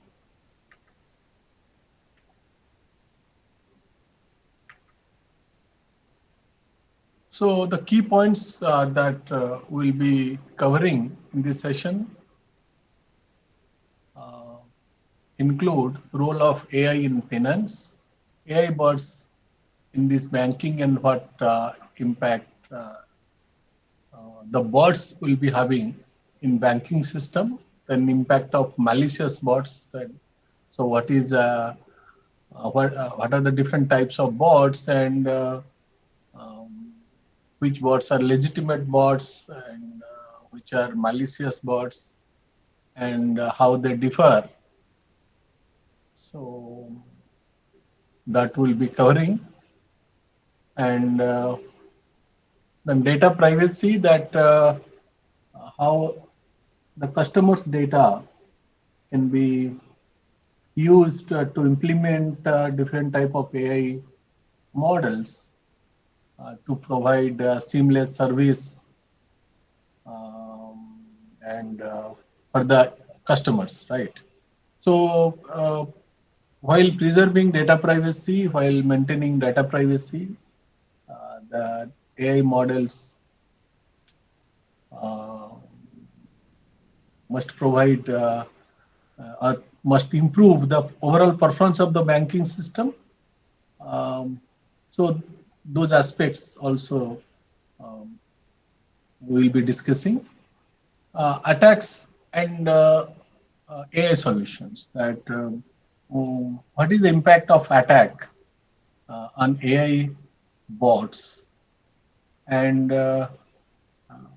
what type of factors we should consider, and when we are analyzing those malicious behavior, malicious users, attacks, and what type of features must be considered to provide your AI solutions for overall in the banking system. So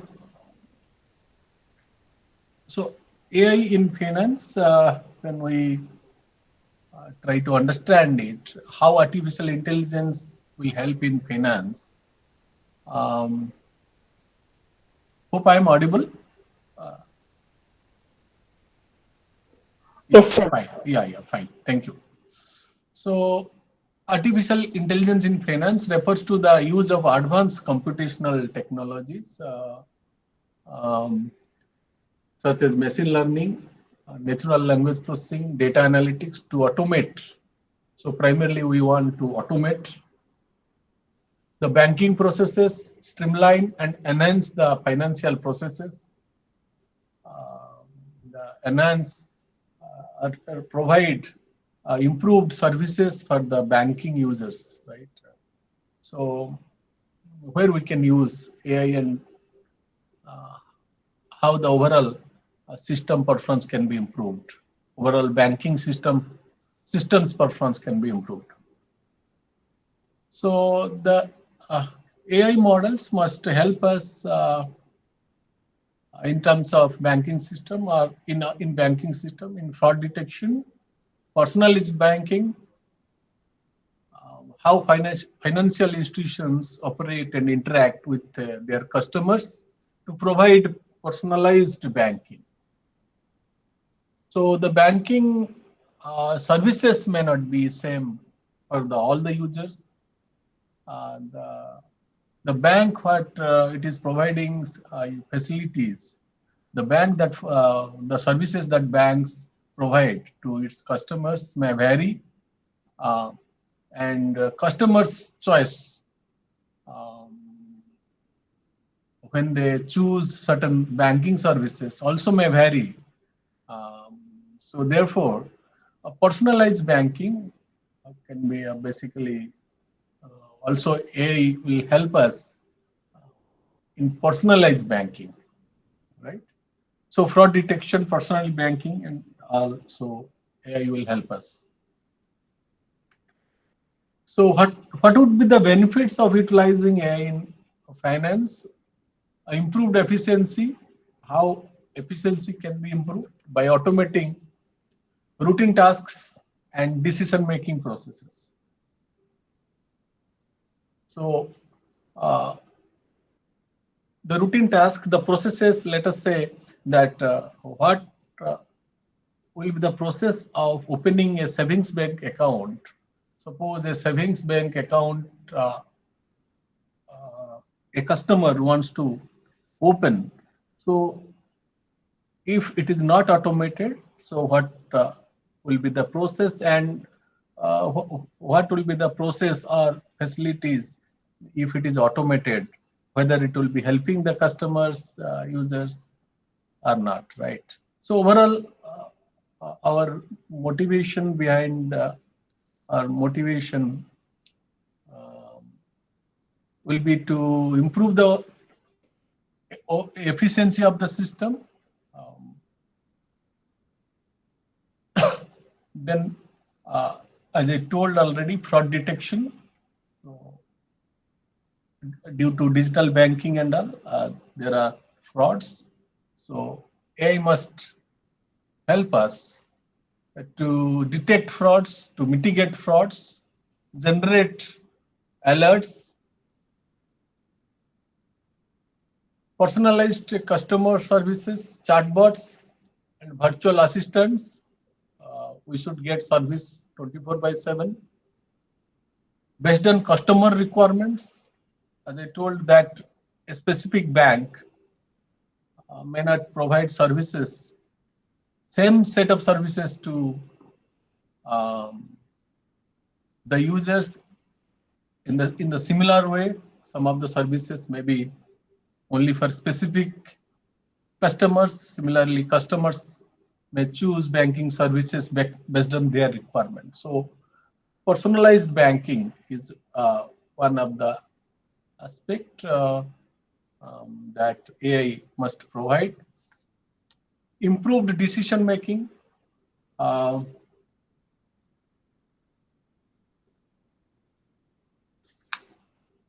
Machine learning models process vast amount of data to provide insights for better financial planning and investment strategies.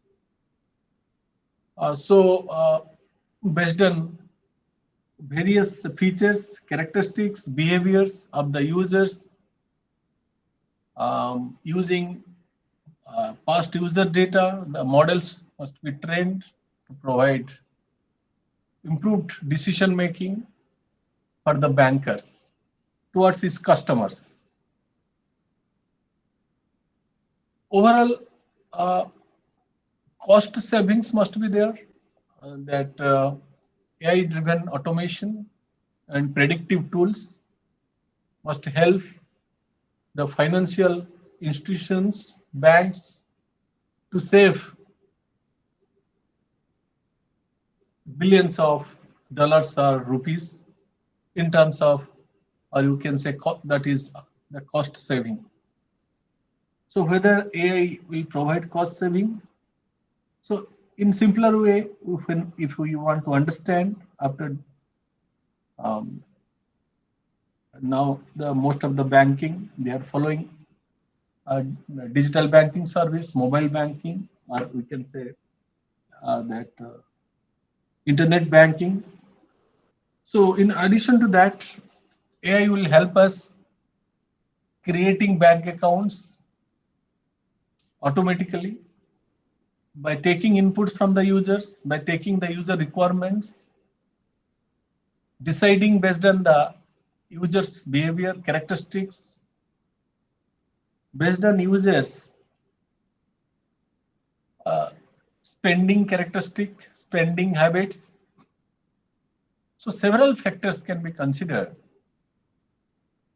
and analyzed, and based on that, services will be provided through an automated system to the customers. Such automated systems, such a automated system is a bot. So we'll come to that.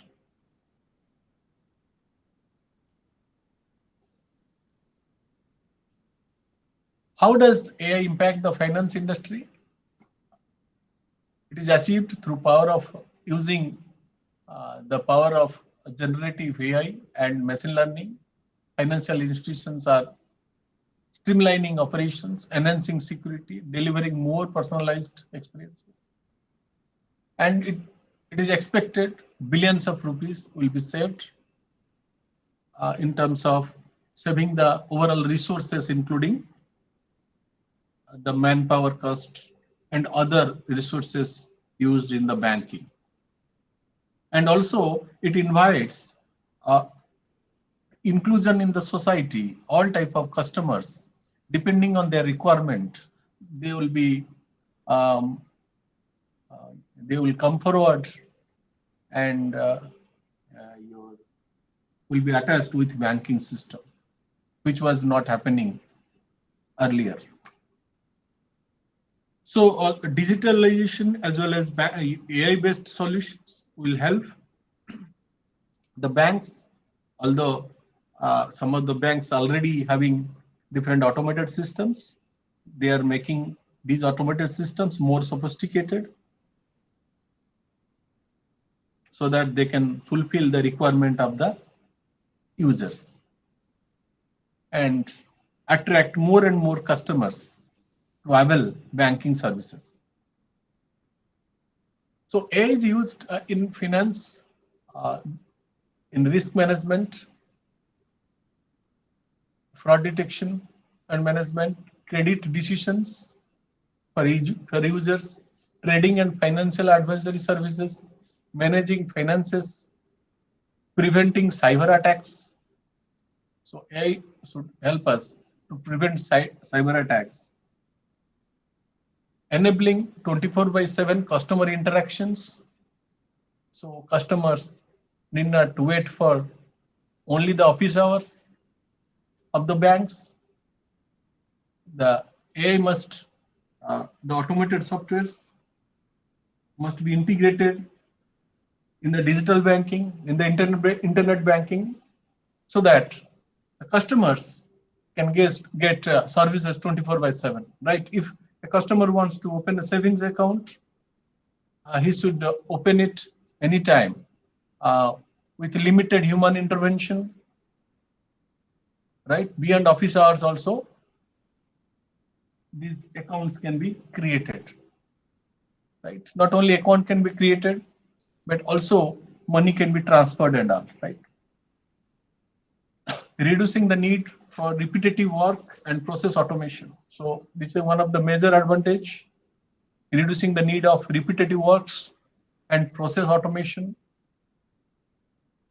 The banks will be in a better position, both financially as well as providing seamless services and efficient, or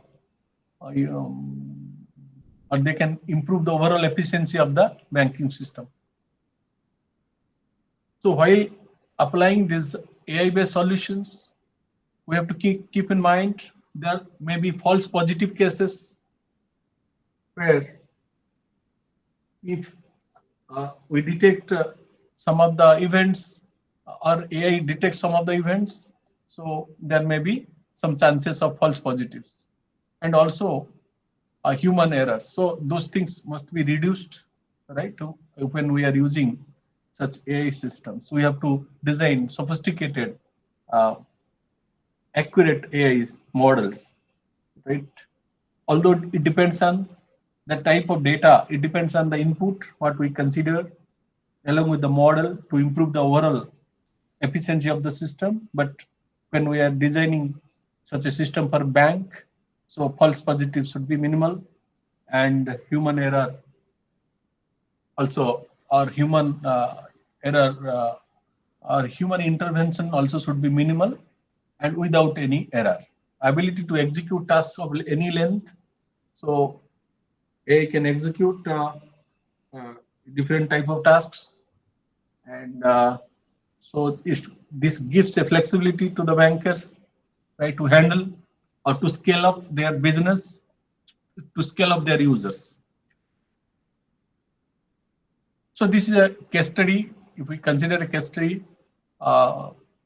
use of AI in a fraud detection banking. So what type of inputs we take, what type of models we'll take. So we'll see one case with the rapid growth of digital banking, UPI payments and online transactions. Banks face a significant rise in financial frauds as well, right? Credit and debit card fraud, identity theft, right? So this is also a major challenge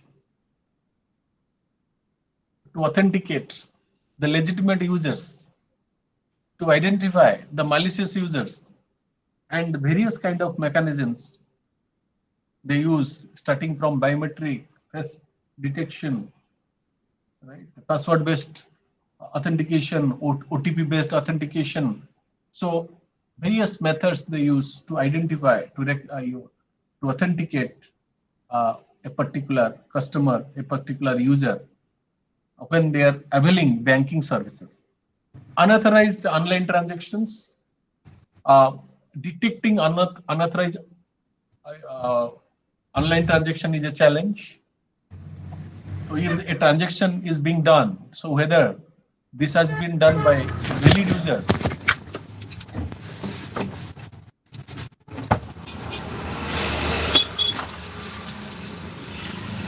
or this has been done by a malicious user or a malicious bot, so that has to be basically the model what we develop must distinguish it. Traditional rule-based systems were slow, rigid, and unable to detect new fraud patterns. To overcome this, banks adopt AI and ML techniques. Commercial banks basically experience high losses due to undetected fraudulent transactions. Many false fraud alerts causing inconvenience to genuine customers. Delay in identifying new and evolving fraud patterns. The bank needs, every bank needs a system that could detect fraud in real time, reduce false positives, learn continuously from transactional data. Even if there are failures, from the failures, the system must learn and such attacks must be detected in future again. So as a case study, you can use some of the machine learning algorithms, logistic regression, so decision trees, random forest, neural networks. So for these models, what type of data set we can use? What type of data we can use? Transactional amount, so what type of transactions and what is the amount of that particular transaction? What is the frequency of the transaction? How frequently the transaction is happening? Location of the transaction, from which location the transaction is initiated, how many times it is initiated. So is it deviating from the your some kind of normal case where legitimate users do transactions? What is the device from where the transaction is being initiated, the device identity, and the IP address, the network IP from where the your transaction basically was initiated. Customer spending behavior history. So whether the customer who spends, the customer spends from those locations, or customer spends your on which type of products, right? On which type of applications they target, right? So all these type of data,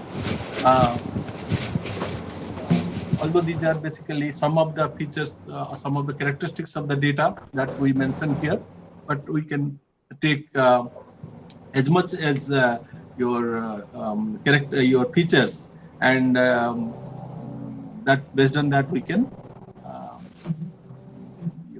determine, or we can find out the patterns, and we can find out, take a decision whether this is a fraudulent transaction or not, so and so, based on our final layer. So working of the AI system, so when we are building such AI system, those are the algorithms that we have taken. Data collection, millions of past transactions data must be, we have to take for training. So we'll be training the models.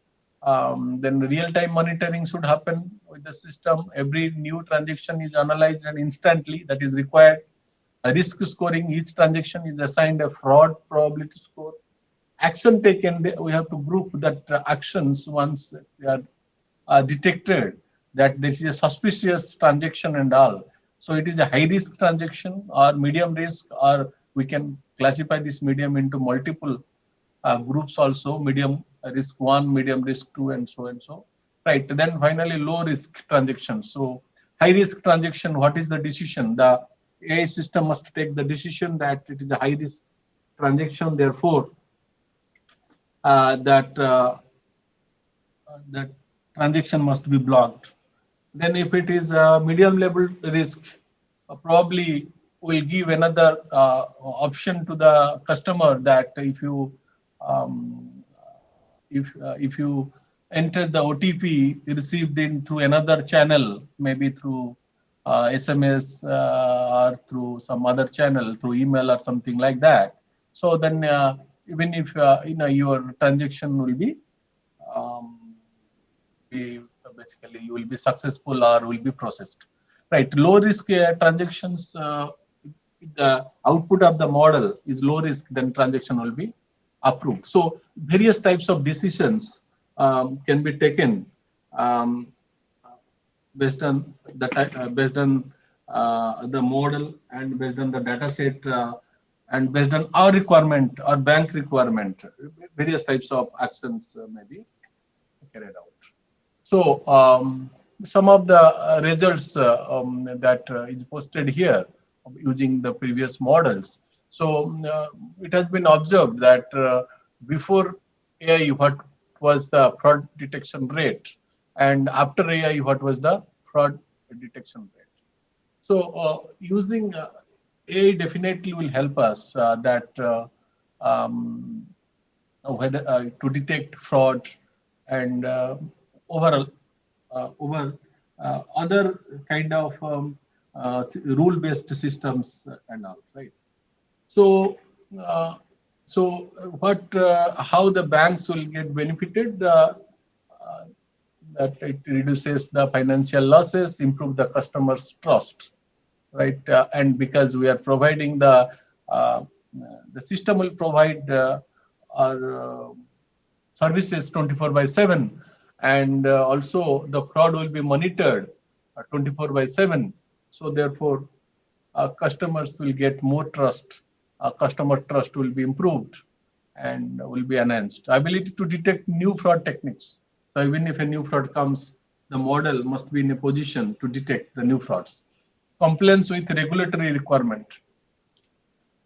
When we are deploying such a model, so it must comply with the government regulation, rules, regulations, and which may vary from country to country. So challenges are data privacy. Again, whenever we deploy a model, right, AI-based model, it requires data, a lot of data to train the model, right? Although it depends on the type of algorithm, machine learning and deep learning algorithm we use, and the AI-based techniques we use. So data privacy is one of the concerns, that without sharing the data, can we apply machine learning, or can we reduce the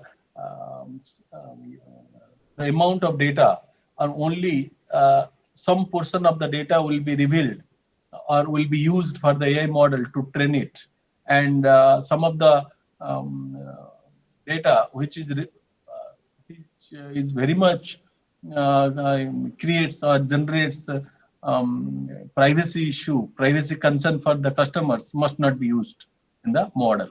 So there are various kind of thoughts in that. There is a learning model called federated learning, FL. Federated learning is basically a distributed learning approach. While preserving data privacy, machine also can learn, right? Based on various local systems. There is a local model which learns based on local data, and those local your model parameters will be shared with a global parameter, global model, then global model will be trained, right? Without sharing the data, local model only will share the model parameters with the global model.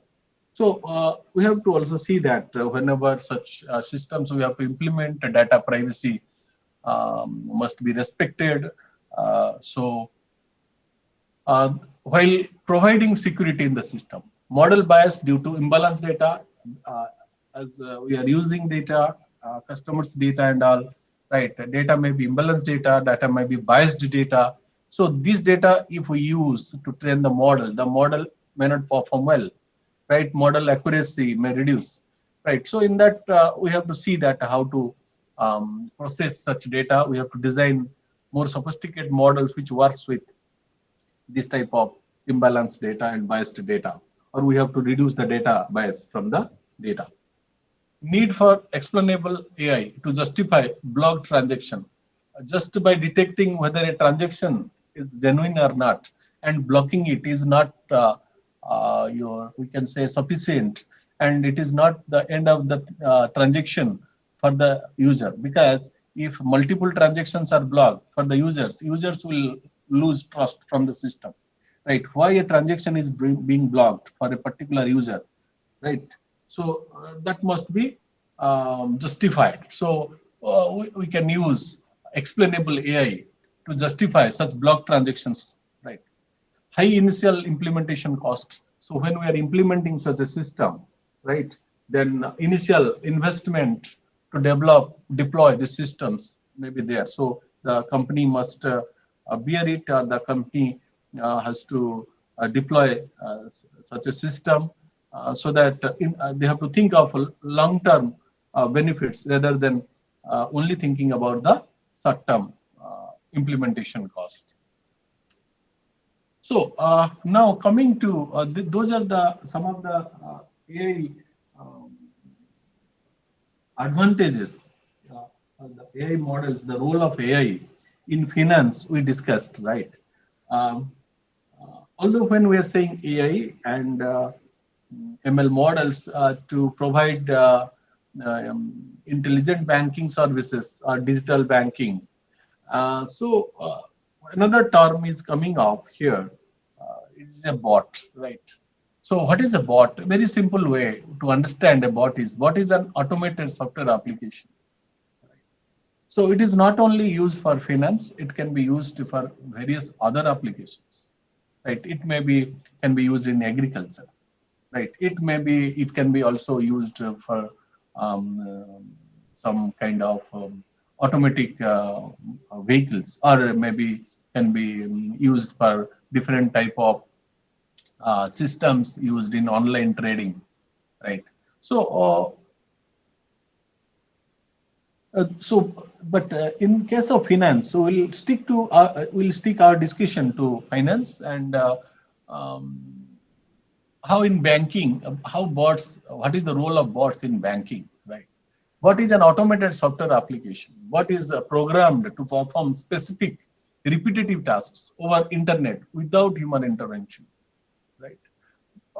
Underlying this bot, these AI models are running. Bot operates faster than human users, right? Bots can range from helpful tools such as search engines like Googlebot to malicious programs that scrape content, send spam, compromise devices. So what we can categorize into two parts. One is basically used in a helpful manner, positive bots, and other is negative bots, right? So that malicious bots, which can scrape content, send spams, right? And also compromise the devices which we are using for banking services. We may use a mobile device for banking. We may use a laptop for banking. A bot may compromise that device, and bot can access some private data in that device. So that bot, if a bot is basically running in a compromised device, so various kind of security concerns it generates. So that is two angle we have to see the bot, whether it is providing this, a bot is providing services, efficient services, or bot is basically it is a negative bot, or we can say malicious bot, which the intention of the malicious bot is to reduce the overall performance of the network, steal information, right, and affect the overall performance of the system when the user is running various applications, how to degrade the performance of those applications, data privacy, so and so, right? So there are different types of bots are there, right? Web crawler bots. So what are those web crawler bots, also known as spiders, are used by search engines, AI companies, and other services to systematically browse and index the web, right? So there are various types of bots. If you are interested in knowing the various types of bots, you can go through that. So we'll stick our discussion and especially in finance, in banking. Okay. AI bots are now ubiquitous on the internet, ranging from sophisticated generative and conversational models to specialized automated agents. And these are the well-known bots: ChatGPT, Gemini, Microsoft Copilot, then Siri, right? Siri, it takes a voice-activated assistant, right? Alexa, a voice-assisted assistant for the home, right? And different bots take different type of inputs, right? Some takes voice, some takes text, right? So there are different types of bots, and based on the application, they behave, and their outputs may be helpful in that particular application. Google Assistant, a voice assistant for Android.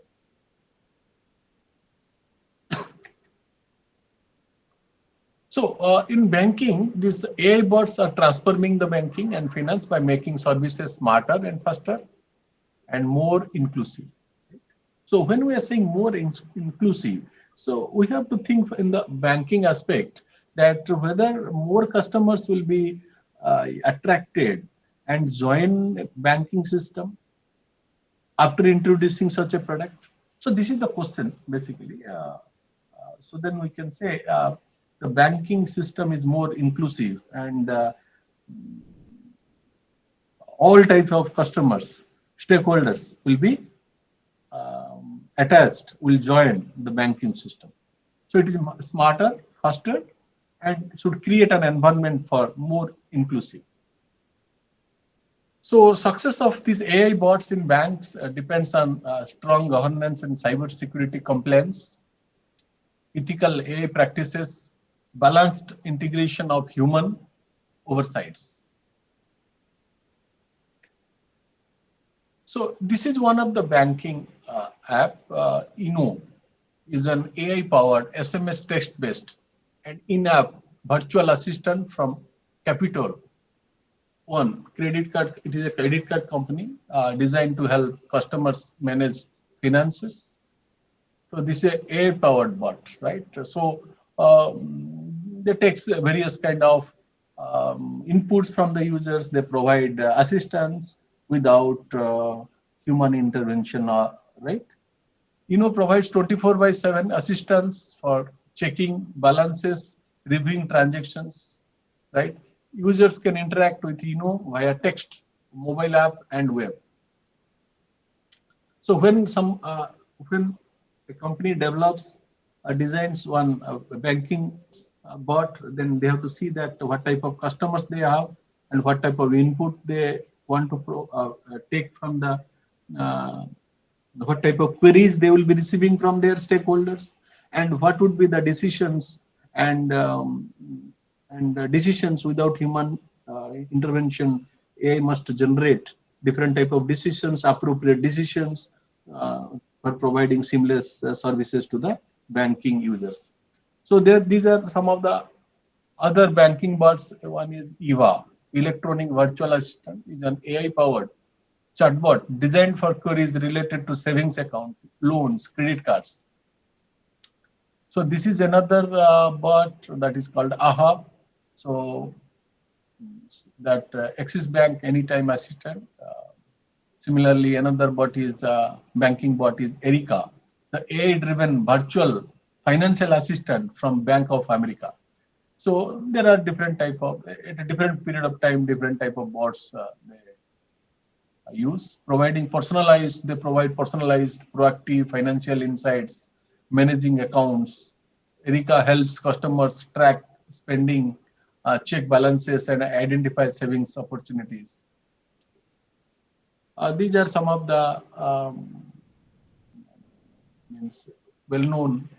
well-known banking bots. And there are several more such banking bots are there that varies from bank to bank, and also the period of time banks change their or upgrade their banking bots. Purpose of customer service chatbots: customer support and query handling, balance inquiry, mini statement generation, card blocking, FAQs, complaint registration. So these are some of the key features of these chatbots, right? Customer service, what they want. Customer wants some answers to these queries, right? Their queries. Balance inquiry, mini statements, card blocking, information, several FAQs, what customers submit to the bank or the chatbot, and customer expects some appropriate response from the chatbot.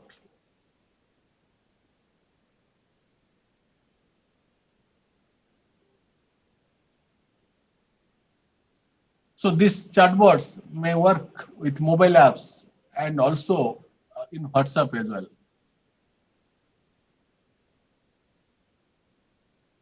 So this, what is the purpose of these bots? So one of the main goal of this banking system is to detect frauds, right? So it prevents financial frauds. It functions real-time transaction monitoring. How it functions? The bot must monitor these financial transactions in real time. suspicious activity alerts, account blocking. Now, if you imagine one case, right? Suppose there is a fraud. We do not know whether the system, the AI system, the AI bot doesn't know initially whether one input coming from one user 1, another input coming from user 2. So the transaction which is initiated from user 1 is basically a fraudulent transaction or not. Similarly, it cannot distinguish the U2. But what basically initially it doesn't know that whether U1 is a malicious user or U2 is a malicious user. It detects it based on the behavior of the user, whether it is a malicious user initiating a fraudulent transaction or not. Sometimes what happens, even if a legitimate user generates its queries, some repeated queries, this is a legitimate user. Its intention is not to degrade the performance of the banking system, but it generates multiple queries. So if the frequency of the queries are very high, so that may that behavior that AI bots may compare that behavior, and it may find out that that behavior may be similar to a behavior of a malicious user. So even if it is a legitimate user who is generating these queries, so it will be detected as a fraudulent user, right? And the account or transaction may be blocked. So that means a legitimate user may be blocked, right? So the system must be designed in such a way that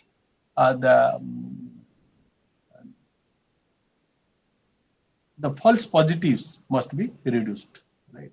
So even if once a while, if a legitimate user is detected as a malicious user for the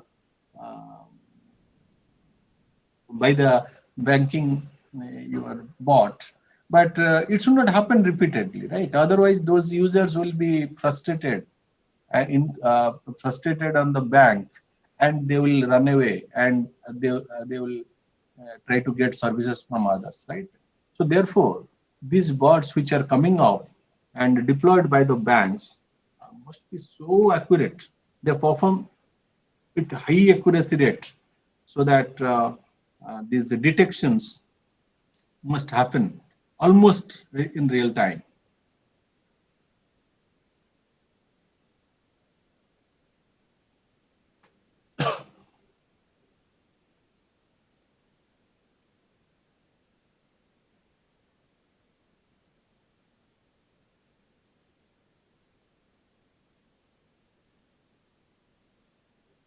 Any questions?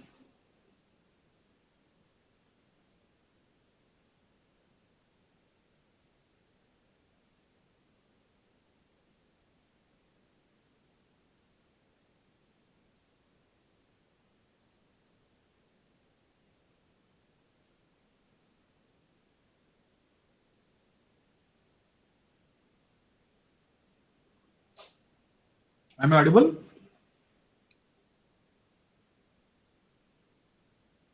Yes, sir. Yes, sir.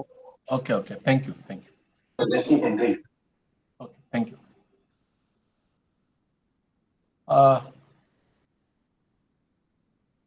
So now we'll discuss, we'll continue our discussion on this bot and what type of behaviors these bots, how they distinguish, and what type of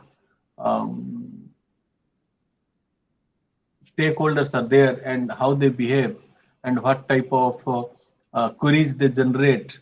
And these AI bots must detect and must find out one of the things is our credit score, right? So if you have observed that when you apply for loan and all, right? So the bank, not only this digital banking, banks, they try to find out various aspects of the customers and their property, their earlier whether EMI, whatever they pay monthly EMI to other loans. So how many credit cards they have. So all those kind of data a bank requires before issuing or sanctioning a loan. Before sanctioning a loan to the customers. So so if when you deploy a AI bot, so the AI bot also should fulfill the requirement, and it should replace the human being, right? I'm not saying that replacing the entirely human being, but the purpose for which the AI bot is deployed, it should fulfill that, right? So faster lending decisions, credit scoring and loan approval bots, they should check the entire data related to a stakeholder, a customer, and then take decisions, right? So what it does, it analyzes the credit history and alternative data. This alternative data may be any other type of data which may not be directly linked to the bank. Maybe the spending, how many times the user has availed some or purchased some items through online, and how much his income. So many other type of data the bank requires, the AI bot requires to finalize the amount of loan what will be sanctioned. So the bot must be in a position to take such data and assess the risk and approve or reject the loan, right? So that just you hear what we are doing, that just you think you are not going to the bank and the bank is sanctioning a loan, right? So the bank is sanctioning a loan to the customers, to the users. So a lot of data it must fetch, right? Directly some data from the user or customer, as well as it is accessing different credit your history of the customer, right? So that it can take a decision that whether the customer is eligible to get a loan.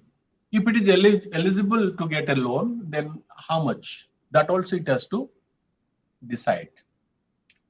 So therefore you require a very powerful AI bot, right, to take all such decisions for a banking system. And as the day progresses, they are making these bots more and more features they include, and they are making it more powerful day by day with more your services and sophisticated algorithms, right? They train with real-time data, they train periodically, and so these kind of things they do, right?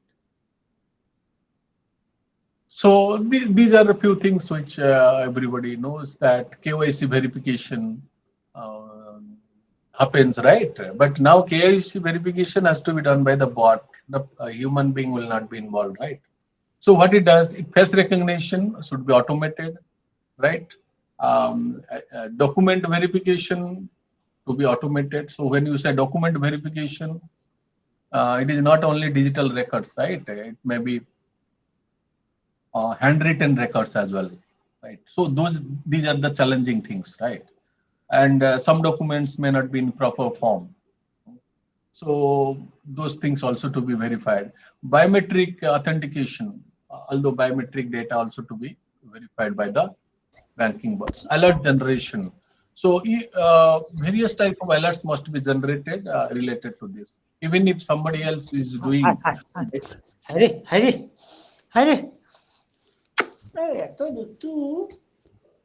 some your alert generation should be there, must be integrated in the AI bots, so that appropriate alerts can be generated for the customers, right? Suppose someone else is doing a KYC on behalf of a particular person with fraudulent documents, right, and all. So alert must be generated that so and so person or from so and so IP address or so and so place, someone has initiated a fraudulent initiation of your KYC request has been generated, right? So those things, those factors must be looked into, and those features must be available. The AI bots must have those facilities.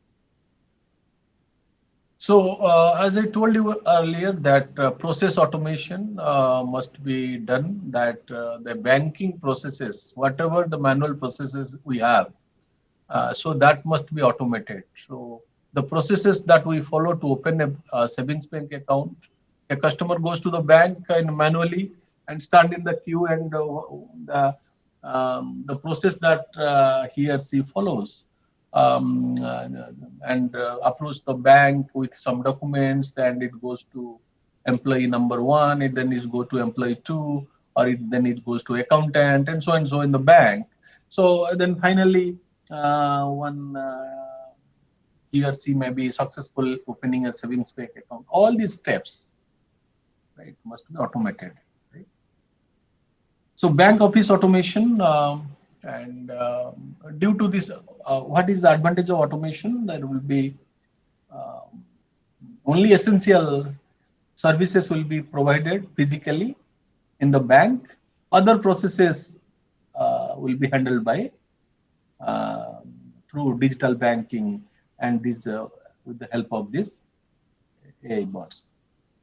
What it does, account opening, some of the services, account opening, data entry, reconciliation, report generation.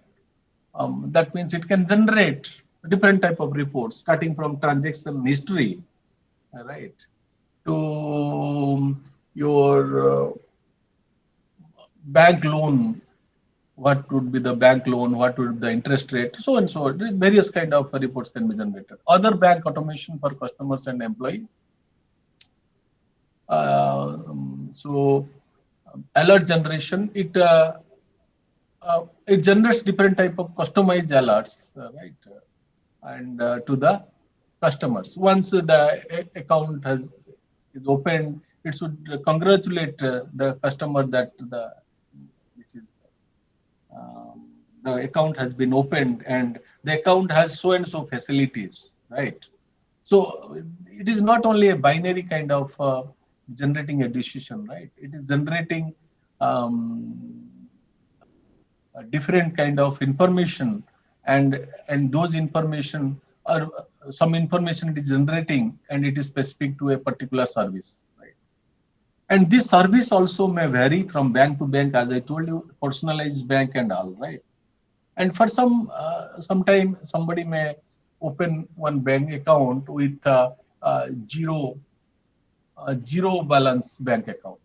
Sometime some amount, all the customers should deposit a minimum amount, let us say X rupees, to open an account. So these accounts vary, even if savings also. Similarly, current account, there are various type of account opening, fixed deposits, various type of account openings will be there, right? So, and several functionalities are there, right? They must be automated, appropriate alerts must be generated for the users once a transaction is done, right? Or a user may query, right? I want to,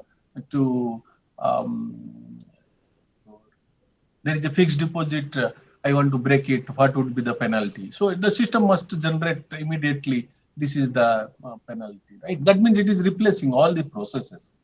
So all these micro level processes also, right, should be,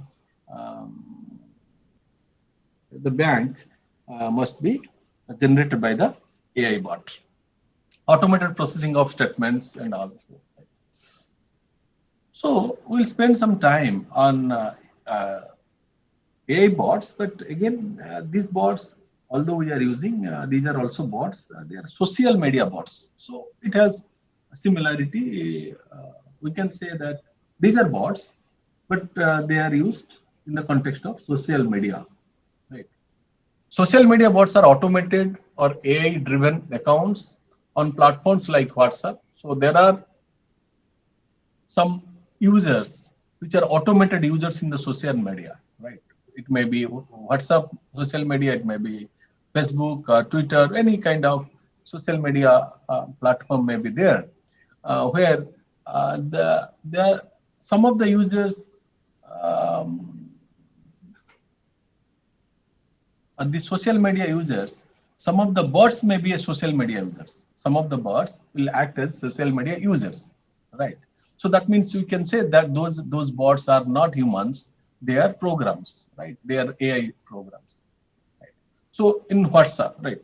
So nowadays, what is happening? There are some banks who are providing banking services, some of the services through these social media also, right?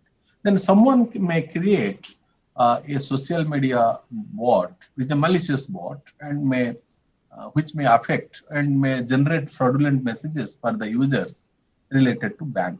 Okay, so that is possible. So these social media bots are automated or AI-driven accounts on platforms like WhatsApp, Instagram, Facebook, Twitter, etc. that interact with users, sometimes legitimately and sometimes maliciously, right? So we cannot say sometimes legitimately, we can say rather than writing often, we can write sometime maliciously, right? So this when the bot is a social media bot is automated user, or you can say social media bot, creates fraudulent messages and providing fake information related to banking services to the users. So it is very, you can say, dangerous for the customers and the bank as well, right?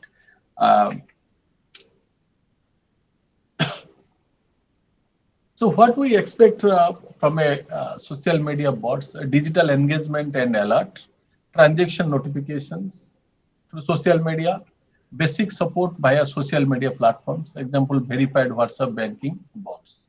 These are basically social media bots which are supposed to provide services through social media to attract more and more users into the banking system.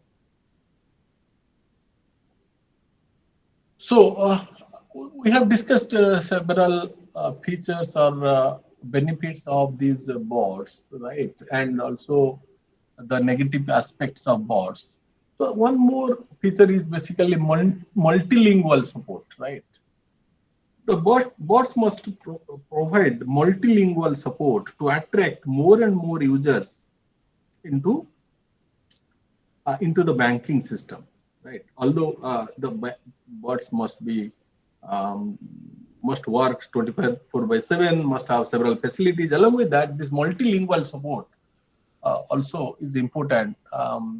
It should be part of the your bot. AI bots monitor transactions in real time. That was some of the things we discussed. And also, these bots must learn adaptively with response to a new fraud tactics. So it should monitor the data in real time and act accordingly.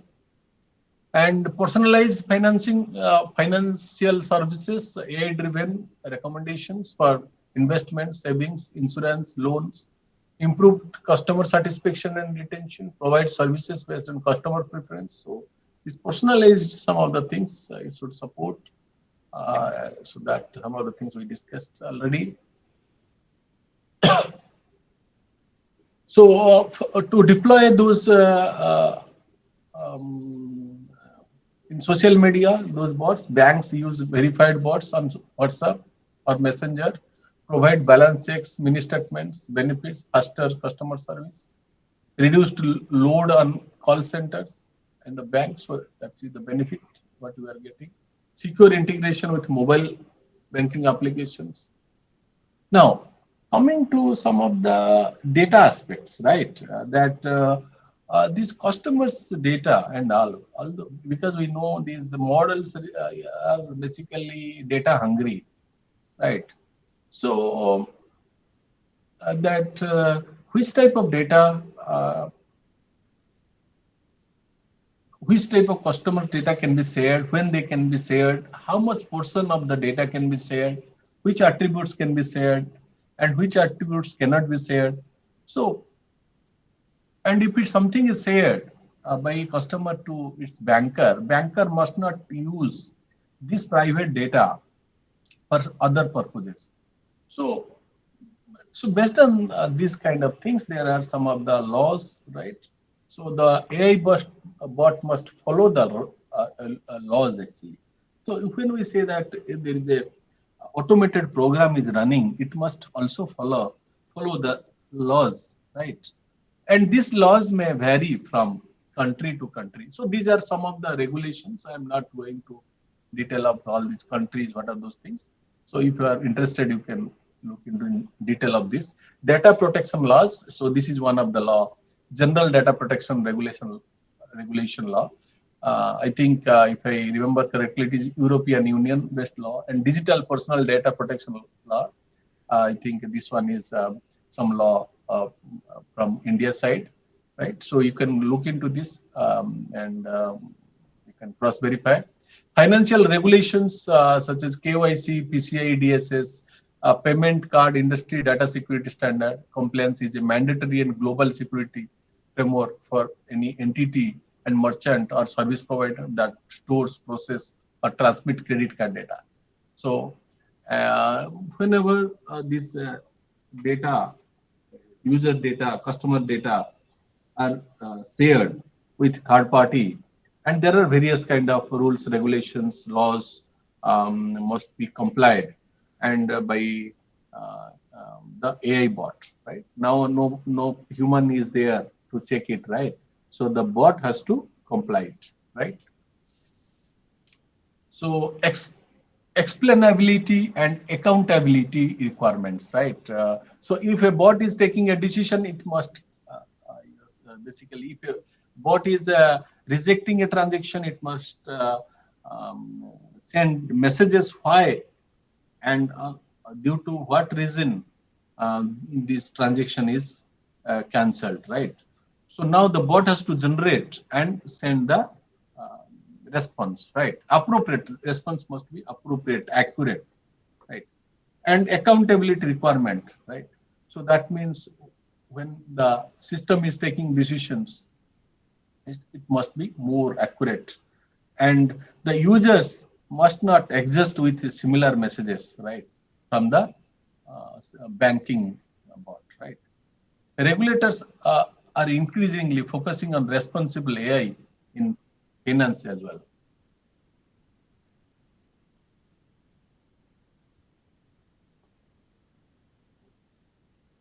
So we'll discuss some of the security challenges in these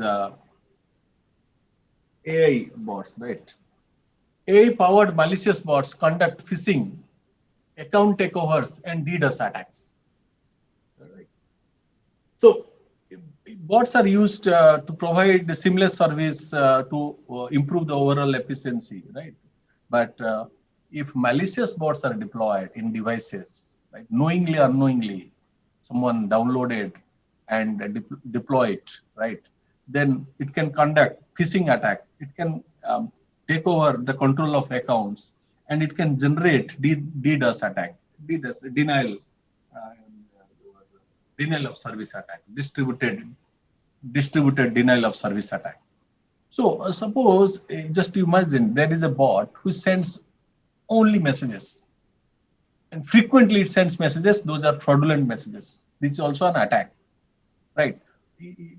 A device will be, a device memory will be filled with these fraudulent messages. So you can also categorize this one as an attack just by sending a message. A malicious bot may send fraudulent messages, right? Then, so you have to again come up with solutions, AI solutions to detect these malicious bots, right? Based on the behavior, because a bot is generating fraudulent messages frequently. So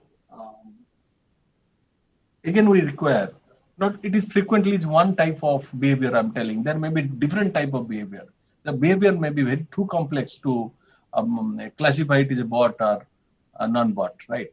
So again, you require AI and ML solutions again to detect such bots, automated bots, the presence of automated bots in the system or in devices.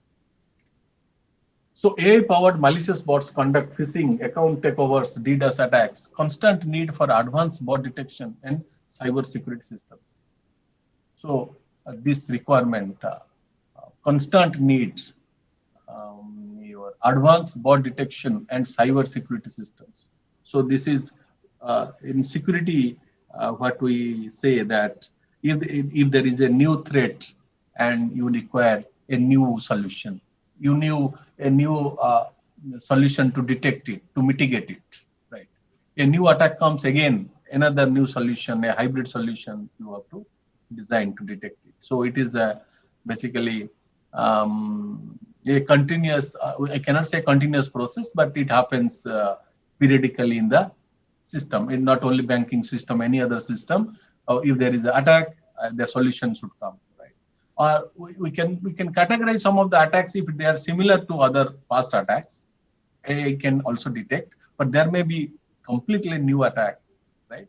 So again, periodically, therefore, we have to train the model so that it can detect such similar attacks in future, right, in the system. So as I told that data privacy is one of the concern, right? Because when you when banking system they design and develop such a sophisticated AI bots, what type of systems? So they require some data, right? So heavy reliance on customers' data raises privacy risks. So the data privacy. So everything should be done while preserving data privacy for the user. So that means some of the, therefore, the banks, they take consent of the users sometime to share the data to third party or to share the data with themselves so that they can take some decisions, they can use the data in their models, right? So although again, they have to comply, the AI bots must comply these laws, data privacy and these concerns, and which may vary from country to country or region to region as well. Potential bias in AI-driven credit scoring or lending decisions. So there may be a bias in AI-driven credit scoring and lending decisions, right? Suppose we say that somebody, due to some problem, someone is not giving a loan to one customer. So it doesn't mean that the customer should not get any loan, right? So there should be some kind of mechanism or your approach so that by some other methods that loan can be sanctioned if it is applicable to the bank. So what I'm saying that if it is manually permissible, so the bot also must have that facility in that, right? If it is something is not in manual banking, it is not admissible. That is a different aspect. Lack of transparency in AI decision making, because it is black box. Some of the models are black box models. AI bots may misinterpret complex financial issues. Errors can scale quickly if systems malfunction. So if a system malfunction, or I can say that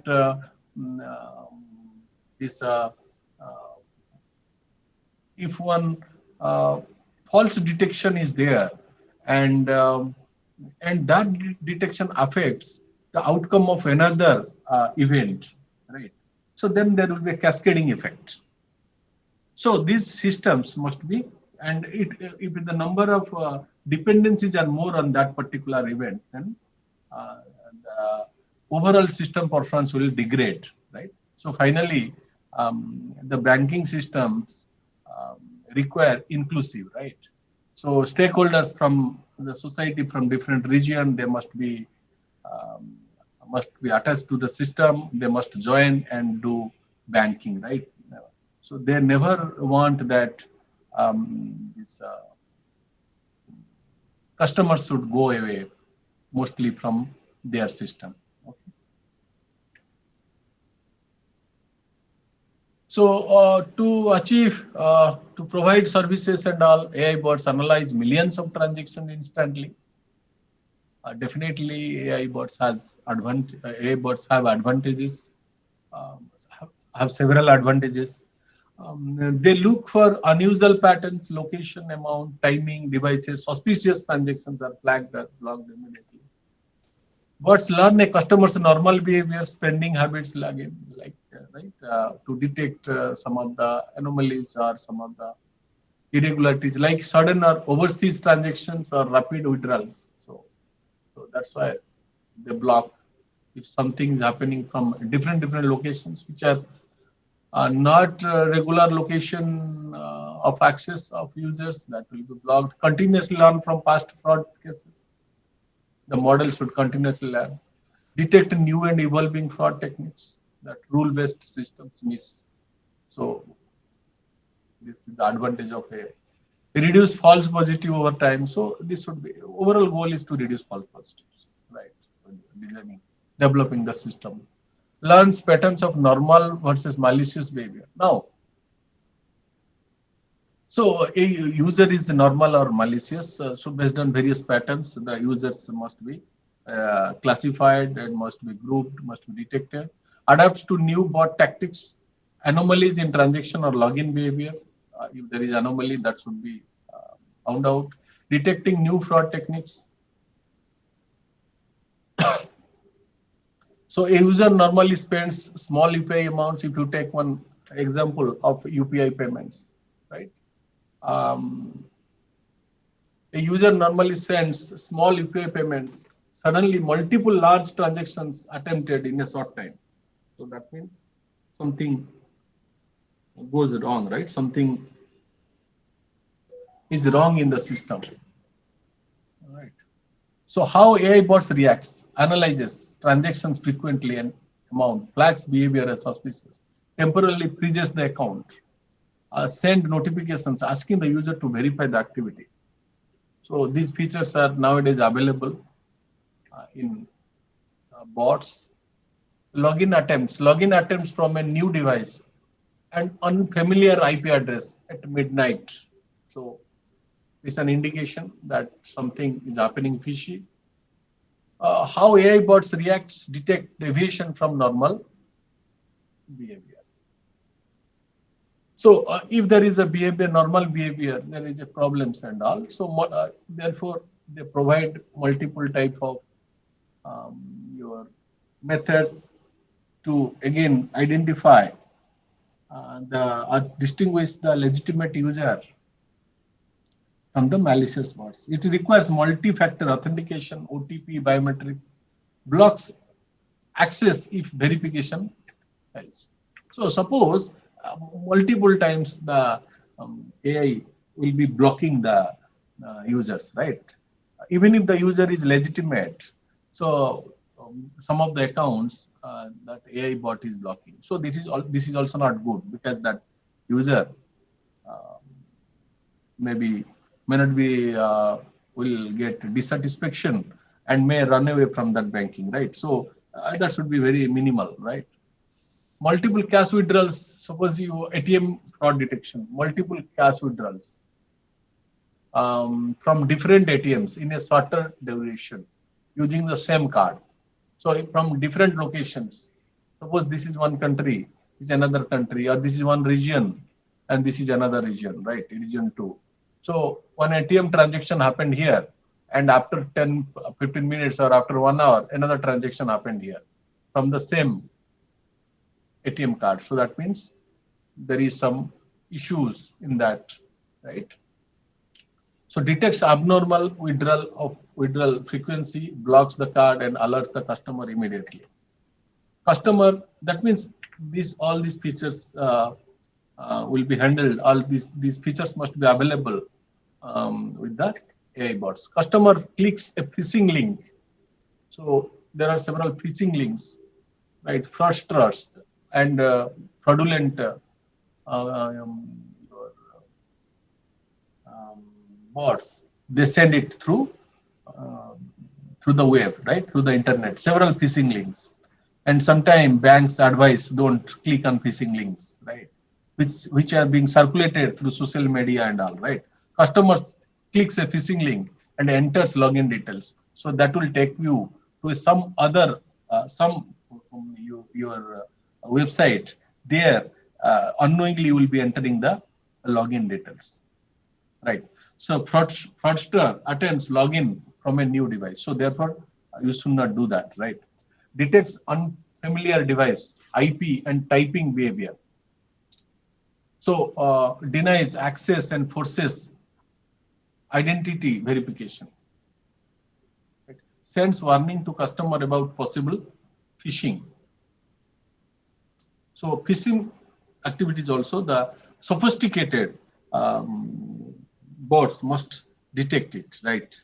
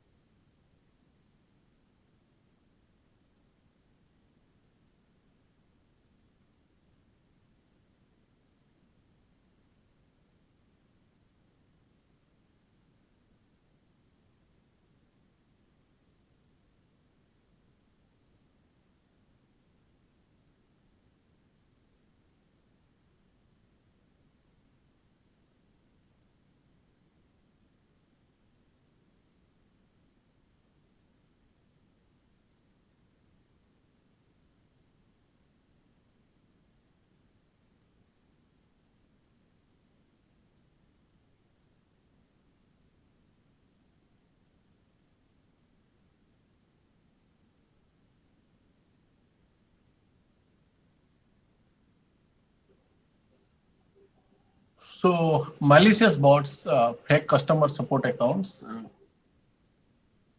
Bots replies instantly to users posting complaints on social media. So there is another aspect. So there may be some of the bots, right?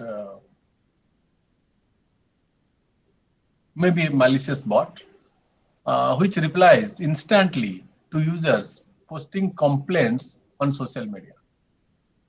So claims to be bank support and asks for card or OTP details. That means there may be fraudulent bots which generates different type of messages, and it behaves like it is a legitimate bot from a bank, and it can support the user to resolve the issue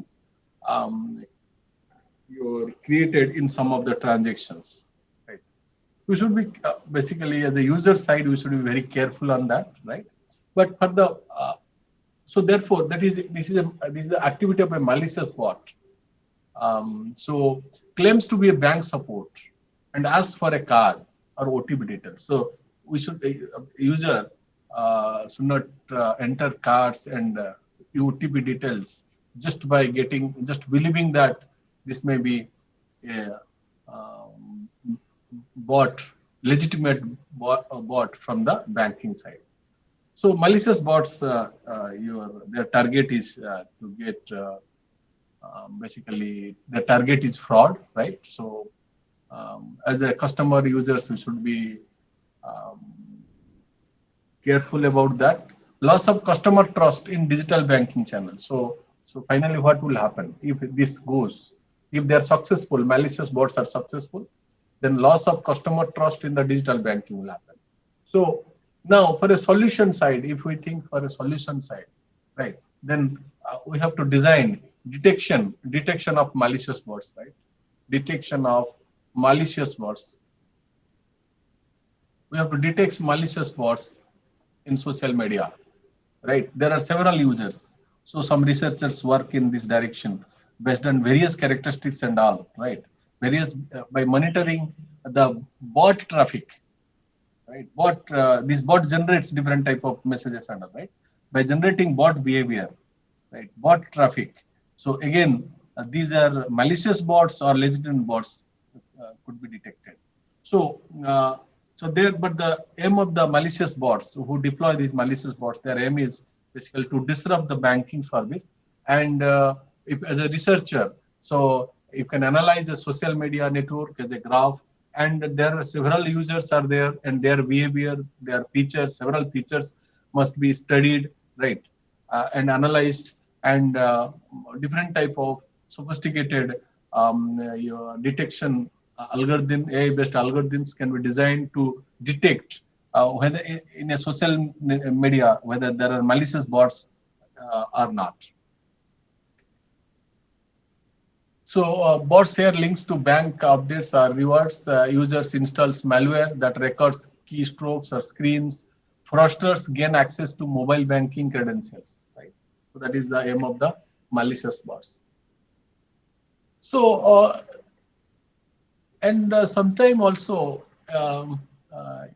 if you have a legitimate bot, if we have a legitimate banking bot, so it must detect a few features, right? Like bank employees may access customer account outside the banking hours, right? So an employee, bank employee must access customer records when they present in banks, and they present during certain office hours and all, right? So these bank employees, if they use their credentials to access some of the records, so that also should be detected by AI bots, right? Monitors employees' access behavior, right? It is not only observing the behavior of the users in the bank, not only behavior of the fraudulent users and all. It monitors employee access behavior, detects unusual login times or data access, alerts compliance team for investigation. Right. So if some access is there, so where from outside the bank on some records from the customers, so AI bots must generate some complaints messages to complaints team, right, who will further investigate about this, right? So that's why I told you that it is not going to, it is not that it is replacing the entire the human presence, right? But it is basically, it will draw the attention of the banking authorities when the attention is really required. So then some of the behaviors you might have observed, like multiple failed PIN attempts followed by a successful login. So this is a brute force behavior, right? So that means somebody is trying to access an account just by trial and error method, or using some kind of partial information what it has about some kind of PIN in the past. So then AI bot action, it should, AI bot must recognize this brute force behavior, locks the wallet if there is some transaction accessed or transaction is initiated and all. It should lock the wallet and lock the account, which requires biometric or OTP verification. That means it should immediately it should switch to the second mode of verification, right? If there is a suspicious activity, even if the first level credential is successful, the bot must ask for the second level verification, because there is a failure attempts. So failure attempts leads to success, means multiple failure attempts may be done by a fraudster, right? A fraudulent user. So therefore, it should be temporarily locked. The wallet should be temporarily locked, or the account should be temporarily locked, or the biometric, it should initiate the biometric or OTP verification at the second level verification. So that should be initiated by automatically by the AI bots. So overall, the AI detection bot should reduce the false positive rates. Legitimate transactions may still get blocked, right? So that is not good in some of the cases when you use the AI models. It is so we have to reduce the false positives when we use those AI bots. Can frustrate customers if not. I told already. So and there you might have heard regarding this QR code scam sometime, right? We should not scan every QR code wherever we see, right? To see check it, right? We should be very careful to process those QR codes, right? Bot messages seller scan with QR codes to receive payment, right? So it is these payments may not be received. Payment may be deducted, right? So user scans QR code and unknowingly authorizes payment, right? Money is debited instantly from mobile banking. So these are some of the things which we should be as a user we should be aware of, and this QR right, scam and all. If a bot is see when we are designing bots and all, bot is expected to find out, but there are cases where bot legitimate bots cannot identify. Right there, we should be very careful, not scanning QRs and all everywhere. Right? And bot uses AI generated videos or voice of a bank official, right? Fake videos, right? Victims trust the interaction, leads to high value mobile banking fraud. So sometimes what happens that, right? Malicious bots, I told you there are two different ways, right? If a malicious bot is there, it generates fake AI generated videos and voice signals as if, voice like a bank official will be speaking with you in like a real time voice from a person, right? Then you may trust them, right? It is so this is a negative aspect of the malicious bots, right? Victims trust the interaction sometimes, and this is for our awareness. Malicious bots may interact with human being and try to get access to bank accounts and all, leads to high value mobile banking fraud. Poor or biased data leads to unfair or inaccurate decisions. And always when we should think about the data quality, what is being used to train the AML model. So other speakers might have already discussed with you various AI and ML models. And also you have to always look into the data quality, what the model uses to which helps the decision making, right? To test and deploy the model for real time to process the real time inputs. It requires constant model review and retraining. That means your AI bots must be trained periodically, right? Right. Thank you. So we'll stop here. So if you have any questions, you may please ask.